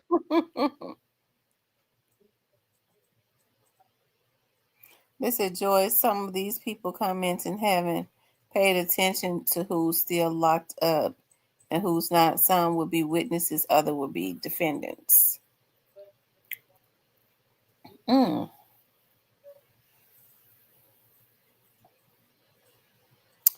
Chocolate says, I'm friends with C Baby Mama. I remember when he was taken. Yeah, C Baby, Big Poochie, Fashion, Rayful, rest in peace. Even though I feel some type of way about that one. Shout out to T Nasty. Shout out to everybody from WB. He says, Miss Tamara, I'm in Boston Wings in Orange Mound. You even said that they had a cleanup crew because a lot of people was getting killed that had connections to the Dolph case, and we seen that. Teaser was killed. Juke was killed. It's funny, Teaser was killed, and he was able to sit in a neighborhood that he was in every day, there until the next day, until 1 o'clock. And police were. Yeah, I knew them. You see, the police weren't trying to find him. That's why they had called the police. Police weren't trying to find them, nigga. Hey, this is Tamara. Hey, how you doing, Tamara? I'm doing well. What about you? I'm doing great, thanks, man. I be checking out your show. I just got a wind of you. I've been watching. I used to live in Memphis. My people still down there. Okay. But I don't know. I think he's gonna find him guilty. You think so? Yeah, I really do. I don't know. That hurt a lot of people in Memphis, though. You know what I'm saying? Yeah. And that's the cold-bloodedness of how they did it, and then they watched the video of it, and they seeing stuff we ain't even seen, as far as like the autopsy pictures and all that. Mm-hmm. They really love Dolph over there. Yeah, we do. We I really started learning more about him after his death, looking at the philanthropy and all of that. And I think his death represents so much more, It is, and like you were saying, and they were saying before, I don't think it's just Gotti alone. It was, it's like the industry, because the guy was independent, man, and you can't do that in that music business. Mm-hmm. They got to get paid. Yeah. And who else said that? Some other guy said that they don't let you leave with the money. If you're black. That's true. So, I believe Minister Farrakhan said that. Yeah. And just everybody in Memphis knows God got something to do with that. No, we don't. Yeah, you're absolutely right. Juke was the buffer, to keep them, out of it. And, I mean, all this stuff, just look at everything. How his brother ended up getting killed right before the trial, though. Because they know he's going to implicate him, and they was cleaning that up. Yeah. I just wanted to call and say I enjoy your show, and you be on point. And I'll keep checking you out. Thank you, darling. Thank you so much for calling. Yeah, hopefully the verdict come tomorrow. We'll see for sure. You know what? For some odd reason, I got a feeling that it is going to drop tomorrow. Yeah. Okay, me too. Because they was kind of, I was looking like court is late down there in Memphis. Normally they stop 5:30.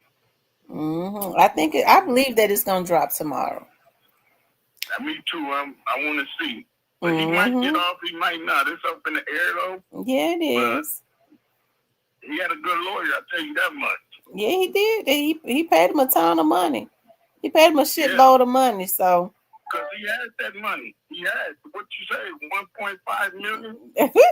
I promise to God, I don't mean no harm, but I really do believe that he got the majority of it. They gave it to him. Yeah, they did. Yeah. Even just like when they said P. Diddy paid the guy $1 million for the do Tupac, the guy kept the money. Zip, he kept the money. Mm-hmm. He didn't give PPD them the money. He kept the money. Yeah, he kept it. And opened a nightclub with it. So, and I know Juke ain't got 1.5 to just be throwing around like that. I mean, I don't know what his pocket was like. He was one who was signing all those artists, though. Glorilla and Money Black, though. He was finding them people. Mm-hmm. Not here. Who, Yo Gotti? But, yeah. Mm-hmm. And I know, I got family in Memphis. Orange now, out east, Cardi, they're all through there. But what I was hearing when they shot Juke, they said it was the police right there, and he heard all the guns. They said, man, he ain't going over there. So he's like directly across the street, and they was like witnessing. And the man said, one lady said they could see the fire coming from the guns. You know what I'm saying? Mm-hmm. And it said the police said, I ain't going over there. That's what I heard. I don't know how true it is. Mm-hmm. Yeah. But I ain't gonna hold you guys up. Hey, I just want to say something. Prince's brother's name is Dwayne Nelson. Right, I looked that up. It's not his brother. It's not his brother. I just thought it was because his name is Dwayne on the show. Okay. Okay. All right. Thank you, darling. Hey, bye-bye. Bye-bye. He said if Yeah, he had a brother named Dwayne Nelson.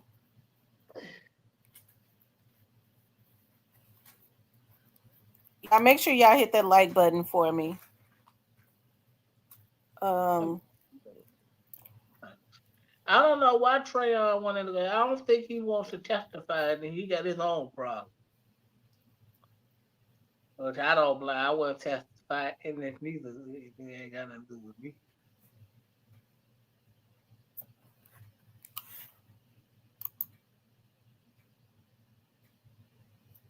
Yeah. I tell you, well, they said they think that the verdict would be in tomorrow before noon. But it need to hurry up and come on. All of the anticipation, huh? Yeah, hurry up and get it over The with. mere Get fact it that they are asking for the what was Cornelius's proffer. I didn't know Cornelius had a proffer. I thought it was Quet that had a proffer. Both of them had profit.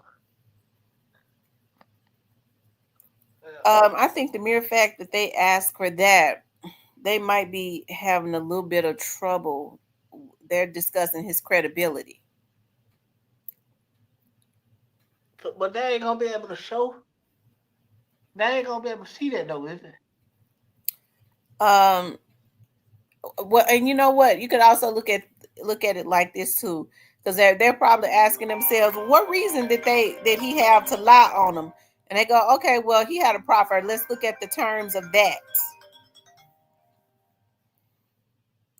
Hey, this is Tamra. Hello. Okay, they didn't say nothing. You know what? The defense didn't call anybody. They didn't call Trayon. He wasn't there though. I don't think. So they left the verdict on Judge Mitchell's desk, guilty. I don't know about that.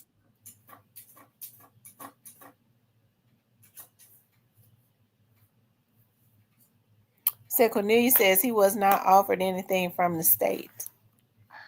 Look, I believe Quet told Manny threw out there that Cornelius had killed somebody else. Quet told him that. He told him, I don't know what you're talking about.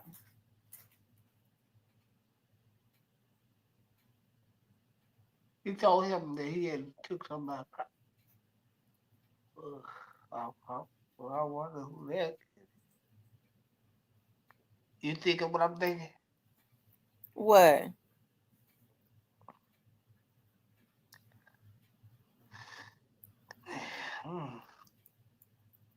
Trying to think who. I'm trying to think who he traveled through. I don't think I'm pronouncing that man. That man, yeah. I wonder. Didn't he say he named the person that they say he killed? Didn't he? I don't know. Go back to it. He said, Tim, I believe it too. It says a person who owns their own dirt has no reign to lie. That's true. Trayon may be tied to Wu shooting and another body. Cypress, they said, say what you was getting ready to say. I don't know. Could it be Desmond Rogers? Desmond Rogers? I don't know. They named the person. I thought that let's go look at that. Manny named the person because Cornelius said, what? It shocked him. I don't know what you're talking about. Let's see. Let's put it up. He named the person. Then you shoot somebody. Off at work. I dropped her cake and ice cream off at the school. Then I went to my children's mother's house and dropped the phone. Okay, when did you get intoxicated? Early in the morning. Okay, so like I already had me some pills that night. From that night on, I already had pills and stuff. Okay, let's go back.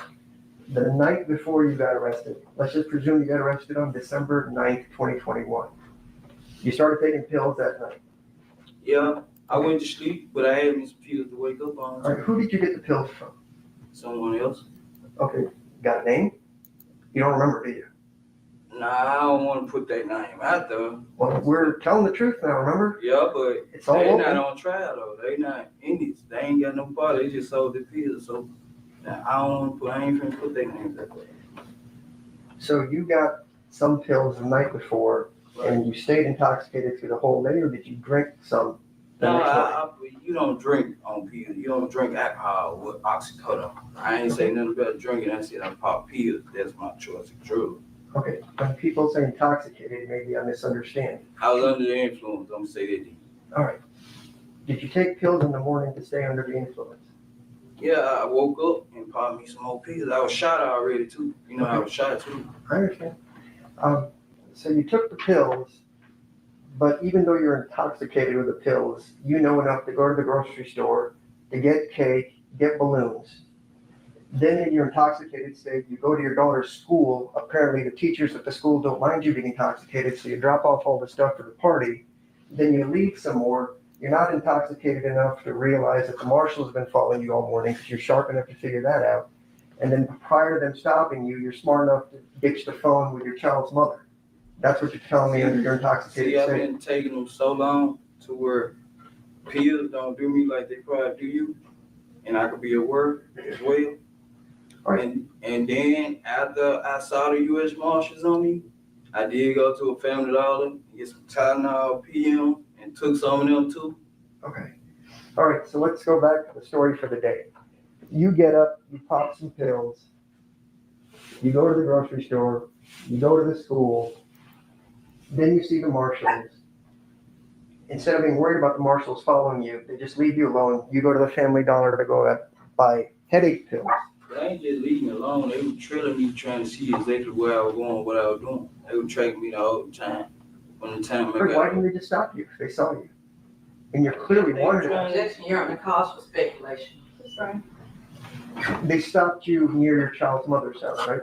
No, they stopped me in Mississippi. I put them on the I left. I just put them on a little trail. They ain't put no lights on me till I got in Mississippi. Okay, so was it a high-speed chase or you just Nah, I kept don't going? know how speed chase because as soon as they put South Haven police behind me and South Haven police put their lights on me, I pulled up and the marshal was right there. All right, so we talked about intoxicated. So you were smart enough to say, I'm going to get out of Memphis, have them chase me across state lines to Mississippi. Then you remember specifically South Haven police got you. They didn't chase me. I just drove and they were following me. They were trailing me the whole time. Okay. So I just went on to South Haven, Mississippi, and they followed me and put South Haven police behind me. I'm all caught. All right, so in your intoxicated state, you went in this Sunday drive, essentially, where you saw the marshals tailing you. Then you were smart enough to recognize South Haven police was also involved. Is that Look, right? this how I am. I'm from the street, so Y'all get over here. When you drive, you pay attention to all your mirrors. You know what I'm saying? So I pay attention to these cars following me. You know what I'm saying? And I knew that if they was some hitters, they would have pulled up on me and just shot the car over. You know what I'm saying? So I went ahead and went on to Mississippi. When I was in my baby mama's apartment, matter of fact, they pulled up 5-seat car deep, number 10 windows. So I knew they were police. What kind of cars were following you? It was Jeeps, all kind. You know how the marshals ride, you know. Well, marshals usually have those big SUVs and Suburbans, but you're saying like a Jeep Wrangler? They had Jeeps, they had all kind of cars. Okay. They was in unmarked cars, tinted out. All right. So I'm going to try to go this slowly. If there's anything you don't understand, just ask me to repeat myself, okay? Yes, sir. I have no quarrel with you. I respect what you're trying to do. I just want to ask some questions. I ain't Okay? got no problem. I feel what you're trying to do too. When we first started this morning, you had mentioned you'd been shot twice and you were losing a lot of blood. Is that a guess? Yes, sir. And you said it was gushing everywhere out of your arm. You had to get medical care. No, I got a wound kit. I never went to the hospital. Understood. But you used the word a lot of blood everywhere. Is that fair? Yes, that's what I said. Okay. So as you're bleeding with blood everywhere, you got into the Mercedes to make your getaway. Yeah. I didn't even recognize that I was shot at the time. When I was in it. It's like, damn. When I got in the car, I didn't recognize I was shot. But you saw you were bleeding. No. Once we pulled out and he shot the window, that's when I know I had a hole in my. I wasn't bleeding. Okay. When the car left, as it's leaving, Makita's Cookies, you get shot in the arm. I don't know when they got shot. I said it. I don't know when exactly. What point I was shot at, I don't know. But once we pulled out, we were driving crazy. That's when Jesse said he was straight, and I looked. I'm like, dang, I'm hit too. And I kept asking him, was he okay? So obviously, at some point when you're shooting your AK-47 into the Makitas and backing up, the other guy comes out, and then at some point he grabs an AK-47 and shoots at you. You have to have been hit somewhere along that point, right? Yeah, it was so bad. I don't know when I got hit. I got hit right here. Anyway, I can't tell you when. I didn't feel it. Okay. Can we agree that after you got shot twice in this part of your leg, which is a heavy bleeding part, I was straight right here. it was straight. That shot didn't bother you. And the bullet went in me right here and was in my back. Okay. Because when you were walking, you didn't look like you were limping into the apartment. So that's what I was asking you. Did you get shot in the Yeah, I leg? got straight right there. Straight right there. It's just a scrape. Yeah. All right. The one that lodged in your body, that blood is just gushing, right? You've got an open wound in your gushing, but you know, because I've been shot before, so I know not to panic. As long as I don't bleed out of my mouth, I ain't gonna panic. Right. So I know how to control it. Mr. Cornelius, I'm not trying to ask you difficult questions. Were you bleeding heavily from the gunshot wound in your arm? Yeah, you gonna bleed heavy. You gonna bleed. That's all I'm asking. Yes, sir. And as you're bleeding, you're sitting in the car going to Bradley seat where you dropped off the car. Yes? Yes, sir. Okay, so there would be blood in the car. I mean, you're bleeding heavily. Nah, I'm sitting up. I'm sitting up actually, man. And I got on a pullover sweater, you know, and I'm not panicking, so the blood I'm not panicking. Because I'm making sure Mr. Johnson okay as well, because he said he was hit. But it come to find out he was straight. But if you're bleeding heavily, but there's no blood, is that what you're telling me? Your Honor, I'm going to object. He's excellent. He's answered this about 5-6 times. I just want a simple answer to a simple question. And he's answered it to the best of his ability. He's answered it a couple of times. Was there blood in the car once you got out? Nah, I wasn't looking to check. I wasn't trying to see whether no blood. I'm moving fast, trying to, you know what I'm saying? Okay. All right, we'll go with that.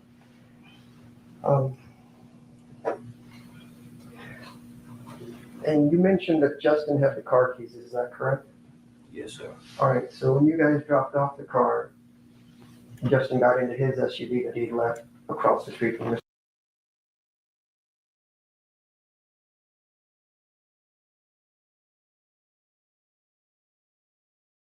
It was kind of a long cross-examination. I do remember him bringing up, he got mad and brought up some other stuff that, because Cornelius says, I'm not the one on trial. So he definitely started throwing some dirt out there on him. So, like I said, I believe that the verdict is going to come in tomorrow. So, y'all, we're definitely on verdict watch. I'm gonna get off of here because I got some more things that I got to do before I hit the sack. But I really appreciate all of the support, everybody that called in. The line was on fire. Okay, we're gonna do the same thing tomorrow, if it be God's will. Especially if the verdict, especially if the verdict comes in. If we start going past, if they don't have a verdict tomorrow, and if they don't have a verdict tomorrow, I'm gonna say that the scale has tipped in Govan's favor. Yeah. We'll see though. It could go either way. Normally, when they're quick verdicts, they're always guilty. When they start deliberating quite a bit, taking a while, chances are it's going to be a compromise type situation. So we shall see. Okay, we shall see. For all we know, it might be in tomorrow morning. Okay, so Anyways, you guys, I appreciate you all for tuning in, always for supporting the channel. You all absolutely rock. If you haven't subscribed, please subscribe and hit all so you can get all of my notifications when I come on. If you want to support the channel, you can hit the super thanks, the super chat, or the Cash App. Okay. Sight. Yo. In closing, what you think? You think your boy gonna walk? One thing we gotta say, we gotta give Govan's lawyer his flowers. He showed then bar none on. He was the attorney that was brave enough to bring up Yo Gotti, even through the lawyer up under the bus. Hey, leave Yo Gotti out of this, man. Well, it said, well, Manny was only repeating what his client said. He said, why wasn't Yo Gotti or Big Jook questioned or arrested? Why would you bring them up? Oh, I don't know. Manny done been out in the Memphis streets. He told Cornelius' girlfriend he came to her house. Did you hear him say that? He came to her house. He went to her house to talk to her. He done been out in the Memphis streets. Manny better sit his old ass down somewhere. Well, he ain't doing nothing wrong. Hell, Cornelius can't go there and talk to us. So somebody might well go there. Hell, drink some coffee with him while you there, goddamn. Yeah. I hope he had some security. Shout out to Young Dolph. I saw his family. I won't say who it is until after the trial is over that I saw. Shout out to who? But they got security. Shout out to who? Young Dolph for everybody know who they is and what they look like. What you talk about? I know, but I don't want to say who it is that I saw. Ain't nobody gonna do it. Okay, but ain't nobody gonna I know damn well ain't nobody gonna do nothing to him with that bodyguard I saw. They gonna get their ass tore up. Yeah. Well, shout out to Manny, man. Go. If he don't need no security, to kick her on that goddamn walking boot. Who? Talk about Cornelius' girlfriend? Yeah, stop on that motherfucking walking boot. You don't need no security. Well, they can say what they want to, y'all. Listen, y'all, I know what Cornelius did was wrong, and Cornelius has to pay, but what they did was they took advantage of a junkie. That's what they did. And hey, I don't think that the prosecutors did their homework like they should have, but I think that the young, because they was just letting Manny handle them. Because I don't know why they would come into a damn case half cocked. Anyways, they let Manny tell all them damn lies and didn't challenge him on it because they didn't research as they should have. Okay, and the thing about the prosecutors, just like any legal government agency, they have investigators, and the prosecutors got two different types of investigators. Okay, so what I can't understand is why they did not utilize them to ensure that they had everything that they needed, plus their paralegals and assistants and all that shit. Okay, there was no way that you just had Justin Johnson, Cornelius on the stand in Justin Johnson's case, okay, talking about Miss Fifi, and then you let Manny get his ass up there and twist the truth. Cornelius did say they left and the lady even tried to give a hint. She said they didn't give me nothing. If anything, they left it in the mailbox. That's how I know damn well that they didn't do their research, the prosecutors, like they should have, because Manny was able to fish fillet that. He just totally lied. He said, well, they said that you said that Cornelius said that they gave it to you in your hand. He know damn well Cornelius didn't say that. Cornelius always said he told him to leave it in Miss Fifi mailbox. The damn prosecutor didn't do her research because she said they bring the nice Miss whatever her name, 80 years old, up in there. It could have been any neighbor. No, lady, it was her. But as Cornelius said, They put it in the mailbox. Miss Fifi tried to give them a hint. And they let Manny, I bet Manny knew it. They let Manny get up there and twist the damn truth. Man, they could let that old lady beat the hell out of him with her purse. She just had some rocks in that motherfucker and tore his old ass up. He over there sneaking and geeking with Canadian woman because Canadian can't be there. That he ain't over there sneaking with no Cornelius woman. I hope Orange Man quit out. Okay. All he had to do was take Orange Man quit with him. I mean, he had to be quiet. Shit. Hell, folks already talks about y'all. Look, be quiet while I'm on here. Be quiet. Act like y'all got home training. Look, if he had Orange Mound quit with him, he had a shooter. He didn't need no bodyguards. He was gonna be safe. He had a damn killer with him. I know that's right. Ain't no telling how many bodies he got a woman. I'm telling you, all he had to do was take Orange Mound quit with him. He was gonna be safe. Just sit down and drink some coffee with her. He had a real good shooter with him. Shit. That's why man have been out in these streets talking about he going to people's houses and knocking on doors and stuff. I mean, I'm sure he did this. Manny did his research. I'm sure he did his research on his clients. He know he's a shooter. And they turned that man out to Memphis barbecue and everything. He ain't never gonna leave. Man, get the hell on, Manny. Cornelius' girlfriend gonna put that walking boot on that ass. He gonna be Cornelius' girlfriend. Cornelius, Manny, y'all, this right here is what got me. Manny said to Cornelius' girlfriend, "Remember, I came to your house and talked to you." She said, "I haven't talked to you." I would have said, "See, I can't understand what he was trying to do was make her seem crazy too and drugged out." I would have said, "Man, what?" I would have said, "No, sir. Me and you have never met. What are you talking about? Why did you just lie like that?" She is crazy. She fuck with Cornelius. She should have ate Manny ass up. Instead, no, I never. No, she shouldn't have. She said, "I don't remember talking to you." That makes her seem like, is she a peel head? Manny knew damn well that he had not talked to her. He said, "Well, I came to your house." That's a real crafty, tricky.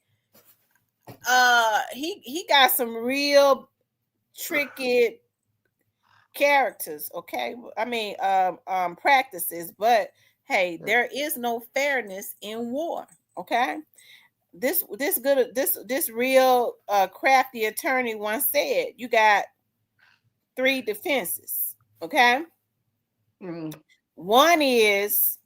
They say your dog bit me. Okay, my dog was locked up that day. If that fails, I don't really think my dog bit you. And the third is, if all fails, I ain't even got a damn dog. Okay, you see what I'm talking about? If all else fails, just lie. I ain't even got no dog. I think Manny was trained by that lawyer.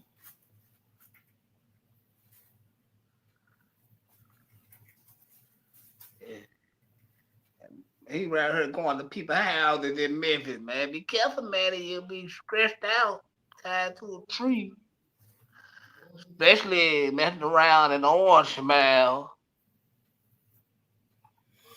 Well, he been out knocking on doors. He went and got Miss Fifi. She should have beat the hell out of her with a broom.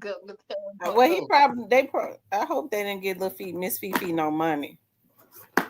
They probably wouldn't have picked her up. He ain't had no business with Miss Fifi. But they should have been more prepared. Instead, she said she went and got little Miss Sweet. I forget her last name.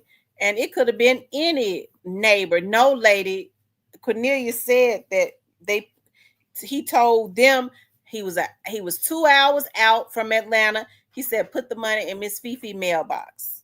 Miss Fifi tried to give the prosecutors a hint. She said, "No, ma'am, they did not. No, sir, I ain't never got no $500. If Cornelius did anything, they put the money in my mailbox." Even the 80-year-old woman got a sharp memory to remember what was said in the first trial. And you got the prosecutors that didn't do their research. They should have left that old woman alone, man. Let that woman. Yeah, Manny is low down. Manny told Cornelius' girlfriend, did you know when he got the money, he was gonna buy a house with his baby mama? And see, when people do stuff like that, you have to go on ahead, as my grandma saying, leave them late. I would have said, and I was gonna live right up in there with him. That's my man, okay? Because he was trying to make him mad. Yeah, that's gonna make. So that would have thrown him out. Yeah, cause Cornelius gonna have to hear that again. See, I wouldn't. He wanted to make her look like a fool because he was mad. That's low down. Did you know when he got there? I would have said, yeah, I was gonna live up in there with him. You didn't know?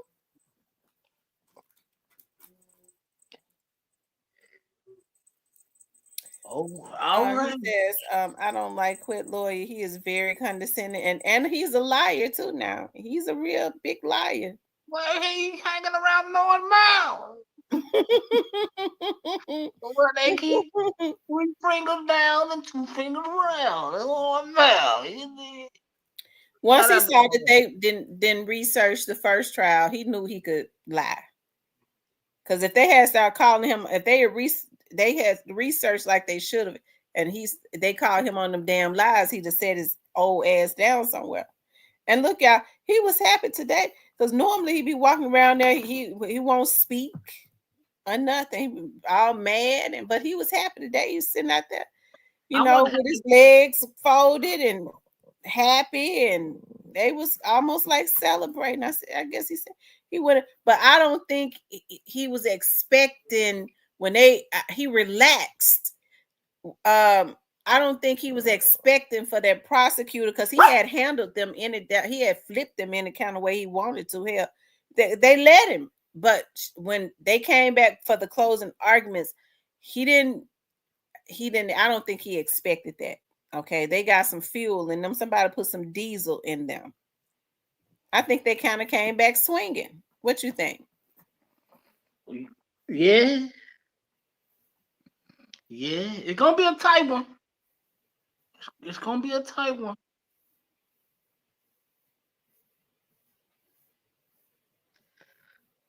Yeah, Miss Fifi went out there and got at least a 50 out the mailbox, man. Come on, man. And 25 went out for groceries, and the other 25 went to the Lord. He was wrong to pull 80-year-old Miss Fifi out of her house. Why would he do that?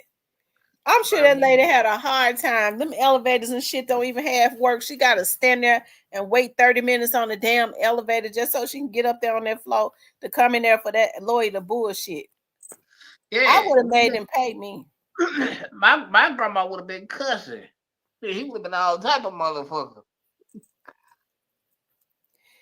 Jeremy says Manny practiced in ATL plenty cons, schemes, and crooks. Prosecution wasn't expecting somebody so seasoned, even though they had to prepare their underestimate. You know what? They should have. You always supposed to study your opponent. What the hell wrong with them? What they were supposed to do was go and try and pull a video of Manny being in the courtroom. They would have seen how he was a trickster. They should have studied. They should have researched their case more. Definitely looked at Justin Johnson's trial, right? And then turn around and studied Manny to see how he tell lies and shit.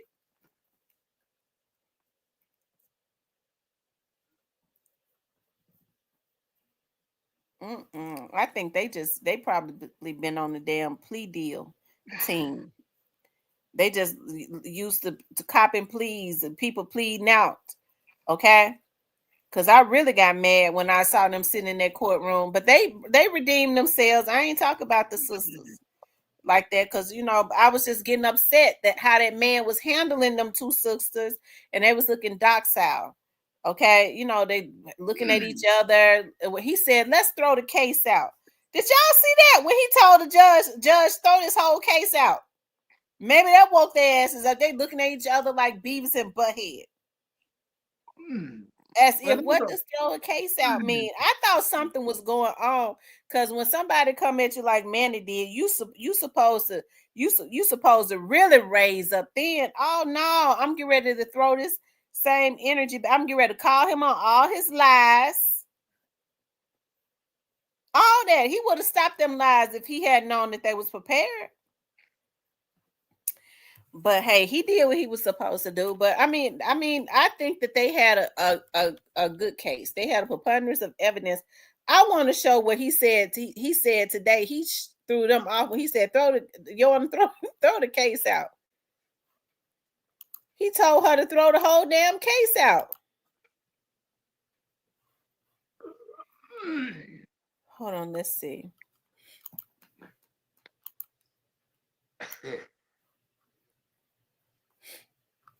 Poor Cornelius. Well, it ain't. Well, Cornelius, Cornelius. No, Cornelius. It's not poor Cornelius, but at the same time, we still got to pray for him. They took advantage of a junkie. But that's what you're supposed to do. Oh Lord.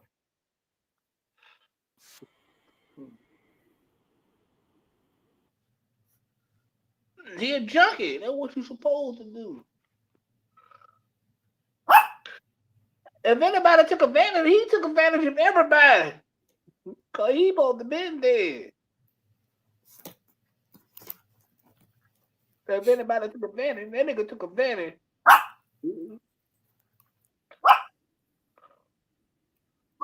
Here it is right here.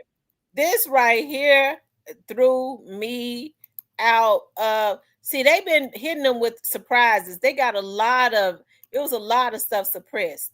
You notice, and no, this is just on the top of my head. Quet has a criminal, be quiet.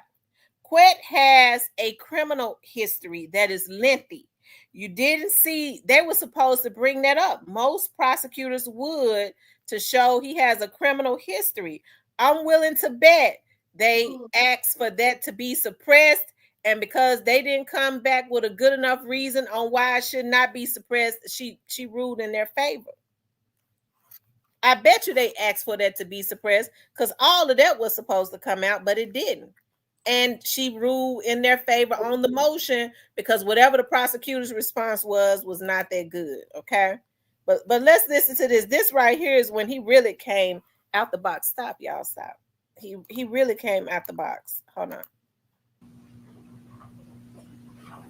Phone number 901-283-3878.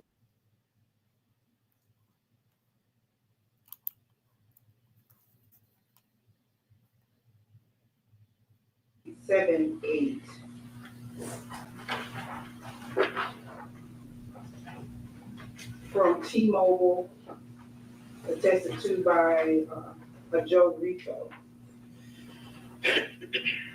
Also, I have here is a zip drive, a blue zip drive that has Joshua Taylor's name on the outside of the envelope, and it has CDR. So these are the call detail records for one Joshua Taylor. Let's enter this as collective exhibit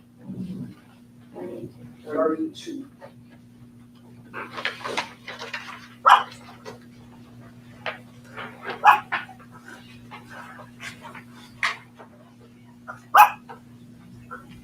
This one.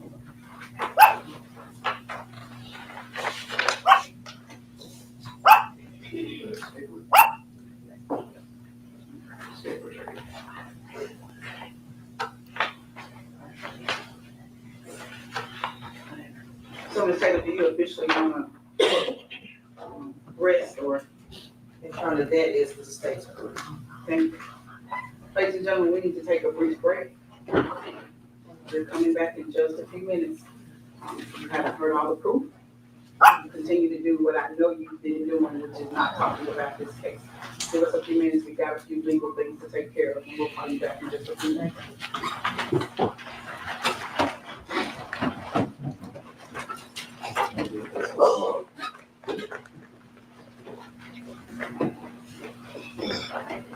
Hold on, y'all. This will make you ready to hit them with the bombshell.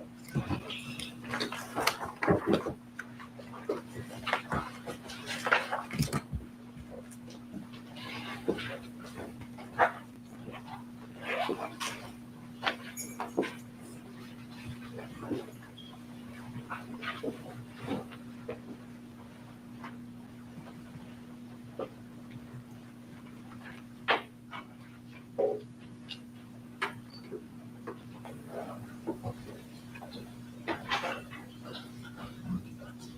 Ward, you have a motion? Yes, Your Honor. I was moving for a directed verdict, understanding that Mr. Cornelius has given some statements about it, that he was ordered to do it. I don't know if that rises to the level of a conspiracy or agreement amongst the parties. It was very inconsistent as far as that goes. Secondly, there's been no mention of how Justin Johnson is part of the conspiracy at all whatsoever. I understand it only takes two to tango, but I just don't see where the proof adds up to the conspiracy, and certainly not the first degree murder charge in count 2 based on the evidence that you've got.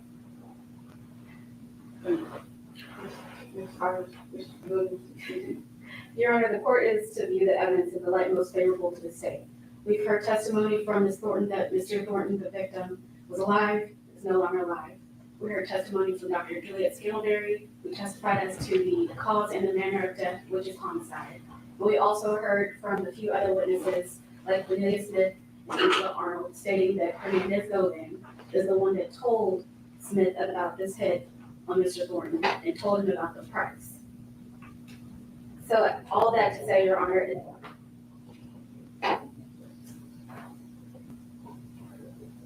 and also, Your Honor, that Justin Johnson was involved and was a part of it. So all that to say, the state would argue that there is enough for a reasonable jury to conclude guilt. And Your Honor, I have no quibble. Of course, he was alive and he's since passed. You heard proof that they didn't communicate for 2 weeks, at least with Justin Johnson, at least 2+ days on the phone calls that the government submitted yesterday. Cornelius Smith, supposed last phone call was on the 15th of November, 2 days prior to the murder. It was for 0 seconds, and then there was that code 11 that Garner talked about, might have been voicemail, that was 40 seconds. We know for a fact that he didn't talk to Justin Johnson based on the phone records for at least 2 weeks prior to the shooting. You're being asked to make a lot of supposition here based on what Cornelius Smith said. Cornelius Smith also said there was no plan. He got a call that morning, they got there, and they were just riding around doing whatever. Now, the fact that somebody 3 to 4 months prior to that fact said to you there may be a price on somebody's head, and was it Justin Johnson? I'm sorry, was it Govan or was it Joe? You've heard both things from the same witnesses have said it both ways in uncontroverted evidence. And so I'm not sure, how do you have a plan when I say, hey, there's a hit on these people? Some point in the future they killed them, now I'm on the hook for it. I just don't see how that makes a conspiracy. Generally, there's been meeting in minds as to how, who, what, when, where.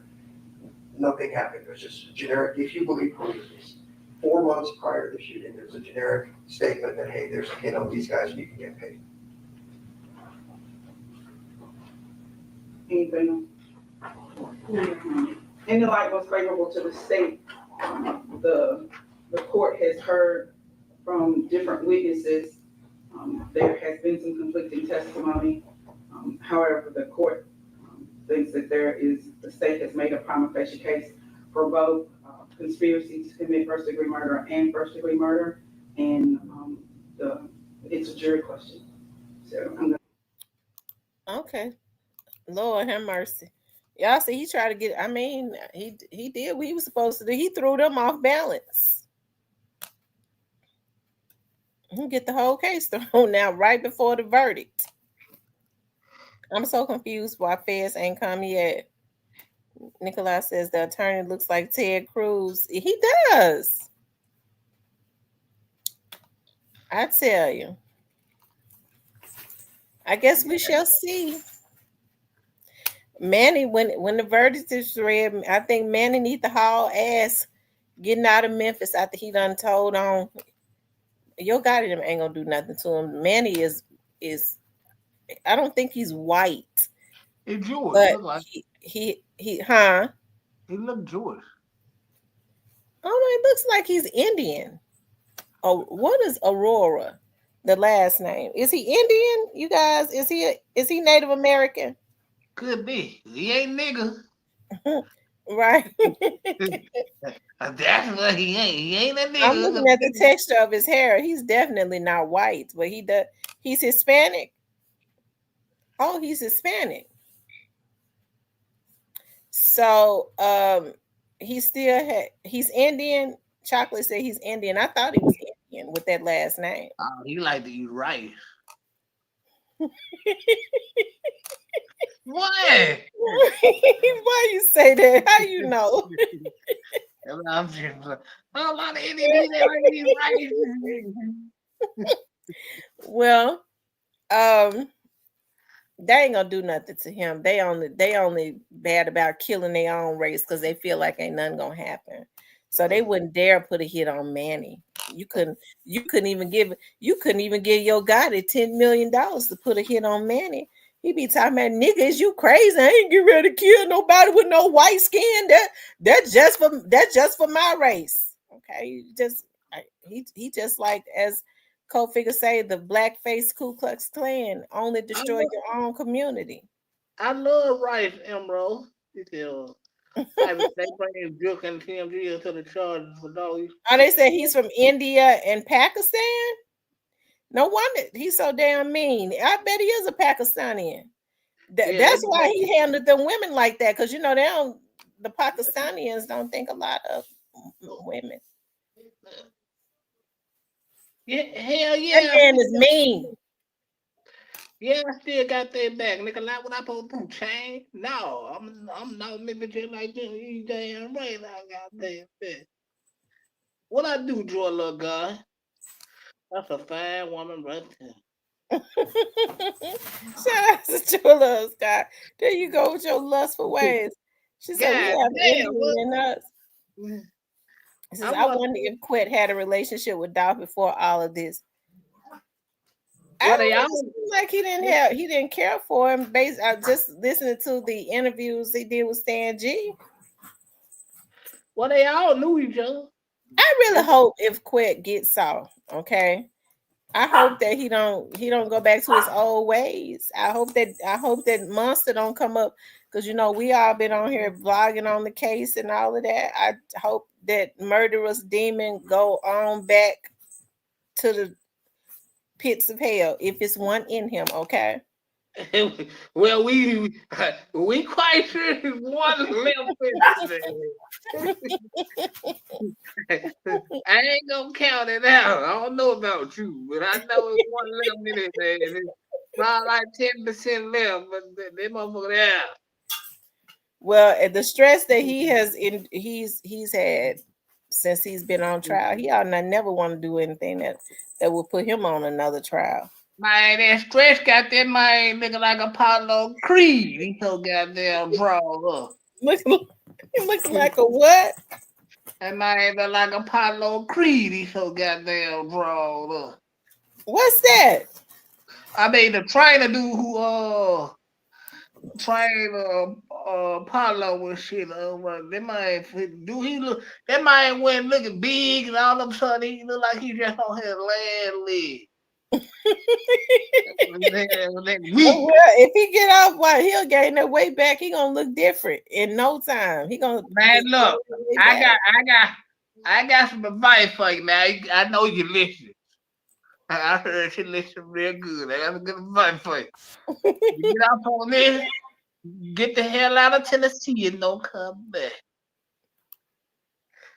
Where you gonna go? I don't know, but get the hell headed. Because they gonna be gunning for you. CMG is, because his attorney implicated them. Why CMG? See, they all go. And CMG is gonna be trying to get him. I mean, but they ain't tried to get him so far. They even scared of him. Man, look, Quet. I want to see you. Look, man. Anybody that take a picture like he just took with his attorney grinning like that outside of the damn courthouse, the jailhouse, and the jury is in there deliberating on his life, I wouldn't mess with him either. I wouldn't want to touch me. Hell no, that nigga smell like one of my strong officers and shit. That shit scared shit out there. He sound like one of my strong uncles and shit. I like he must have went stole some ties or something, goddamn it. God damn. Parents, I wouldn't want to mess with him. You know something. They better be scared. Man, look, we ain't doing no picture taking it. Man, look, don't put your arm around me. They get me down. Shit, huh? Hell no. They They give me scared down. of him. They better be scared of him. Shit. Hey, man, fuck that. Get me down. They just fist bump. Shit, man. I can go. There we go. He walked around and he scared me today. I was getting on that elevator. He walked around. He was going to the restroom though. He looked right dead in my face. He smiled. I jumped on that elevator quick. I know you did. But you could tell he was spaced. His mind was spaced out. Oh my God, Lord have mercy. Nah, but they said Quinn looked like he aged 20 years. Yeah, he looking because he looking at he can't do 20 years. 20 years is even a life sentence for him at his age. Yeah. Oh Lord have mercy. It says Quinn look like he's stressed out. So you said quit being on that picture with that attorney scared you. Yeah, but I ain't nigga drinking me death. Fuck death, nigga. We think Bob, nigga. Hell no. Hell no. Look, the jury's up there deliberating. He outside in front of the courthouse while the jury deliberating on his life, grinning like a chess cat. We're taking a picture. Oh my God, Lord have mercy. Hell no, God in them don't want to mess with him. Shit. I ain't letting y'all stay y'all ass out of my people know. This is just jokes and entertainment. Stay y'all ass out of my people, you may know. Yeah, it is. It's jokes and entertainment. Quit. I plead the blood of Jesus over my life, child. I don't mean no harm. That's between you and the Lord. I just want to live and be happy. So do. We don't want to be in nobody's trunk or garage. I know Justice for Dolph told me I better when I see I better run. I said, why I need to run? He said, because he'll line you up because he don't like because you're a woman, you don't like women. Hey, he the nigga that need to be trying to run McQuilly ass on. Jennifer, crazy. Hey, Jennifer, no, you need to have on the bed gym too. Preferably George, nigga. You need to be trying to run McQuilly ass. I already told Justice without meeting him at Pressure World. I didn't even know what Pressure World was. He told Justice for Dolph to meet him at Pressure World. You know what Pressure World is? It's on the mall. That's Running Woods old car wash. I thought Running Woods old car wash was right there on Bellevue. It might have been one of them, but I believe they own the Pressure World too. Lord have mercy. I ain't going to no car wash on Lamar and on Bellevue either. Yeah, he meets you at Pressure. You meet him at Pressure World, Jennifer. Now you gonna feel some pressure, my nigga. I wouldn't show up. You might get the pressure you're looking for.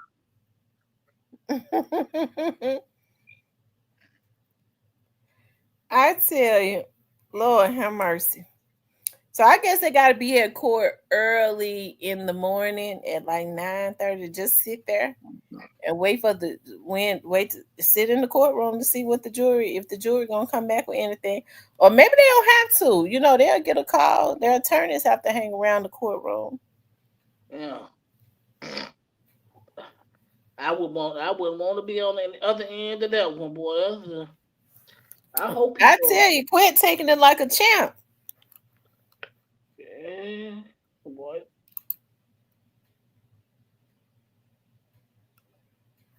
Yeah, be taking it like a champ. They said the cameras is what Manny needed, at least he would have had a better argument. Justice for Dawg said, Tamara, I think Quet wants to go on a date with you. I don't know.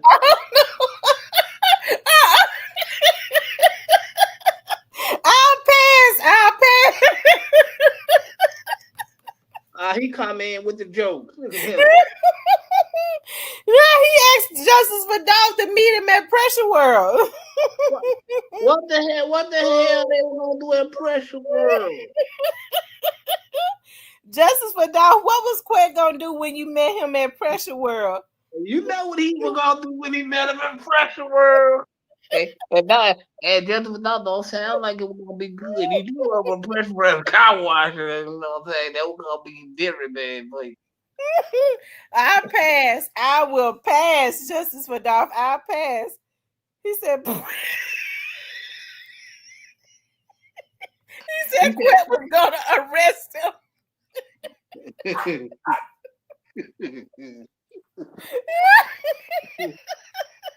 Look how Justice for Dawg, man. And Justice for Dawg crazy. He said Quet was gonna arrest him. You know, he said Quet the police. Well, you heard what Cornelius said. Cornelius said that people was calling Quet the police. He said he didn't believe it because every time they called the police, he shot at them. He said maybe it ain't true. Man. Oh my God. Justice for Dawg, if you give me, I gotta say this, gentlemen. I like you, but you give me Mr. N, man. I'm very fond of Justice for Dawg. I don't know, just something that's telling me, and the Lord, if you want me to know that's Mr. M, then leave it in your hands. Cypress crazy. Emerald says, well, Cornbread said the whole hood called. Well, the hood ain't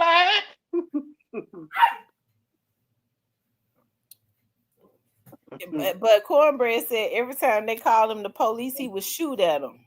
Because he know they tell the truth.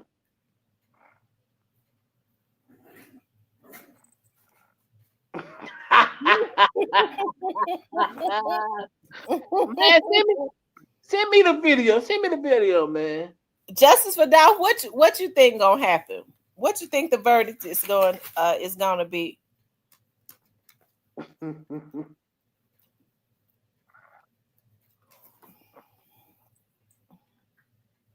He wanted to be guilty so bad.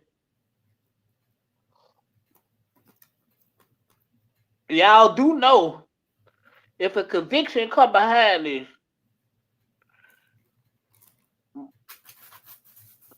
more people gonna get took up out of here, right? You said what now? Y'all do know if a conviction come behind this, more people gonna come up out of here. Quit already told on your God and Jud. Nah, you missing what I'm saying. If it be a conviction, more niggas is gonna come up out of here. I ain't talking about going to jail. Justice Dawg said he thinks he's gonna walk. Divine Black Rose says they're gonna scatter like roaches. They have not came back with a verdict yet. Now, if they don't come back with a verdict by tomorrow, he might walk. He might. The longer it takes, the better it is for the defendant. If they come back with a verdict early tomorrow morning, he probably is going to be convicted. He's not going to leave up out of there.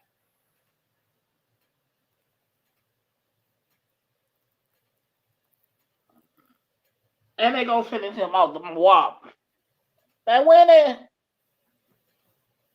he says if he walks, they're gonna send him right next to Juke. Very true, Justice for Dawg. I agree with. Shout out to Justice for Dawg from the building tonight. I agree with you.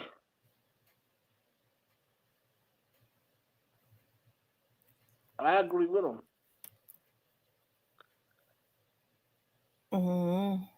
I tell you. Well, I guess we'll all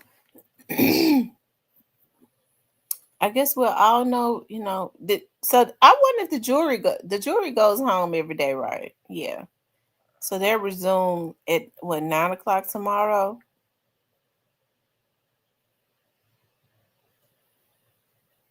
Mm-hmm.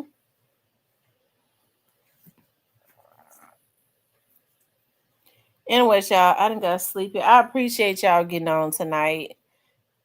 I will Hitta will probably be on in the morning. If they the verdict might be already, they might already have a verdict before I get off tomorrow, but they might have a verdict before we wake up in the morning. They just got to go in and give it to the judge, huh?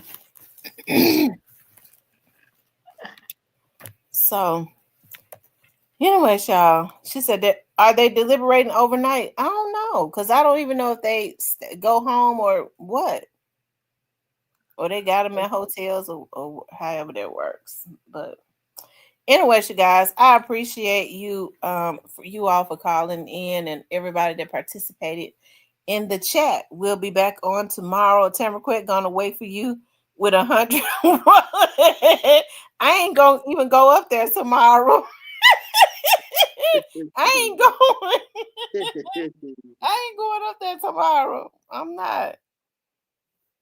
I'm gonna wait and let y'all tell. I'm gonna wait for the news and for y'all to say that there's a verdict or whatever. But we pray though for safety of everybody that's at the court. Okay, we pray for the safety, Lord. Don't let it be no bullets flying.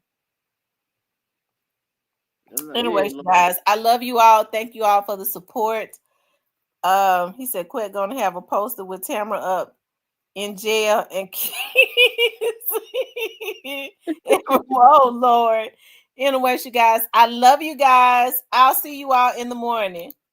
Tomorrow afternoon. All right. Thank you, Cypress. For sure. All right.